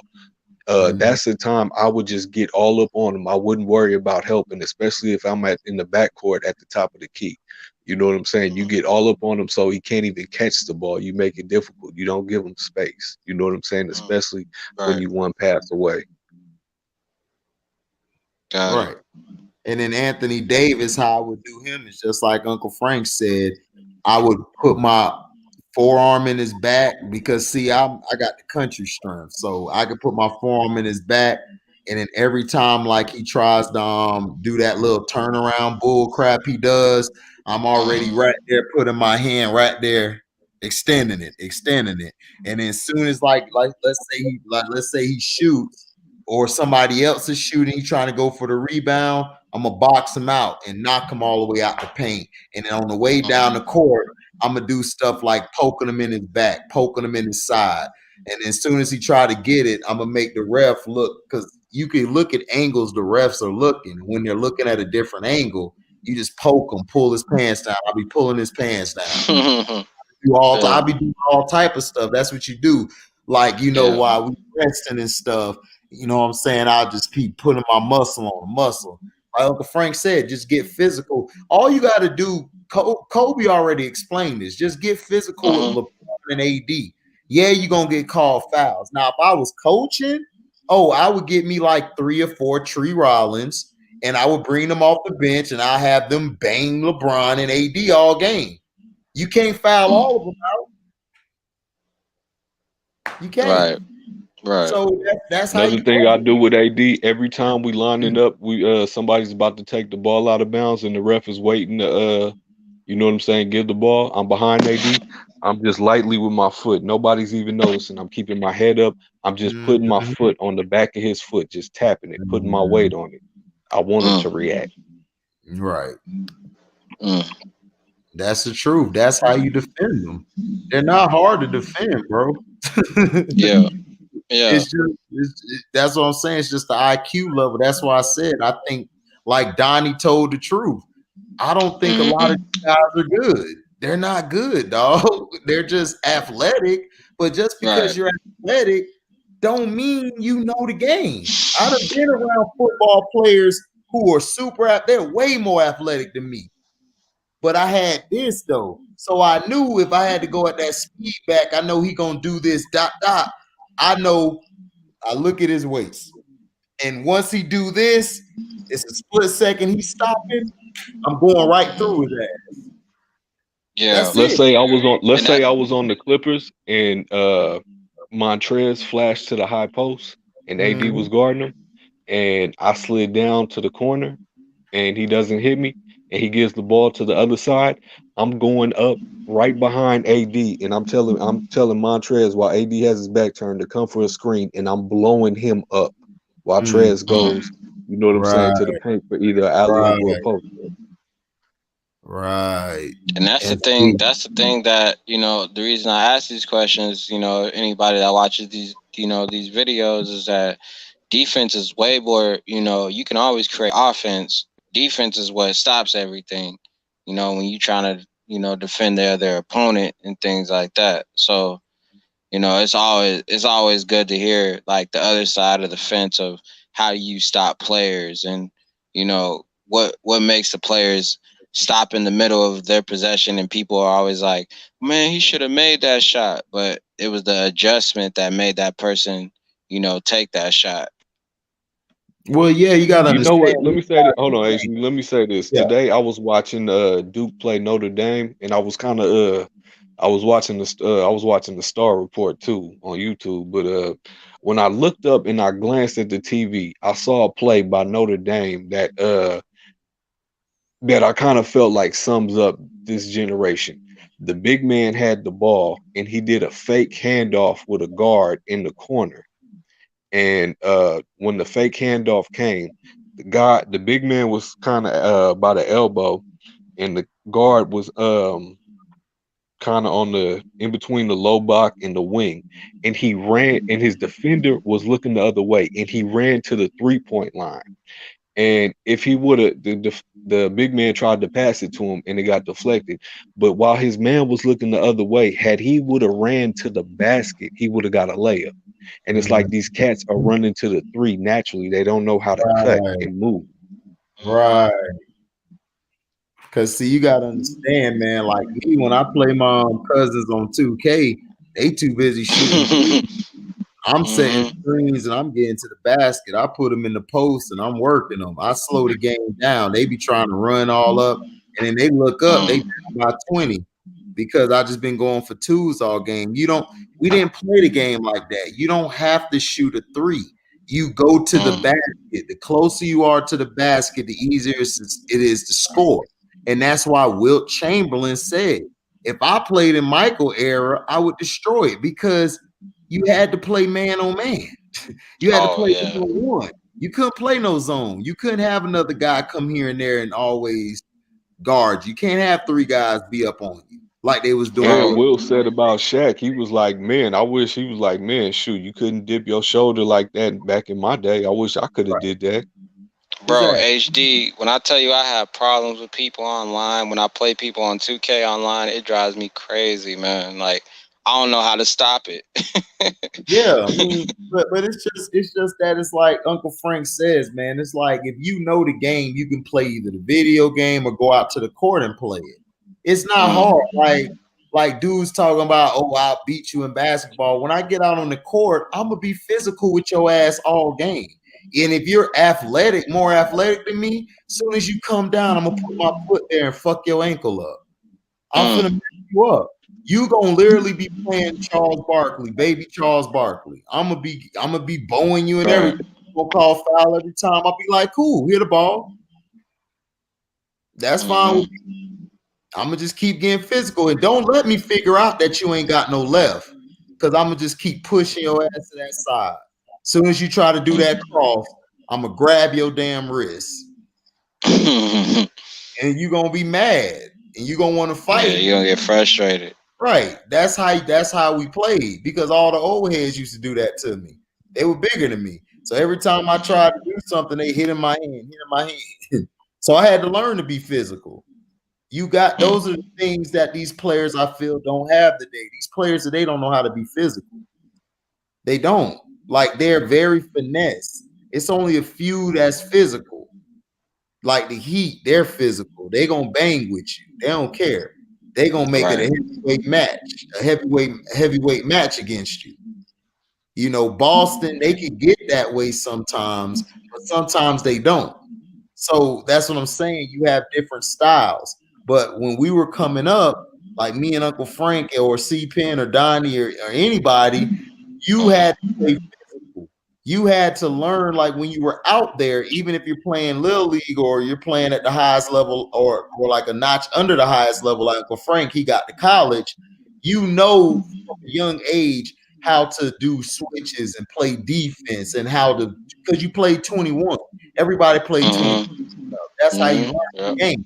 That's how you build your game up. Then when you run full court, that's when you learn how to watch and play basketball. Now you know how to get this guy the ball. I know Uncle Frank got a wet ass jumper. So what I'm gonna do down the court, if I'm running the point, I'm gonna come down court, pass the ball over here to C-Pen. I'm gonna set a nasty ass screen so Uncle Frank come open to either go for either the three, or he'll have a lane to shoot from the mid range, or he can get to the basket. That's how you played. You played with one another. It wasn't about who scored the most damn points. It was about, look, we winning as a team. We didn't care. If C-Pen shot was hot, me and Uncle Frank gonna be like, look, C-Pen, we finna get you the shot because you hot right now.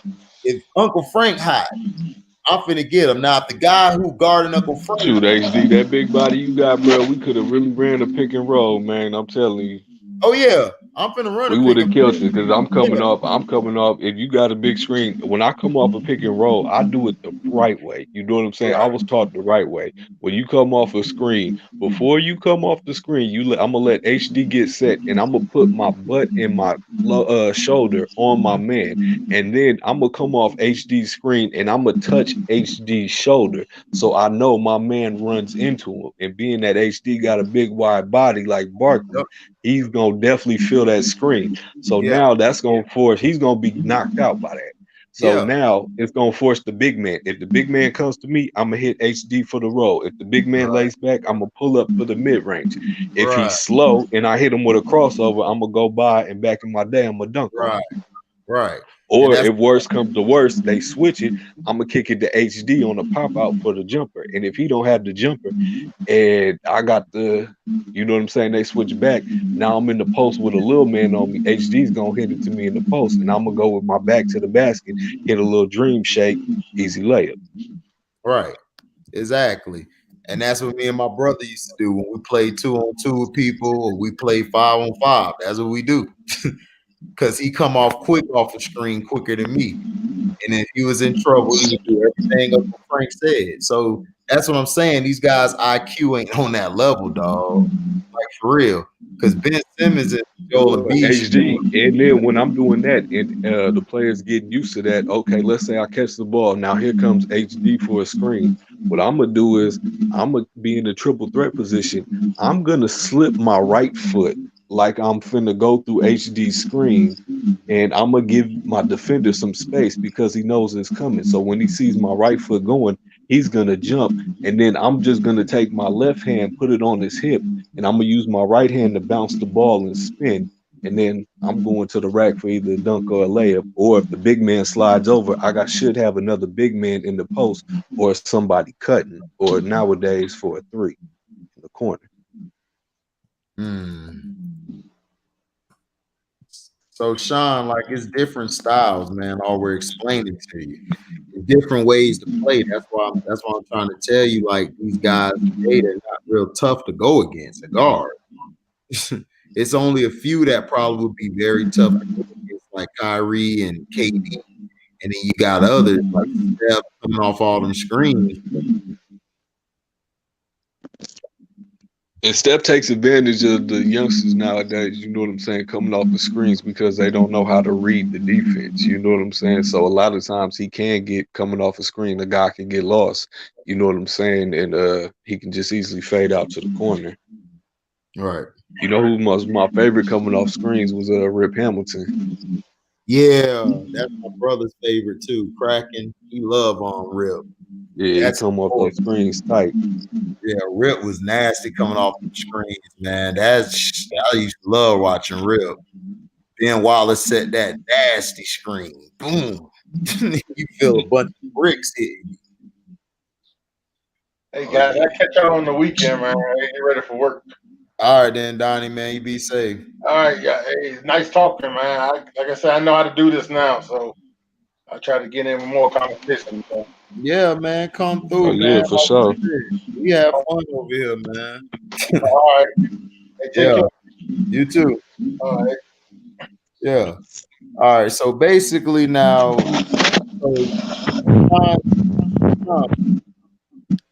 you were saying the Knicks were going to get in. So if we look at this play, like I don't see how they're going to get in because I say, hold on, is this Mike? Yo, Sean, you there? Yeah, I'm there. My bad. I was getting something to eat real quick. Oh, no, you good. No, like I was saying, my bad. Like I was saying with this East and how I look, right. I got, like I said, we got Boston. We got Milwaukee, Boston. You got Miami, you got Brooklyn, and you said Philadelphia. Number 5, number 6. We'll probably have Toronto. Well, I think Toronto will be 5. I think Philly will be 6, and I think 7 will be Orlando, and I think 8 will be Atlanta. I think New York can knock down Chicago. I'm gonna give Knicks the Chicago ranking. I don't know where Chicago at. Chicago will probably be 11, 12 seed. Oh well, then shit. I guess that's where New York gonna be because I don't really see New York really catching up to the other East Coast teams right now. Yeah, what you think, C-Pen? He's still there? I don't know if he's still there. What's good? Okay. Oh, my bad. No, you good. I was saying what you think about the East. I got it. I think it's gonna be Milwaukee, then Boston, then Brooklyn. No, excuse me. I said Milwaukee, Boston, Miami, Brooklyn, Toronto 5th, the Sixers 6. I got the Magic 7, and I got Atlanta. Yeah, I got Atlanta 7th, and I got the Magic 8th. Yeah, that East gonna be something, man. I think I'm probably go Milwaukee 1, Miami 2. I think Toronto 3, man. I think Toronto can still get in that top 4 for me. So I'm gonna go with that. I'm gonna go Brooklyn number 4, Boston number 5. So I think Atlanta number 6. Magic number 7, and the 8th spot. What team I ain't said yet? Huh? What other teams possibly besides the Wizards? You got New York. You got Charlotte. You got Charlotte. You got Pistons. You got the Pacers. Chicago. Oh, the Pacers. I got the Pacers. Pacers get the 8th spot. You got the Pacers. Not higher, somewhere in there, dog. Yeah. Okay, so basically we I'll got probably say Pacers 6. I say Pacers 6, Hawks 7, and Magic 8. I'm gonna go with that. okay. So Uncle Frank, what you got? I'm gonna go with Milwaukee #1. I'm gonna go with 2, 3, 4. That's a toss up between Toronto, Miami, and Boston. Number 5, I'm thinking maybe the Pacers. Number 6, got the Nets. 7, I got the Magic, and number 8, that's a toss up between all the other teams trying to qualify. It's gonna be a race for the 8. Okay, so we got Milwaukee. Okay, so we got Milwaukee, and then 2, 3, and 4 is a toss up between Boston, Miami, and Toronto. Who we got at 5? You said Indiana, Brooklyn at 6, Magic at 7, and then 8 is a toss up. okay, and then at 6 we got Sixers, and then 7 we said Orlando, and then 8th is a toss up. Okay, that's Uncle Frank. Okay, C-Pen, you said Milwaukee won. Yeah, I got Milwaukee #1. Okay, you got Milwaukee 1. You got Boston 2. Or no, you got Miami 2. And then 3, you got who? Toronto. All right. 4, who did you pick? Took Brooklyn. Okay. Brooklyn, and 5, you had Sixers, or you had the Rap. No, you had the Sixers, right? Oh, hold on, HG. I'm just reading the ticker. I had the Nets number 6. No, I had Boston. So I'm gonna give the number 8 spot to Philly. Okay. All right. You said what, C-Pen? You said 6 what? I had Boston #5, and then 6 I had the Pacers. Okay, and then 7 you had Atlanta, and then 8 you had Orlando. And then 8th I had the Magic. Yeah, Right. I don't think Philly gonna make it, man. I think Philly gonna go through some hard times. Oh man, you killing me. Killing me, Small. He said you killing me, Small. I feel you though. I feel you. Oh man, okay. So what about you, Sean? Who you got? I got Milwaukee at #1. I'll probably get Boston the #2 spot. Okay. Toronto probably around. Can you name the East again for the teams?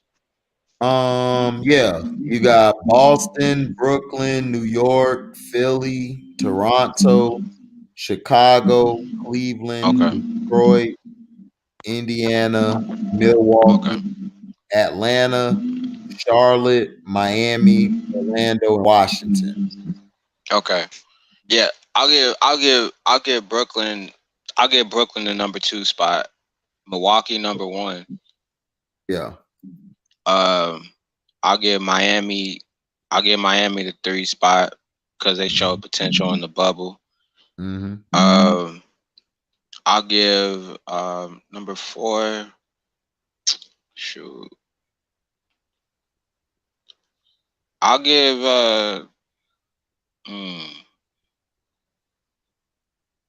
man, I can't on the top of my head, I can't really think of no of the teams. On the bottom, I'll give Indiana the #8 spot. 7, I'll give Philly just because I'm homegrown in Philly. So I'll give Philly the 7 spot. Well, let's see. We in the East, right? So Washington, I think Washington will get the 6. Now you just need a 4 and 5. Okay. Toronto, I'll give Toronto the 4. Okay. And what else I need next? 5 and 6? Oh, you just need 5. Okay. What was? Did I mention Indiana? No, yeah. You got Milwaukee 1, Brooklyn 2, Miami 3, Indiana 8, Philly 7, Washington 6, 4 Toronto. Who's number 5? Okay. Well, can you say it one more time? Who was on the East again? Oh yeah, My sure. bad. No, you good?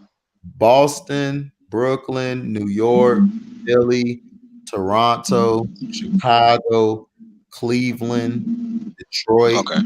Indiana, Milwaukee. Go ahead. I'll get Boston on the 5th spot.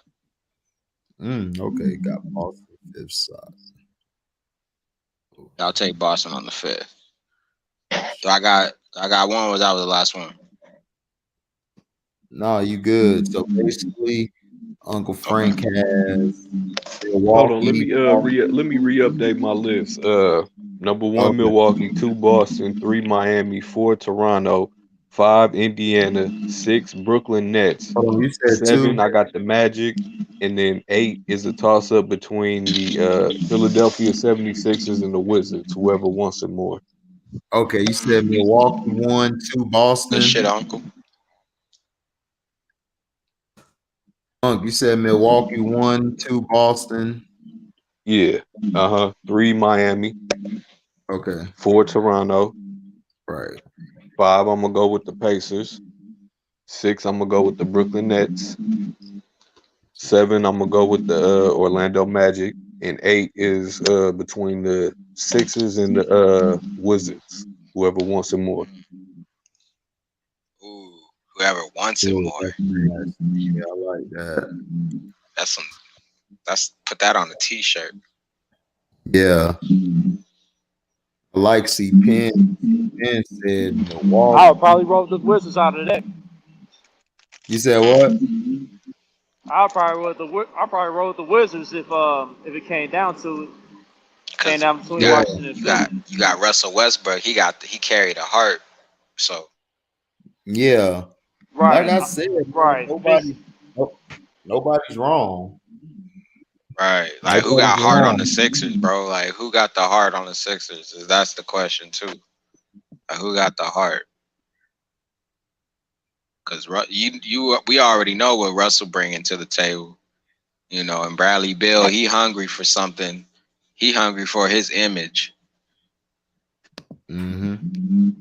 I love Bradley Beal. I love Bradley Beal, man. That boy can play. Bradley Beal.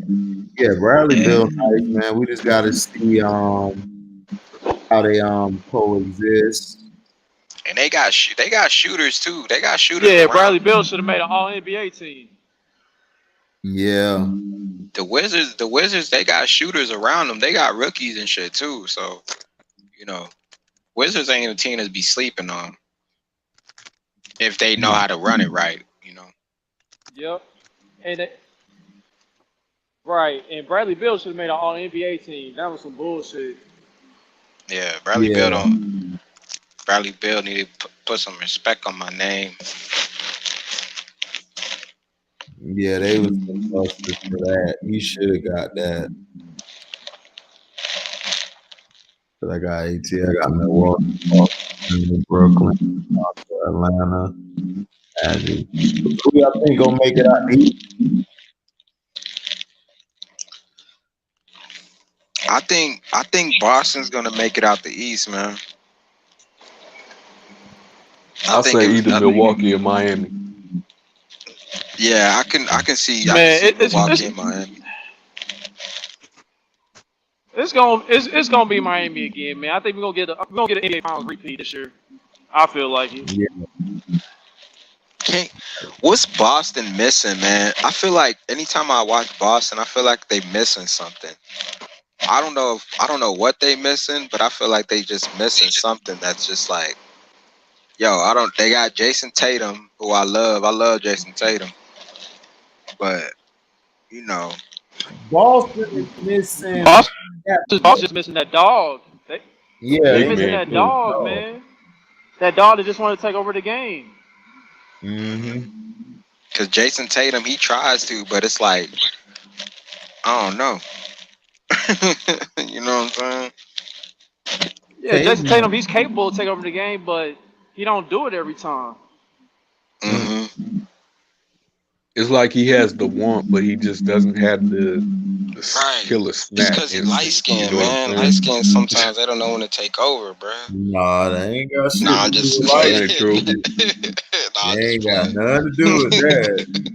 The problem with Malcolm JC, X, Huey P. Newton. Yeah, I say, don't get Uncle Frank started. Don't get Uncle Frank started on that. Nah, I'm just playing Uncle Frank. I'm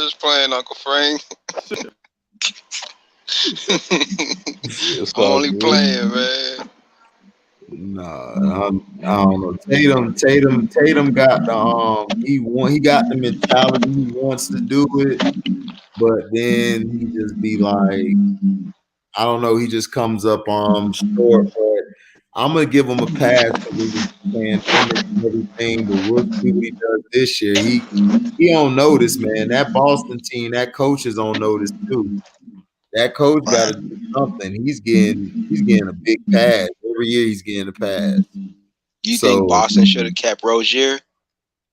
Hell no. Rozier don't fit. Hell no. Kimba was perfect. Scary Terry, that ball. Right. Nah. Right. They cool Rozier, man. But I'm with you, HD. Like, it's time to start putting some heat on Brad Stevens.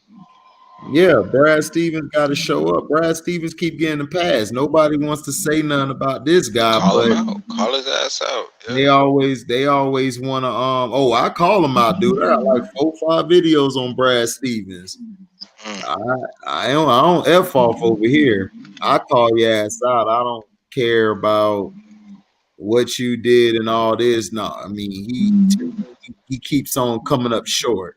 And he gets to the Eastern Conference Finals and he loses. So it's time for you to step up, man. I mean, I'm tired of it. You know, you're getting all these passes while these other black coaches, they don't get the same luxury as you're getting. And he has the best team to me out there. I think Boston has the best team, like complete wise, out there. They got a whole ass complete team, bro. Like, right. Because they've been together for like 4 years now? Right. And he ain't never been. So you right. He ain't never been called out on this shit. No, he hasn't. Brad Stevens. He been camouflaging Gordon Hayward from his Notre Dame years and shit. So it's like, bruh. Yeah, Butler. Yeah, Butler. He was at Butler. Oh, Butler. There you go. Butler. My fault. Notre Dame. Well, they both white, but right. Well, like I said, right. But yeah, Brad Stevens, man, he getting too much of a pass. Milwaukee, yeah, I'm with Uncle Frank. I think Milwaukee or Miami could come out, and I'm also with Penn. Something also tells me it might be a repeat from last year, but this time I think Miami will win. I think it's time to start calling Coach Bud out too, man. Coach Budenholzer, he been coming up short, man. Like, dude, Coach the playoffs, man. I just don't know, dog. Coach Bud been trash. Who does he coach? What team he coach? Milwaukee. Okay. Milwaukee. He coached Atlanta. He's a regular season dude. Okay. Yeah. Okay. Because Atlanta, he choked plenty of times. He was getting beat. So who y'all got in the West? And weren't they the number 1 team in the East? Yeah, they were number 1 team in the East 2 years of 3 in a row.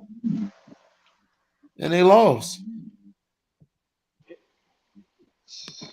So who we got in the West? Who you got, Uncle Frank, in the West, since you from the West Side? Man, the West is a toss-up. I don't trust the Clippers. I don't want to see the Lakers. I don't think my Warriors are good enough right now with Klay Thompson being out. Hard to tell. Okay. Uncle Frank says toss-up, and I agree.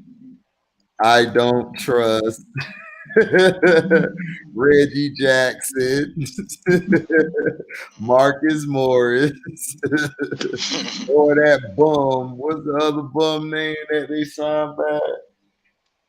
Oh yeah, Nicholas Batum, Batum. No Planners Paul, and old ass Batum.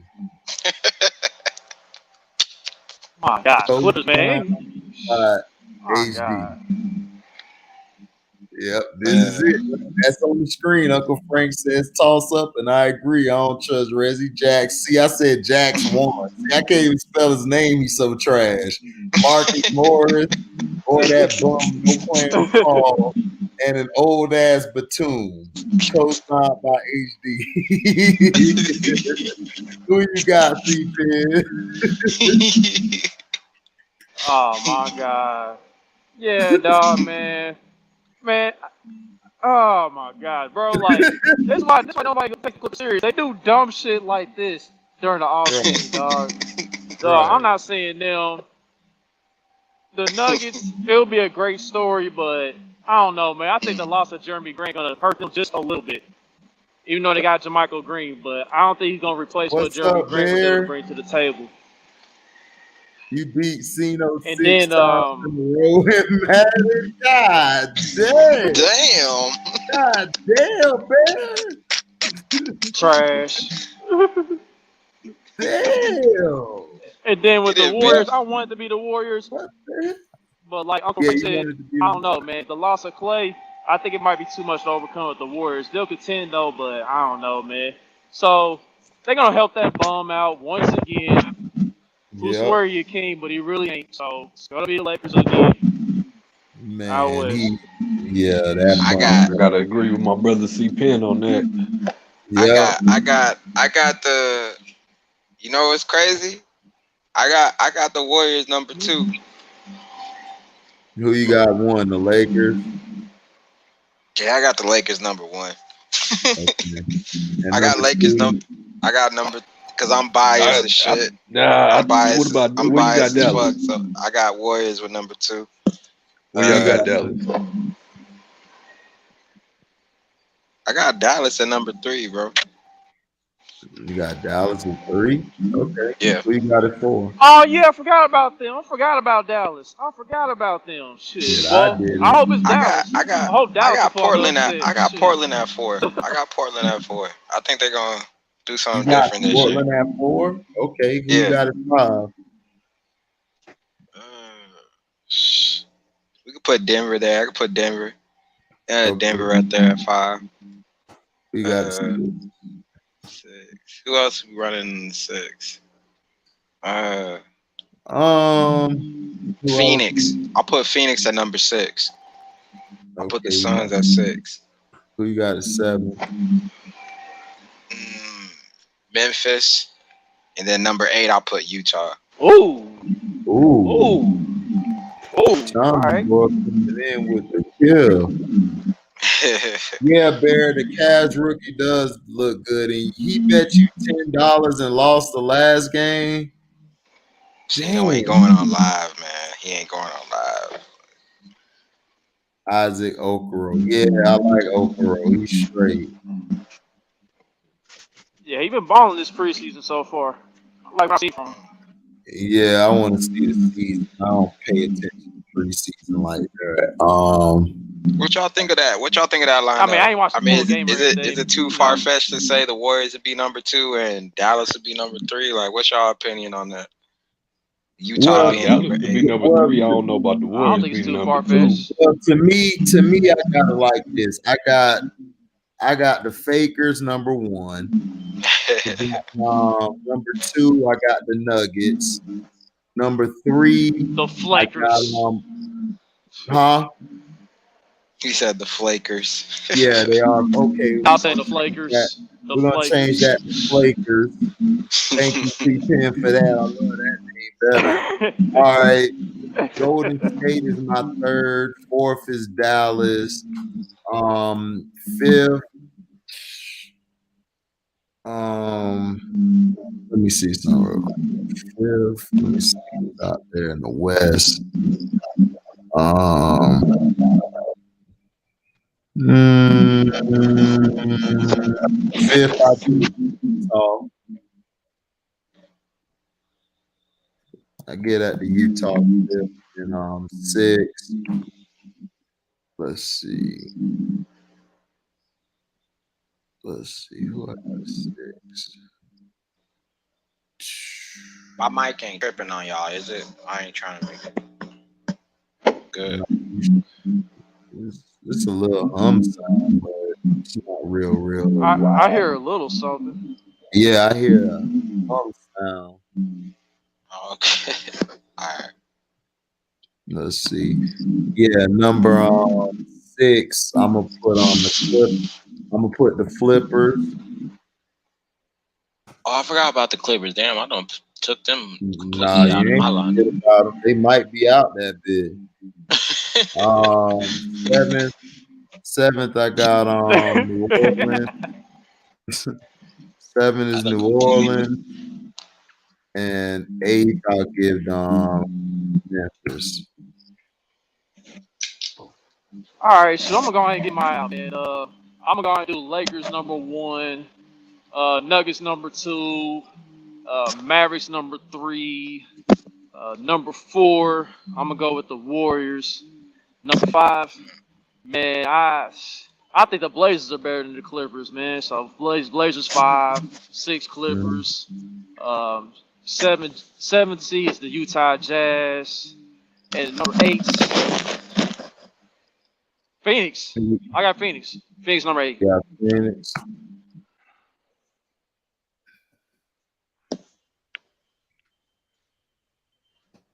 Yeah.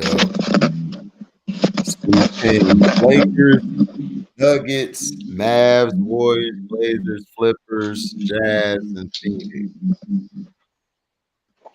I don't know, man. The Blazers, I'm just not sold on CJ. Hey, can we get real about Kawhi Leonard for a second? But I think Hold on real quick, So, go ahead. Sean. Go ahead, C-Pen. C-Pen. Oh, nah, never mind. So, go ahead, HD. Go ahead, Sean. What's up? What you were saying? No, I just want people to call out Kawhi Leonard on his arrogance of how he was his career being in San Antonio and how he did them. I just think Kawhi Leonard, like, people are always saying, like, oh man, Kawhi Leonard, he's just a quiet person. Like, I don't think he's just a quiet person. I think he's real arrogant. Like, I think arrogant. he asshole. Oh, you I think think he Kawhi Leonard asshole? asshole. All right. I mean, But he's not my favorite player, so I mean, I don't know. Kawhi to me is just a guy who just don't give a shit, and then when he gets home, he happy. He just comes to work, plays, and then he bounces. I just think the reason why he left San Antonio was because Popovich and them questioned his injury, and then Tony Parker confronted him along with Ginobili, and he didn't like that. And then Pop lied to him, so that's how I look at it. That him and Pop bumped heads, and then he got traded, and then he never wanted to be in Toronto. He said he wanted to go to LA. He sent it to Toronto. He honored his contract. He left, and then he went to the Clippers. I mean, I don't know. I don't really see an arrogant person. I just see a guy who don't care. Like, look, anybody says what they think, he's there for one thing. That's the play. I mean, I don't have a problem with it. He's not fake. I mean, to me, a person who fake is somebody who 1 minute is doing this, the next minute they switch up. I mean, he stays consistent to me. I mean, I don't see what else he needs to do. You know. On another note, HD. Right, and fuck the San Antonio Spurs. Oh, go ahead. Go ahead, Penn. My bad. I'm saying fuck the San Antonio Spurs. Yeah. But that's it. I concur. Go ahead, Sean. Oh, I was gonna say, do y'all really think PG Paul George, he really done? You think his contract was for nothing? I think for me, in my opinion, I think Paul George is still a great player. You know, I think he just had I think with these, with these players, I think, it's as hard as it's believed, players do have bad years, and I think, if Paul George, I always give these players just another year. If these players can't prove anything with another year, then it's like, all right, then everybody. I mean, he done already had 2 years. He choked in the playoffs in OKC. He choked in the bubble. But it's like, man, I still remember those Indiana years. Like, I'm still on the past. Like, Paul George, you better. You know what I'm saying? Like, I mean, Paul Man, George. here's my thing. I Paul was- George has been in the league I long was enough, comparing. man. I was comparing Paul George to Tracy McGrady at one point. No, he wasn't ever Tracy. But Paul That's George, wild. That's wild. the thing with Paul Dog, George. I'm telling you. He's not T-Mac. Paul George. When he was in Indiana, HD, come on, man. He was not T-Mac in Indiana. He was good. Oh, he hell was no. borderline He great, was good, but but he wasn't. hell no. He wasn't T-Mac. But what I'm saying is, Paul George. The problem with Paul George is not his talent. Paul George is a good to great player. The problem is his mental. That's why he's not put in that top echelon. His mental, for some reason, ever since that knee injury, Paul George mentally has lapses. He's had lapses in Indiana. Then he got traded. He went to Oklahoma City. I mean, he choked there. Now he's in Clipperland. He choked last year.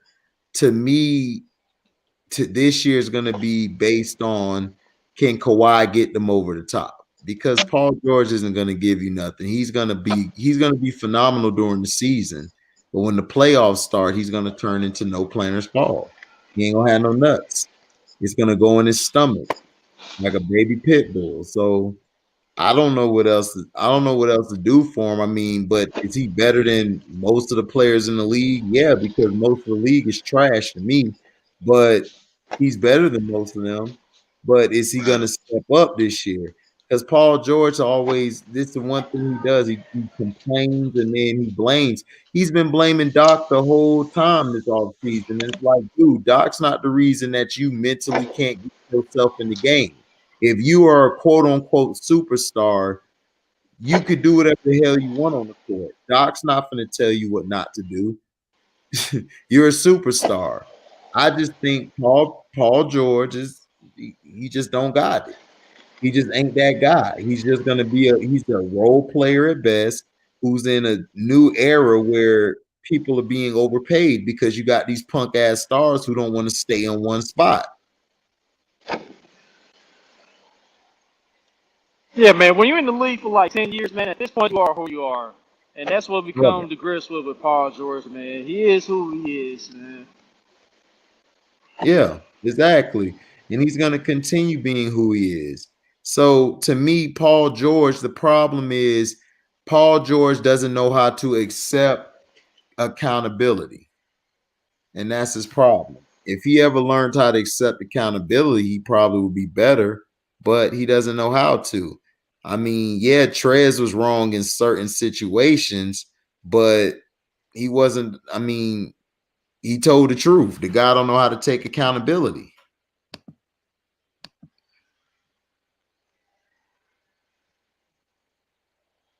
So yeah, in football, man, who you got? C Pen, what's up, man? You liking how your Chiefs are looking, man? Here's my thing, man. Like the scores been close, but people forget. We be having double digits leads through 3/4, man, and then our issue is we be calling the dogs out too early, man. I don't know what's up with that. I don't know why we just back off and don't, try to apply pressure as much in the fourth quarter with our defense, man. But I know one thing, like when the scores have gotten close, I mean, we know how to close out games, so that's a good thing. It's just that before playoff time, hopefully we'll get it out of our system to where we just go out there and dominate. So that's the only issue I've had. But another issue I have is they need to quit playing sorry ass Ben Neiman over our rookie dog. Like that dude should not be out there on the field, man. Like every time I watch that dude play, he's slow. He's a deer in the headlights. He don't know what the hell he's doing. I remember one time he had a sack on Tua, and Tua just did a simple ass step up in the pocket, nothing special, and he just whiffed on him. Like dog, like he's just flat out terrible every week, man. And another thing, one more thing, man. Like hopefully we get Mitchell Schwartz back to help our offensive line because he's our best offensive lineman. And then Wisniewski, I hope he's acting ready to go because he needs to start right now. That'll help out in the run game. And then we need to put in that one center we had against Buffalo. His name was Kilgore. When he was in there, we was running the ball well. So we need to put him in the starting lineup, and then we'd be good. Right. We'll be a little more balanced. So Yeah. those are three things I'm having an issue with the team.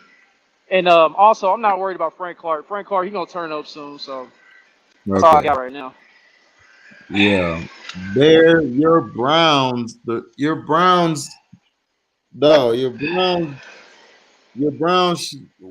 I don't know if they should have won that game, but to me, the Ravens were giving you that game because they were making some bad play calls down the stretch. And we talked about this on the last live we did. The Browns, your guys' problem is going to be your quarterback. Your quarterback is at the end of the day, is he going to be able to lift you guys to that next level? Because they're going to get in the playoffs. They're going to take Chubb and they're going to take they're going to take Chubb and they're going to take the other guy away, Kareem Hunt. So now you're going to have to really play. And then the pass rush on some of these teams is going to be better. No, the kicker didn't lose you the game. What lost you guys the game was Lamar Jackson came back and took the game from you. That's all that happened. But the Ravens gave y'all the game because y'all was down 34-20. And Lamar went to the back for cramps. And I don't want to hear all that. He had to go poop. He had cramps. I played football. He had cramps. So stop it. It's one football player. I wanted to slap the hell out of him. Man, it looked like he had to go poop. That's why you're not in the league no more. So Yeah, Lamar confirmed that. Lamar confirmed that on Twitter. He's like, man, y'all tripping, dog. I had cramps. I ain't got no right. cap. Right. For real, he had Exactly. cramps. So Right. But see, if it was the it was white funny though. quarterback, yeah, if it was the white quarterback, they would have been like, man, look what he did. He came back from cramps. But the black guy, we got to go be taking a shit. That's what. Right. Come on, Yeah, dog. you right about that, HD. Yeah, You right dog. about that, dog. Yeah, My You bad, are right fam. about that, bro. My phone had died on me. My No, bad. you good. That's what I'm saying, CP. And they trying to make it seem like he had to go take a shit. I'm like, dude, he had cramps. What the hell is y'all talk? I swear, dog, this world get dumber and dumber by the Hey, man, media. it was just, hey, man, it was just jokes, dog. It was jokes, man. I just seen like all kinds of memes and stuff, man. They showed them walking or running back out of the locker room and stuff. They was just making jokes, talking about, man, I know that run, I know that walk when I see it, blah blah blah. But yeah, Lamar confirmed all that, dog. But it was funny. Yeah, I don't know. It wasn't funny to me, but I got you though. I just thought he just had cramps. It wasn't. I mean, the dude had cramps. I'm like, yeah, like what the hell else you want him to do? That's how he But gonna go. I still don't know who come out the NFC though, man. I'm still having a hard time figuring out who the hell is gonna come out of the NFC. The There's not NFC. one team that stands out to me. I told you somebody gonna get hot, get in the playoffs, and beat everybody. That's what's gonna happen. Somebody's gonna get hot. They're gonna whoop ass. They outie. What you think about Hurts on the Eagles? Eagles quarterback Hurts. I don't remember his first name. Hurts is okay. Hurts everywhere he goes, the team seems to play for him. I mean, when he was in Alabama, the team rose up and played for him. When he went to Oklahoma, the team rose up and played for him. It's just that their defense sucked. And in Philly, man, them receivers and guys were playing for him. So, I mean, I just feel he'll be a good quarterback. He'll be solid, but I don't see any superstardom in him. But he'll be a solid starter. I mean, to me, he's more like, he's Jalen Hurts. I really don't have anybody to compare him to. He's just fresh. He's just fresh. He's new. So we'll see what he got. But I don't know. But the Eagles still can win. They just got to get some guys back on defense. You guys will be straight. Facts. Yeah, Hurts, he's a hard worker too, man. So Right. that kind of helps. You know what I mean? But like HD said, I don't know if he's gonna be like a superstar or anything, but he might be able to turn to somebody that can manage the game pretty decent. Phil, Eagles just need to get back to getting a black quarterback like they known. Stop playing. Well, the thing with the Eagles is you got them now. the thing with the Eagles is Doug Peterson always wanted Jalen to be in there, so Jalen's gonna be fine as long as Doug is the coach. So he'll be fine. That move was gonna be made sooner or later. Somebody just was like, just throw the kid in there. Like Peterson was telling them, because the owner liked Carson Wentz. Peterson don't like Carson Wentz. It's the owner. The owner like him because he's white, he's tall, he looks the part. So, but no, they don't. Peterson wanted to get rid of that guy when Foles was there. He wanted to get rid of him. So he don't like him. He never liked Peterson. I mean, Carson Wentz. And then there's reports that he's a bad leader. So, I mean, go figure. Like, I don't really listen to reports and stuff. I just go by how I watch it. I mean, to me, the guy Wentz, all he can do is throw to the tight end and the flats. They talk about Lamar throwing outside the numbers. This guy can't throw outside the numbers that well. So yeah, and like Carson Wentz, like ever since that injury, whatever, like his game definitely took a hit, man. I don't know what the deal is, man. Like he just like his demeanor, his confidence, it looks more shaky than before. But the real question is, who's the team that's gonna take on this contract if the Eagles do find somebody to trade for him? I say the Colts. He'll reunite with Frank Wright. That's what I say. He's gonna take on that contract. shoot, you might be right. I mean, he'll be good to go to the Colts because that was his best season with Frank Reich. So I would go to the Colts. I mean, like I said, I don't know, man. Yeah, Bear. We'll see. Pittsburgh not going to the Super Bowl. I agree. Because Big Ben is going to lose them the game. Man. Yeah, Pittsburgh is done, man. Too many injuries. And Big Ben and their receivers can't catch. So Mike Tomlin looked like Omar Epps from the Wood. Mike Tomlin? No, Mike Tomlin looked like he want to break his foot off and bend ass. That's how he looked. Because he looked like he want to choke the shit out of Ben. Because Ben throwing all these ducks. He throwing these damn ducks to the receivers, and the receivers trying to turn around and catch it. I don't know. Ben should have been gone. He just playing old. He just playing like his age. Yeah, he should have been. Yeah, Ben 38, I think. 37, 38.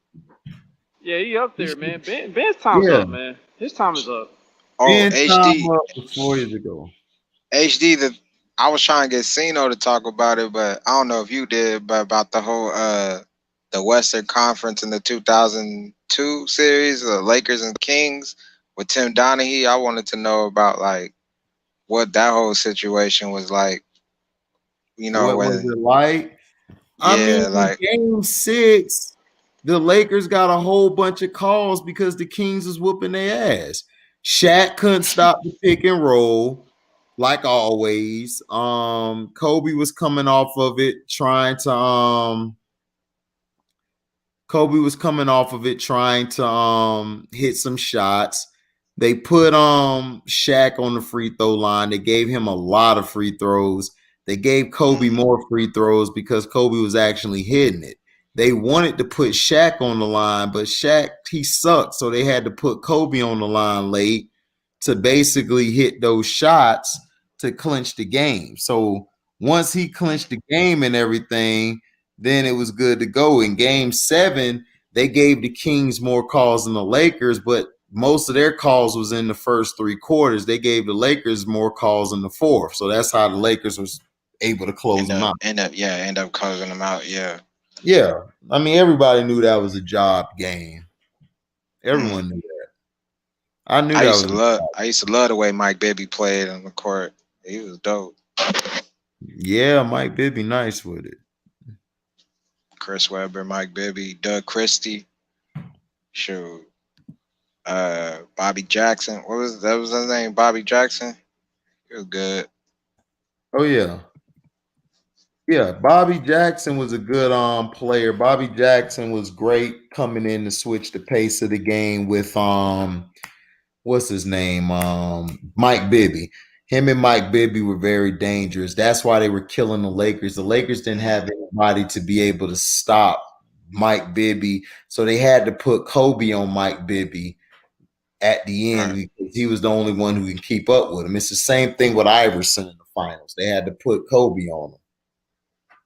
Yeah. That rivalry was a real thing with Kobe versus AI back then. That 02. I mean, it was never a rivalry because AI for one was much older than Kobe.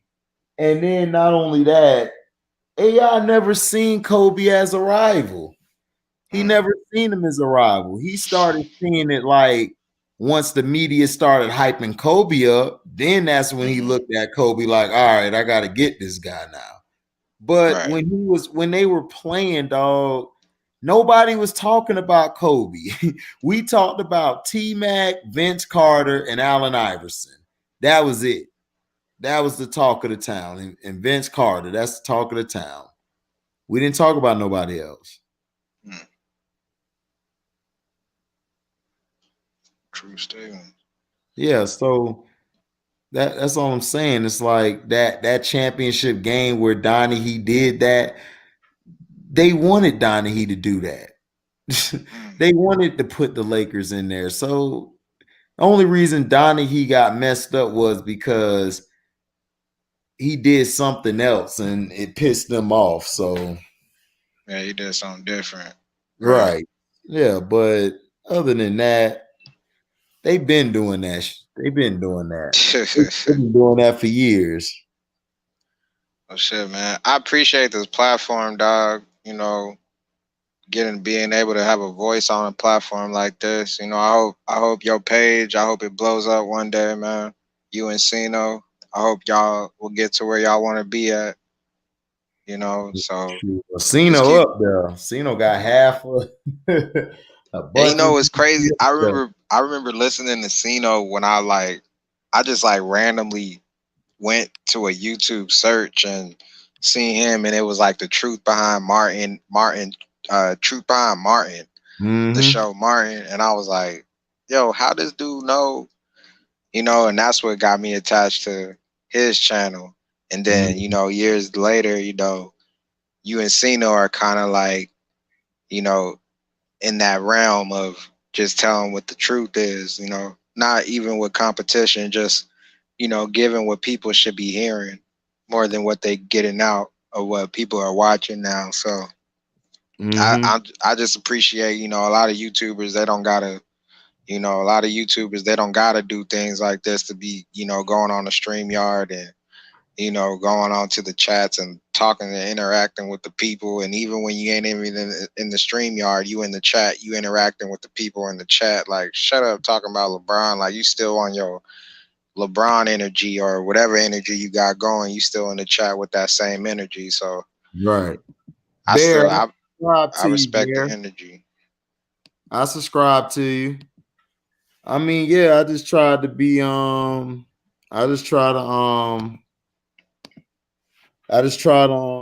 just do what I can, man. I just do what best fits me and just keep grinding. Like I said, I'm just trying to just get to enough subscribers and enough views so I can get paid and just continue dropping it. Just trying to drop as much stuff as I can. My next video, I'm probably gonna drop. I gotta do this thing on Dallas defense, why their defense is trash, and why a Mike linebacker is very important in your defense. So I got to do some film and I got to do some work on the chalkboard I got over here. Yeah, man. Hey, you know, whether what people were saying, man, it's well respected over here from what the things you tell us and from what Sino tells us, you know, word to mouth. If you were able to tell Sino, hey, I appreciate y'all work, because I know it ain't an easy thing to do.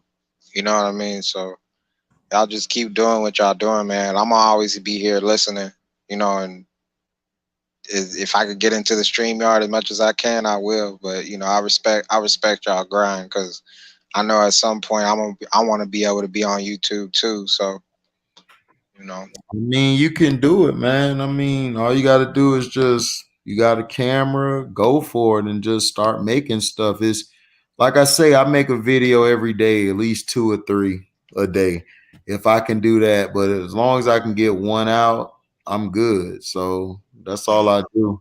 I put out. I mean, I put out a lot this morning. I put out like 5.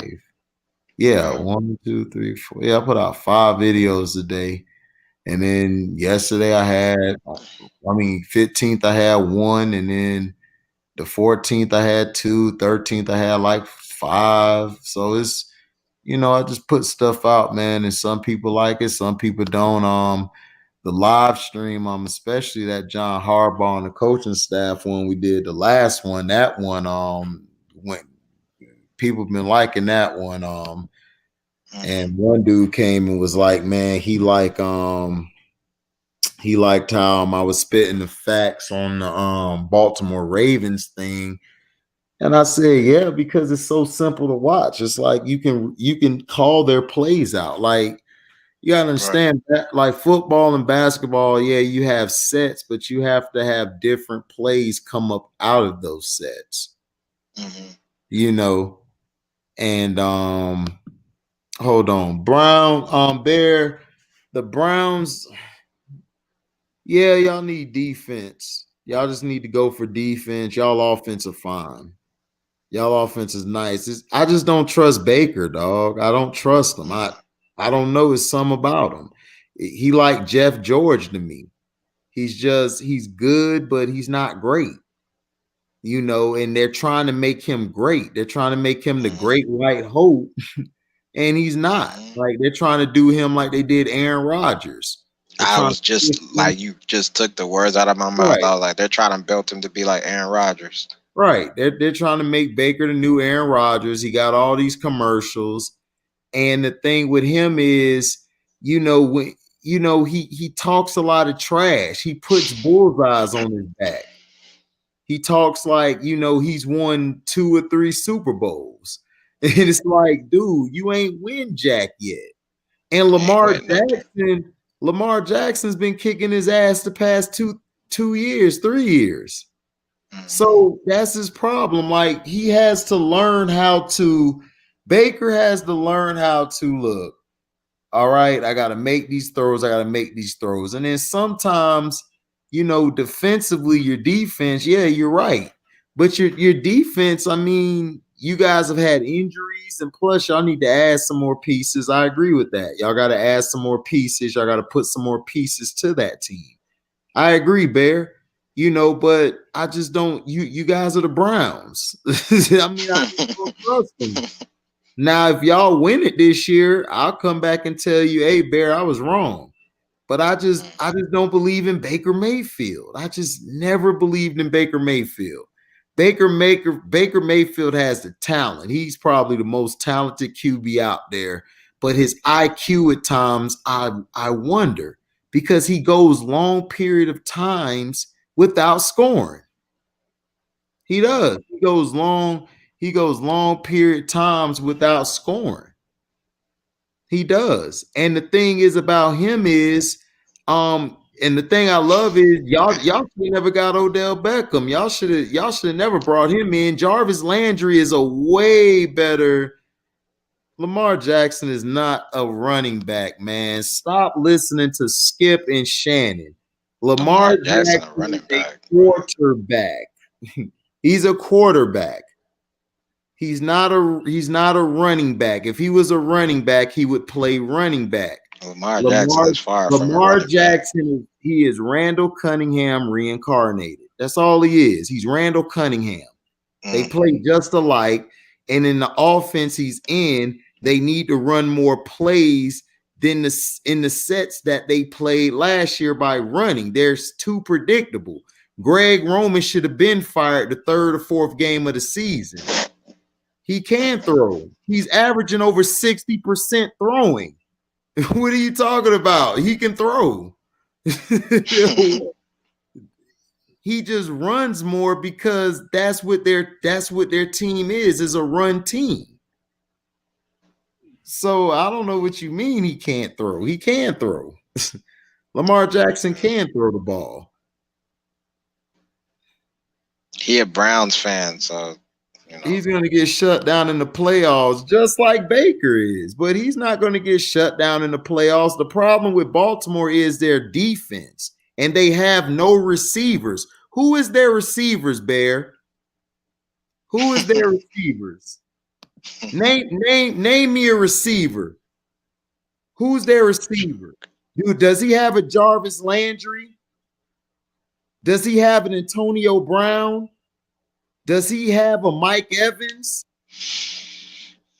Does he have a Peoples? Tom Brady, he out here looking old.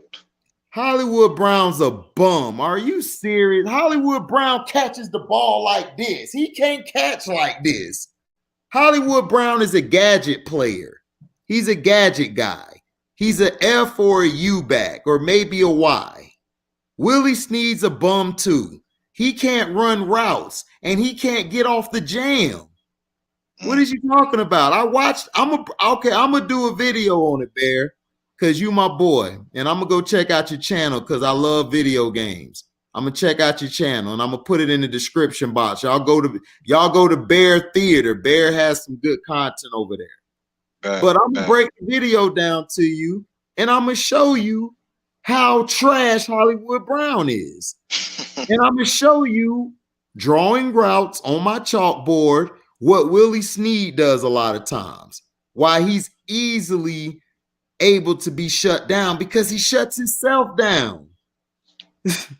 They had to go get Dez Bryant, Bear. That lets you know how good their receivers are. You went to go get a guy who's been retired for like 2-3 years, who got kicked out the league because he got brick hands too. So that's what I'm saying. Your Browns team is better than what Lamar team is, and Lamar been carrying them. He got them at 8-5. You guys are at 9-4. Yeah, right. He's fast. Okay. What's the point of being fast but having no hands? You're no good. You're just a punt returner. He's a gadget guy, man. Hollywood Brown's a gadget guy. He need to work on his hands in the offseason. Why do you think Lamar go to Andrews all the time or throws it to Gus and Dobbins? Because the receivers suck. And then Greg Roman sucks. That's been his track record. After his first season, he's predictable. San Francisco, my boy is a San Francisco 49er fan. He talks about how terrible Greg Roman was. Greg Roman gave you one good year, then the year afterwards, he sucked because you know his offense. His offense is easy to predict. Now, I give you this, Bear. Y'all offense, y'all head coach calls some great plays. He has way better plays than Kitchen had last year. Kitchen sucked. So that was good y'all got rid of him because he looked like nothing but a cable guy. Those fat cable guys who come over to your house and fix and hook up your internet and shit. That's what he looked like. Kitchens was so trash. Yeah, he was. Kitchen was trash. So that was the proof in the pudding. He was trash. He that fat guy to come fix your cable. He's the cable guy. Or he's the plumber. He's coming to fix your plumber and he got that plumber crack showing. That's him. That's Kitchens. His last name's Kitchen because that's all he eat is in the kitchen. Dude, trash. He the worst coach ever. Bear says Cito got kitchens calling his play. Hey man, you ain't gonna be killing my dog Cito, man. Cito had a bad night, man.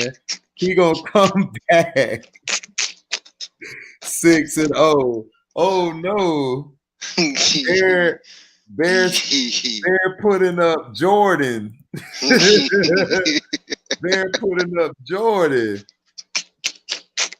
That's your MVPs too, Bear.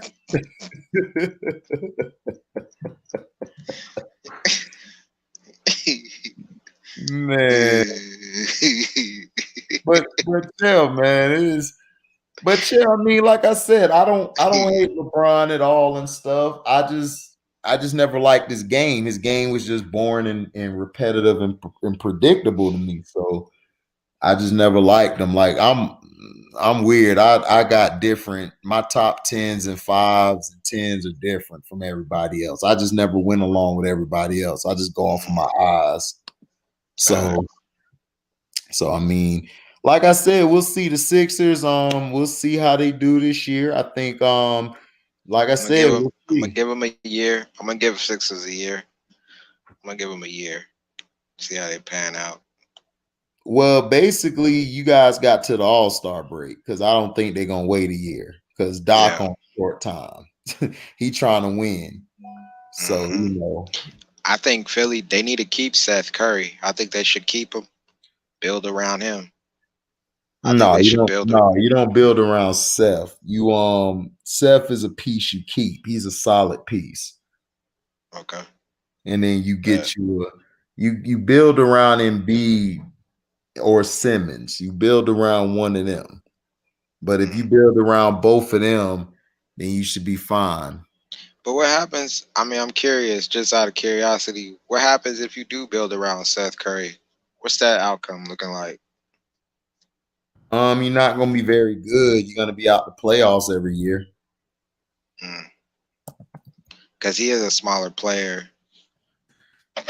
It's not that Steph's not like Steph. Steph came out. He was a superstar. Seth is he's more like his dad. He's more like Dale was, a specialist. Like a role player, role player off the bench. Player, yeah. Right, a specialist. Steph is like I tell people, all Steph is Reggie Miller with handles. That's all he is. He can come off the screen well. He can set some screens, then come off and get some shots going. Right. Seth Curry's a role player. Like Bear said, Seth Curry's a role player. But Steph is the superstar. Steph is the guy who's going to change life. Seth is just a piece that you put on the team. Like if you got like a superstar already, like a Jimmy Butler or Kevin Durant, Kyrie or LeBron or Luka, then you would get Seth. But if you got somebody else out there, I would go get him instead of him. Like Seth would fit. I think he'll fit well with them. So let's say like, you know, let's say they get rid of Embiid and Simmons. Right. The Sixers really don't. Who can they get? Who are they gonna? They're gonna be doing trust the process all over again. But I don't think they need to get rid of. I don't think they need to get rid of Embiid. What they need to do is they need to try to see if they can get Harden there with Embiid because it'll work better. Because Harden could stretch the floor, and Embiid wants to operate in the post, but he can't. Embiid likes to be in the post, but he has to go shoot the three because Ben don't want to shoot. For whatever reason, he doesn't want to. Bear, the Cavs are gonna be Cleveland, man. the Cavs are gonna be Cleveland, man.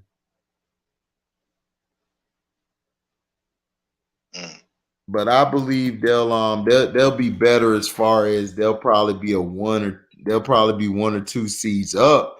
I don't think they'll be last place probably, but I don't know. I'll take the Knicks over Cleveland. Right. Because I think the Knicks might be better than y'all. Because look, I think the Knicks are better than y'all. I think Charlotte gonna be better than y'all. And Detroit. I think y'all could be better than the Bulls. I'll give you that, or the Pistons. I think you might be better than both of them guys. But the Pistons got Blake back. Blake, if he stays healthy. Do you think Zach LaVine was in a better position when he was in Minnesota or when he was in Chicago, or like now how he in Chicago? I don't Zach like LaVine. I don't like Zach LaVine LaVine or is weird. Butler. He's a weird player. Yeah, I don't like LaVine or Bear. Your roster is better, but you got to understand you're young. LeBron gutted you guys. It's gonna take a while for you guys to get back to what y'all need to get back to. And then you got to get pieces in there. You got the right pieces with Drummond and Love, but can they stay healthy? Love has not stayed healthy. Yeah, you said Blake gonna get hurt again, but is Love gonna get hurt again? Love stay injured, and then your other guys get hurt too. Your point guard, Sexton, and the other guy. So, I mean, we'll see. I think you guys have a chance to do something like move up, like from the last place to like 12 or 11, but it's gonna be tough. You guys don't have a legitimate solid guy. Drummond has a hard time shooting free throws. Right. Drummond has a hard time shooting free throws. Not only that, Drummond has a lot of laziness in him. He got a lot of lackadaisical in him. That's why Detroit got rid of him. Right. Like, that's why Detroit let him go. And he's like, in the perfect good, place. but it's like, yeah, he's a great rebounder. He'll get you a double-double each time, but it's not resulting in wins. Because who Cleveland got? They got like Sexton. They got hold on, I'll pull it up. Yeah. I know they got Sexton. But I can't remember the other play. I know they got some solid players. Cleveland do got players on their squad. It's just no, I didn't say they don't. They got players, but they're young. And then you got hold on. Let's see.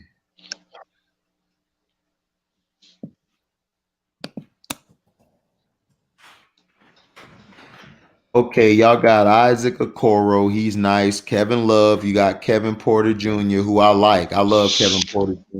Yeah, I like Kevin Porter Jr. Ooh, I don't know. I don't know, Bear. You got JaVale McGee, Andre Drummond, Colin Sexton, Osman. Y'all need to send him to the G League. Darius Garland, Dean Wade. I think he's straight. Thon Maker, he's soft. Matthew Dellavedova, he sucks. Dotson is a good pickup. He's pretty good. Dante Exum, if he stays healthy. I didn't even know Dellavedova still played, bro. I didn't either. Larry Nance Jr., he can't play to his back to the basket and he sucks off the ball, but he's good athletically. He'll get you some rebounds and he'll get some dunks. Rajon Tucker, Marcus Bolden, Charles Matthews, Levi Randolph, Lamar Stevens. So, I mean, I don't know, dog. Y'all team is okay, but if Kevin Love stay healthy and your guys stay healthy like Sexton and them, y'all could do something. But I think they'll get to like the 9th or 8th spot at best. Yeah, y'all could get 9th or 8th spot. Yeah, y'all could get to the. I think they're gonna get to the 11th or 10th because I just don't think they're gonna be better than I just don't know if they're gonna be better than Washington, and I just don't know if they're gonna be better than the Knicks. The Knicks look tough. Sure, I think this season everything is really gonna come down to who plays better defense. I think we're gonna see the true definition of defense wins championships. I feel whoever plays the best defense in the league to win the championship will win it. unless the NBA got something to do with it, But well, I mean, the NBA gonna have something to do with it, but like I said, I don't know. I think the Cavs will be good, but man, it's tough, dog. This East is gonna be lethal this year. Yeah, it's gonna be crazy. Yeah, I think what's dope. What's dope is like Brooklyn having what Brooklyn has in New York. I like that Brooklyn and New York Knicks matchup. Yeah, going back at each other and stuff. Like that's gonna be fun to watch. Yeah, to me, the East gonna be better than the West. It's definitely gonna be better and more entertaining to watch. Yep.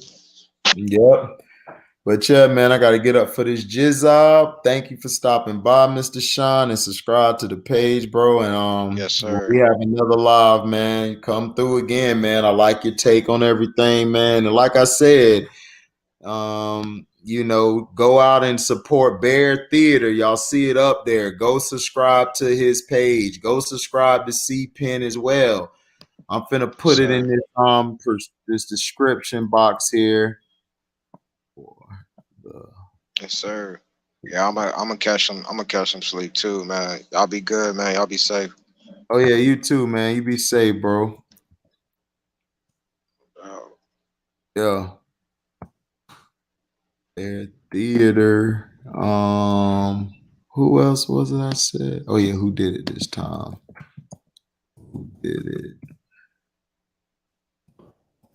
this time?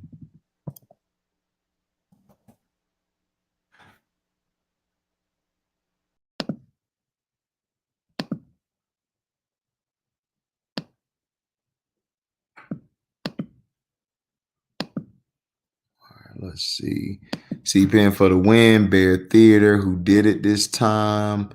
You guys make sure you subscribe to C-Pen for the win. Bear Theater, who did it this time.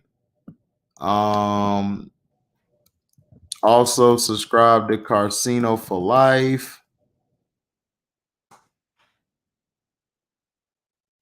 Yeah, that's about it, I think. Is that everybody?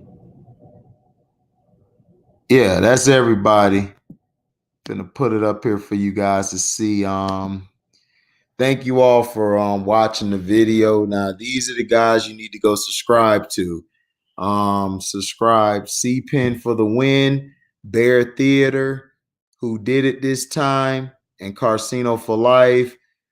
Thank you guys for coming by, and I will probably have another one of these later on today. Much love. Be safe. We out.